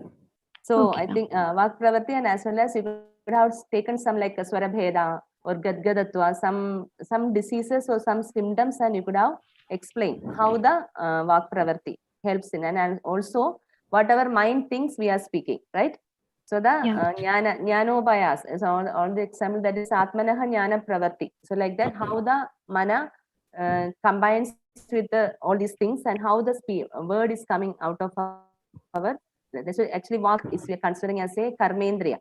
So the all those things you could have added, but it's anyway that the presentation was good, as well as you have collected very nicely, and you could application level also. It's our one more thing. I feel that almost all the presenters, they are thinking that it is Samhita Siddhanta, no? So some review papers are enough. It's not like that. We are the people. So we are working on the Samhitas as well as the concepts. We can do so many things because we can bring the interpretation as well as the application.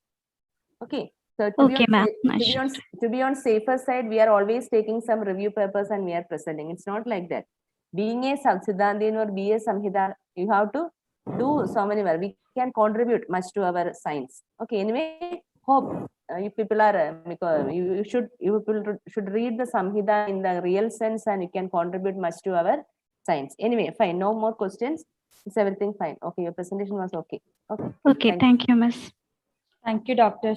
Sheetal MC. Our next conferor, Dr. Fajra PA. Yes, ma'am, I am here. Am I audible? Yes, you are audible. The chair and co-chair may please ask questions of him. Okay, okay, Dr. Fajra. Hello. Can you hear? Yes, ma'am. So I was expecting so many mythological interpretations from your presentation, but in the first slide was very interesting, and later on you explained only about that Jwara, mythological origin of Jwara, and then you went to the Graha and all. But it's an application now. You didn't explain it in detail. So okay, you were collecting something and you were explaining. So your topic was actually that title was really, it's a eye catcher. What was your title? It was mythological. Shall I? Hello? Yes, ma'am. Yeah, your a scientific approach to mythology, analysis of Graha through psychological parameters, ma'am. Yeah, Graha to psychological parameters. So, but actually, that application level, you didn't say much, no? It's only you were telling that it's Graha. I'm just concentrated on Graha only, ma'am. Comparing the Graha with the Unmada definition. There are so many clinical parameters in Unmada definition. One minute. I just correlated. Hello, it's Suraya or Fajra? Fajra. There is some network problem in my phone, so I just took her phone to communicate, ma'am. Okay, fine. Okay, Fajra. Okay, continue. Okay. Yeah. So you are only, this was like a review paper. Whether it was you have gone much on it, or you are collecting the articles or any review articles and all, you were explaining. No, ma'am. I just go through the text and pick some examples, like pick some Graha and their symptoms, and correlated them with the Unmada definition. Okay, but I feel that there was some lacking, because you have to interpret it, because it's Graha, it's okay, as we are saying that this Apta-Upadesha, we have to follow the words of Apta, I agree. But how we can correlate it to the day-to-day life, or how it can correlate in our present scenario? How we can say that this Graha, okay. So I think you could have more explainable. It should be explained more to our Shastra, because for beginners or for it will be more beneficial. Okay. Anyway, you will have one idea, no? So you can definitely improve it, and better we can see the article because in your name. Okay. Okay, ma'am. I will do it. Okay, doctor. Good luck. Okay. Dr. Fajra. Yes, sir. It's a nice topic, and anyway, Dr. Leena has asked the question, which I was keeping for myself, but anyway, you are telling like it's a misinterpretation of an entry, an abnormal object or to human body. Okay. Yeah. So, do you feel we should teach it like this in the current syllabus, UG syllabus? Yeah. Yes, sir. In our textbooks, it says as an idol is entering to the body, like that. But I think it is a misinterpretation. So how you would like to explain this to a UG student? I will explain it as there are in ancient times there is no more ancient times there is no we can give more explanations about these things. So the symptoms seeing in these diseases are like the grahas.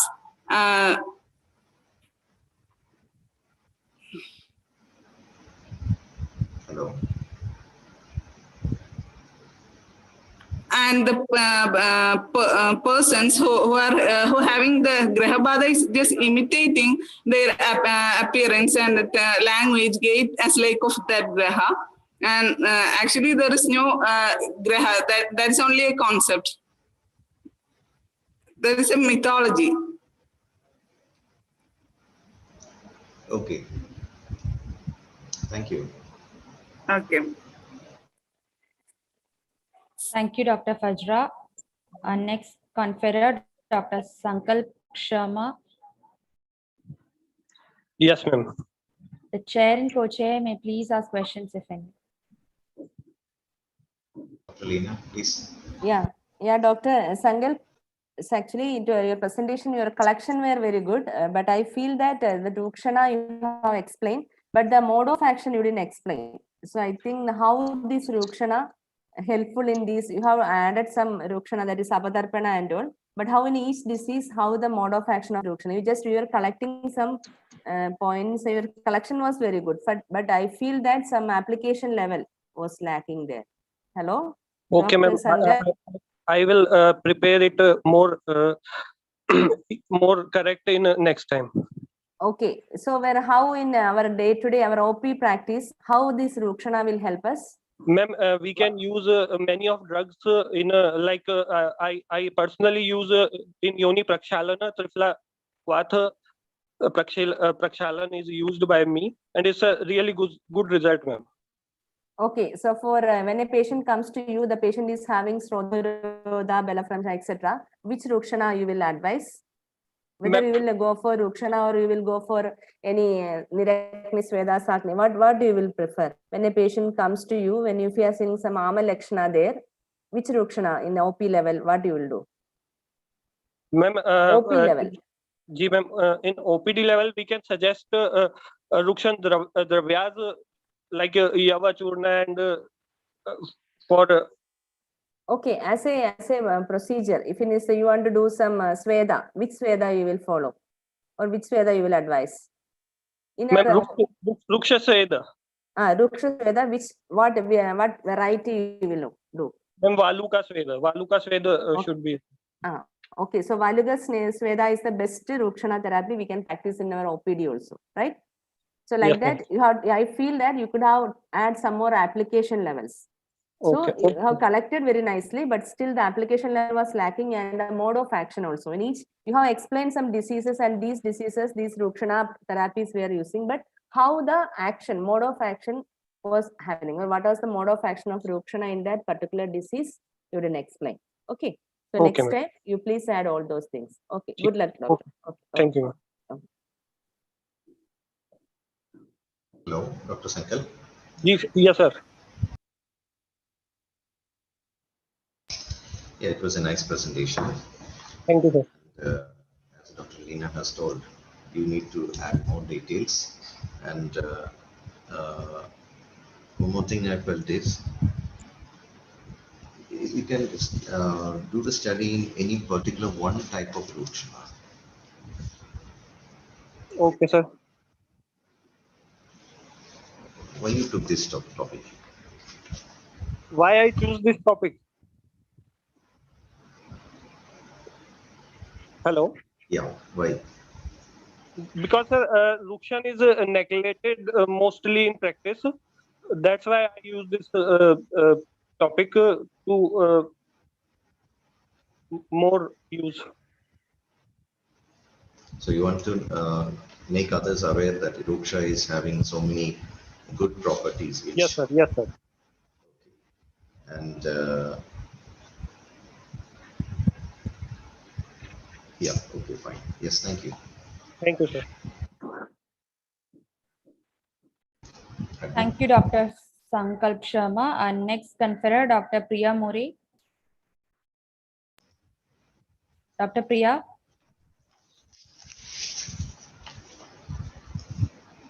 Moving on to our next conferrer, Dr. Amrita Sharma. Please unmute your mic.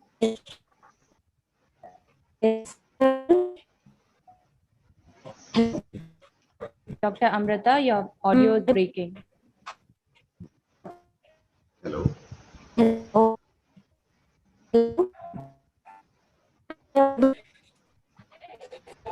Hello.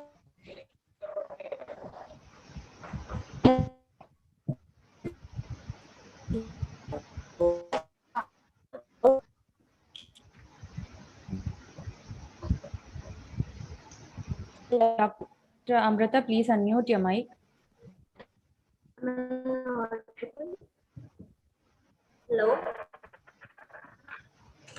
Hello. Am I audible? Is this Dr. Amrita? Hello. Yes, yes. The chair and co-chair may please ask questions if any. Hello.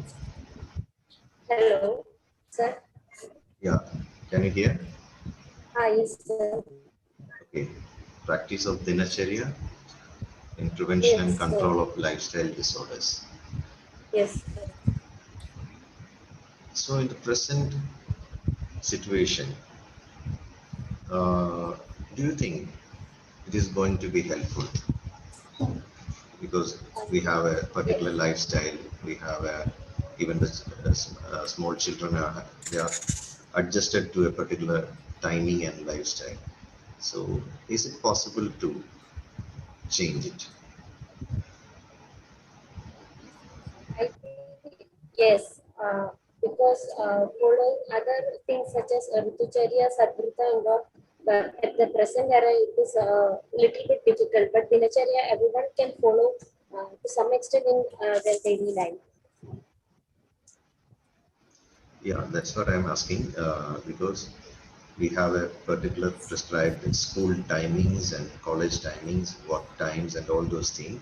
So is it possible to stick on with the Dinacharya, Ritucharya, Aharacharya, the way it has been mentioned in our classics? Frankly speaking, only to some extent. Change is needed, right? Yes, yes, sir. Little changes are needed. Okay, so what can you contribute to this issue?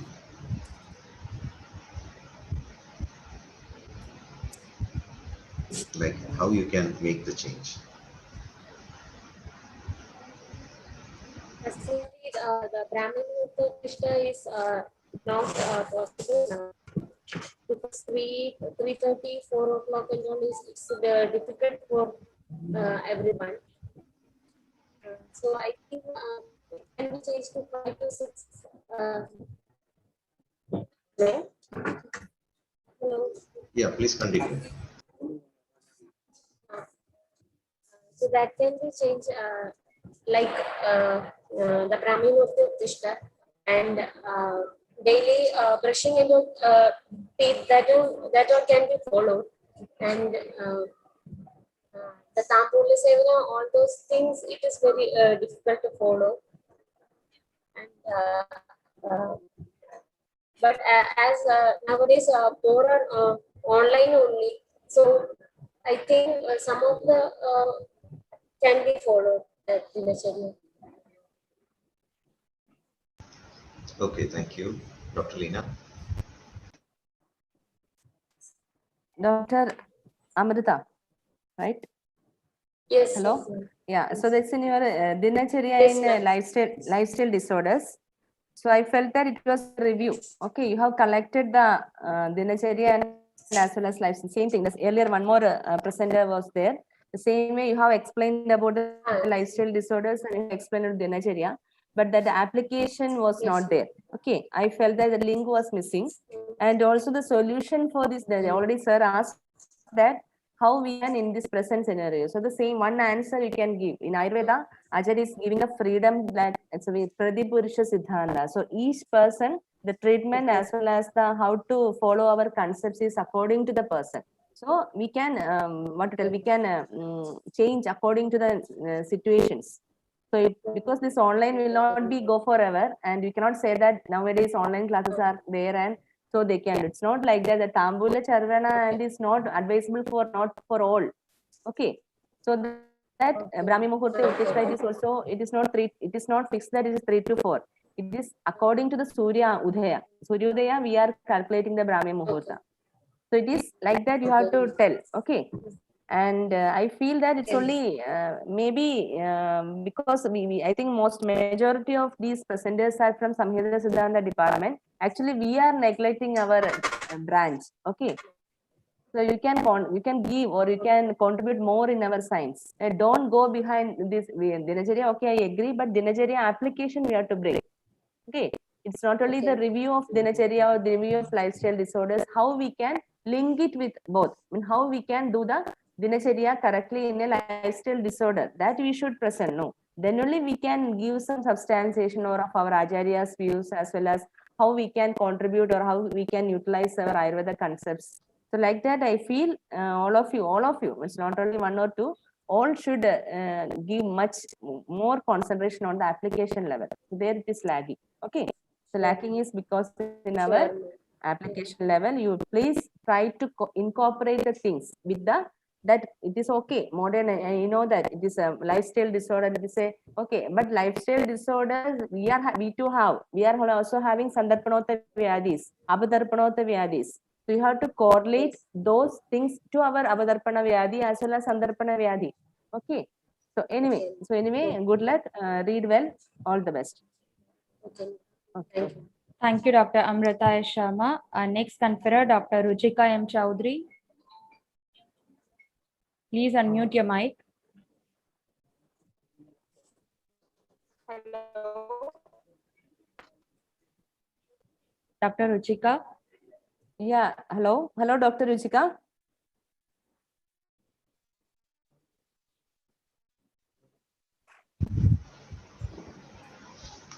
Dr. Ruchika, please respond.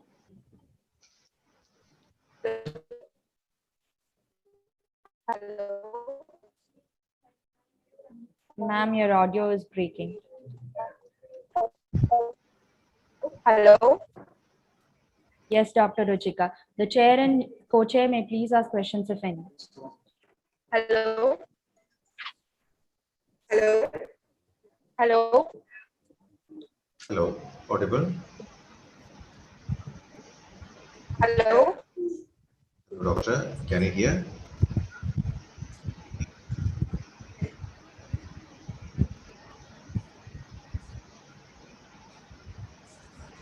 I think she left the meeting. Our next conferrer, Dr. Hariom Sharma. Yes, good afternoon, ma'am. The chair and co-chair may please ask questions if any. Okay, Dr. Hariom. Yes, ma'am. So actually your topic was Adravya Bhuta Chikitsa in relation to Devya Vipasraya, right? Absolutely, ma'am. So I feel the same thing. Here also application was lacking. Okay, so that you have explained very well about the Adravya Bhuta and very well about the Devya Vipasraya. So yes, how in our practice, how our day-to-day practice, how it is possible, how we can correlate it. So yes, ma'am. Sorry. Yes, ma'am. Absolutely, it is possible.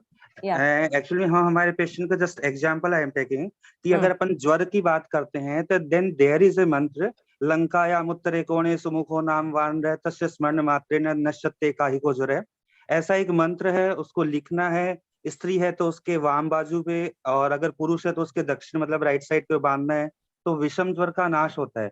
इस तरह से करके बहुत सारे ऐसे मंत्र है जो हम प्रैक्टिस में काम ले सकते हैं। मतलब it is just example.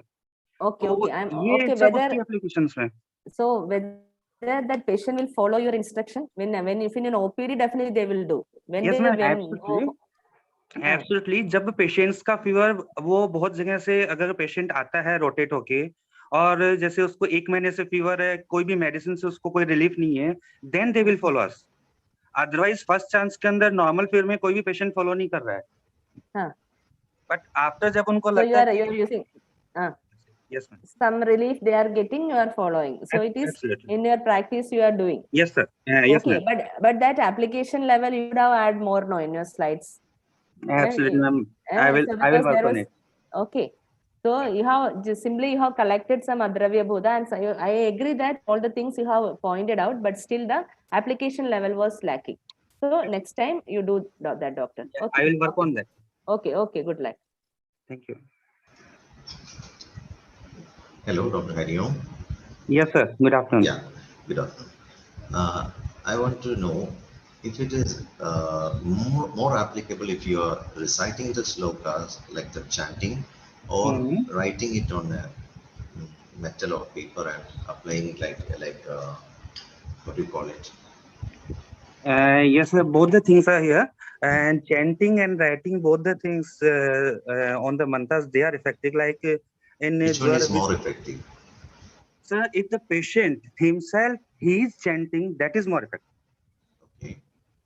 Absolutely, that will more effective instead of any other person is writing or like महामृत्युंजय मंत्र वैदिक मंत्र है, हम किसी और के निमित्त उसके लिए हम महामृत्युंजय का अपन पाठ करते हैं, एक वो पेशेंट खुद अपने लिए पाठ करे, no doubt that is also effective, but more effective की बात करते हैं तो पेशेंट अगर खुद उसको चेंट करेगा then that is more effective instead of any other one or writing. So they have to learn it. Yeah. Okay. Yeah, thank you. So, thanks a lot. Thank you, Dr. Hariom Sharma. Our next conferor, Dr. Soumya KS. Yes, I think I am visible and audible. Yes, ma'am, you are. The chair and co-chair may please ask questions if any. Dr. Lina? Hello, doctor. It's actually your topic was on Buddhi in Darshana and Yes, Ayurveda. yes. So I feel that here also it is application. That is the you have really your review on the Darshanika part as well as the Ayurveda part you have explained. But the application level, for example, if you can choose one concept and you could have explained more. For example, in Hedu Linga Aushada and all that, how the Buddhi helps in the Hedu Linga Aushada or any treatment aspect, how the Buddhi or Prajna Varada. So such topics, I think such application was lacking. So it was not there. Yeah, So I feel that it was, so that it's a review wise, it was fine. And the literature reviewers, you have done very well. But still, I feel that as a presentation, because our platform is very big, you could have add some more applications. How this Buddhi helps in the, how it Buddhi or Prajnavarada causes diseases and how the correction of Buddhi gives the Dhatu Samya and all. So I feel it was more beneficial and as well as the what is the role of Buddhi in attaining knowledge also you could have because Buddhi we are Adivasayo Buddhi. So like that you have explained about the Sheniga, Nisyatmika, Buddhi, everything you have explained. But still I feel that you could have add more application level. So then it will be much better in your presentation. So much questions, nothing I'm not asking. It is Madam, only the suggestions. actually, due to time constraint, I have to limit my slides. Actually, it was a big topic. What I selected was a big topic. And That's why that's that presentation I always I tell to our, because we are in a PG department, definitely the slide selection is very important. So only 8 minutes if they are giving means you have maximum 10 slides we have to add. And that also in bullet points. If you have to put the main topics in the slides and you have to explain more. And don't write everything on the slides because that's not the way of correct presentation. And the application level, you can add more slides for application. The theory part or the concept part, you have to explain. So that's okay. Thank you. Okay, madam. Thank you. Dr. Soumya? Yes, sir. Good afternoon. Good afternoon, sir. I was like scattered between so many data. As Dr. Lina has told, we could have made a short one on a particular topic, but we have collected all the data and presented it nicely within the time limit. That was surprising because such a big data to be presented in a short time span is not easy. So what I feel is you could have done it with selected a particular portion and elaborated it. That would have been really nice. I will definitely do that. I will improve that. Okay. Thank you. Thank you very much. Thank you, sir. Thank you. Thank you, both of you. Thank you.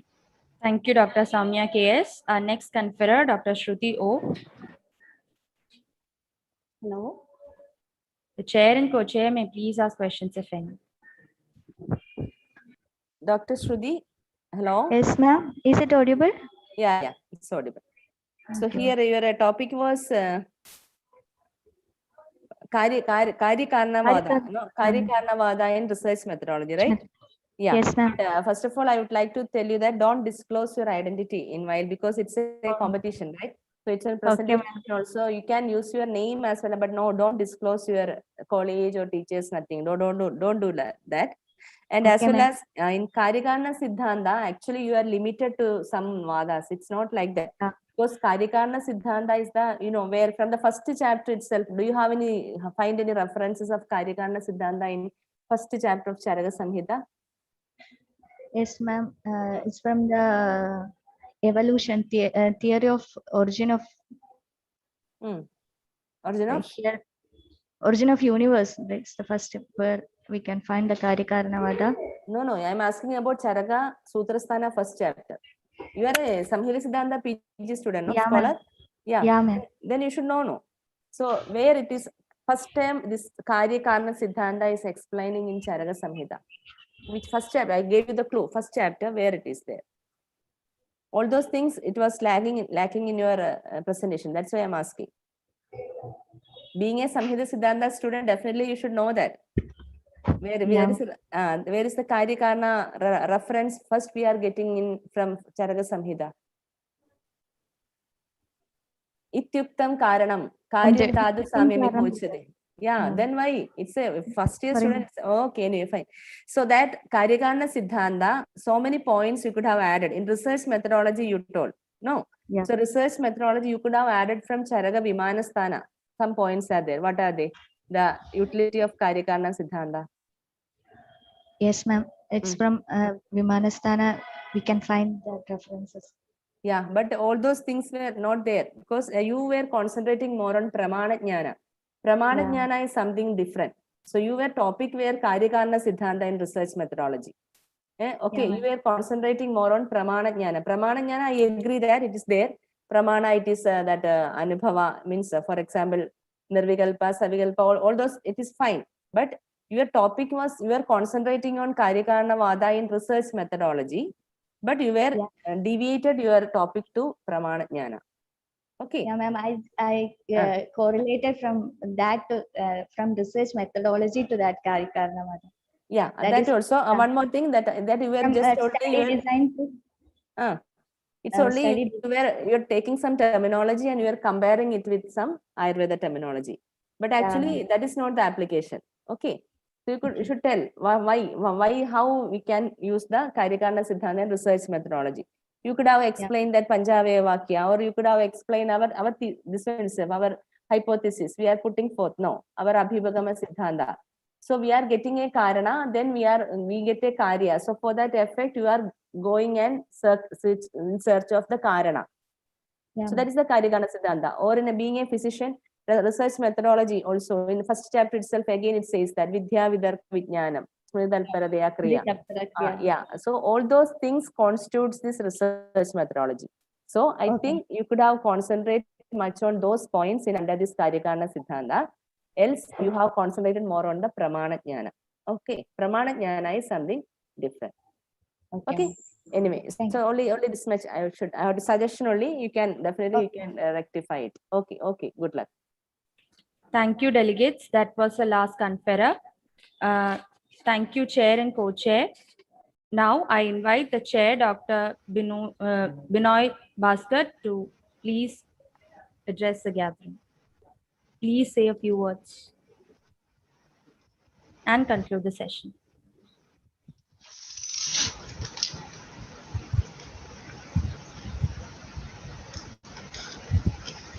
I'm sorry about the visual. Okay, good afternoon all. Anyway, it was a nice effort you all have done. Like you have given a good presentation, like the professional qualities are to be maintained. So many things has to be concentrated on. And in a short time period, you have gone through all the possible references and made this very appreciable. It's a good job. Congratulations to each and every participants. And I would like to thank Dr. Leena for guiding many of them in the way they have to present. That is a very much important thing. And as you have always told, to be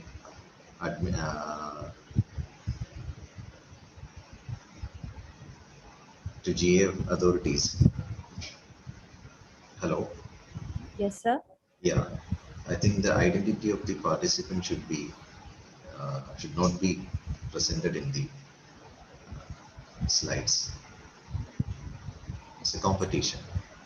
Okay, sir. We will take the appropriate steps necessary. Yeah, it is possible with you can hide that portion in the video and can be presented. So the technical division can help in it. Anyway, thank you for the time and the opportunity you have given, and congratulations to each and every participants, and thank you GAO. Thank you, Dr. Lena. Thank you, sir, for the suggestion. We'll inform the authorities. A few words from Dr. We Lena have also. Co-chair Dr. Lena, a few words.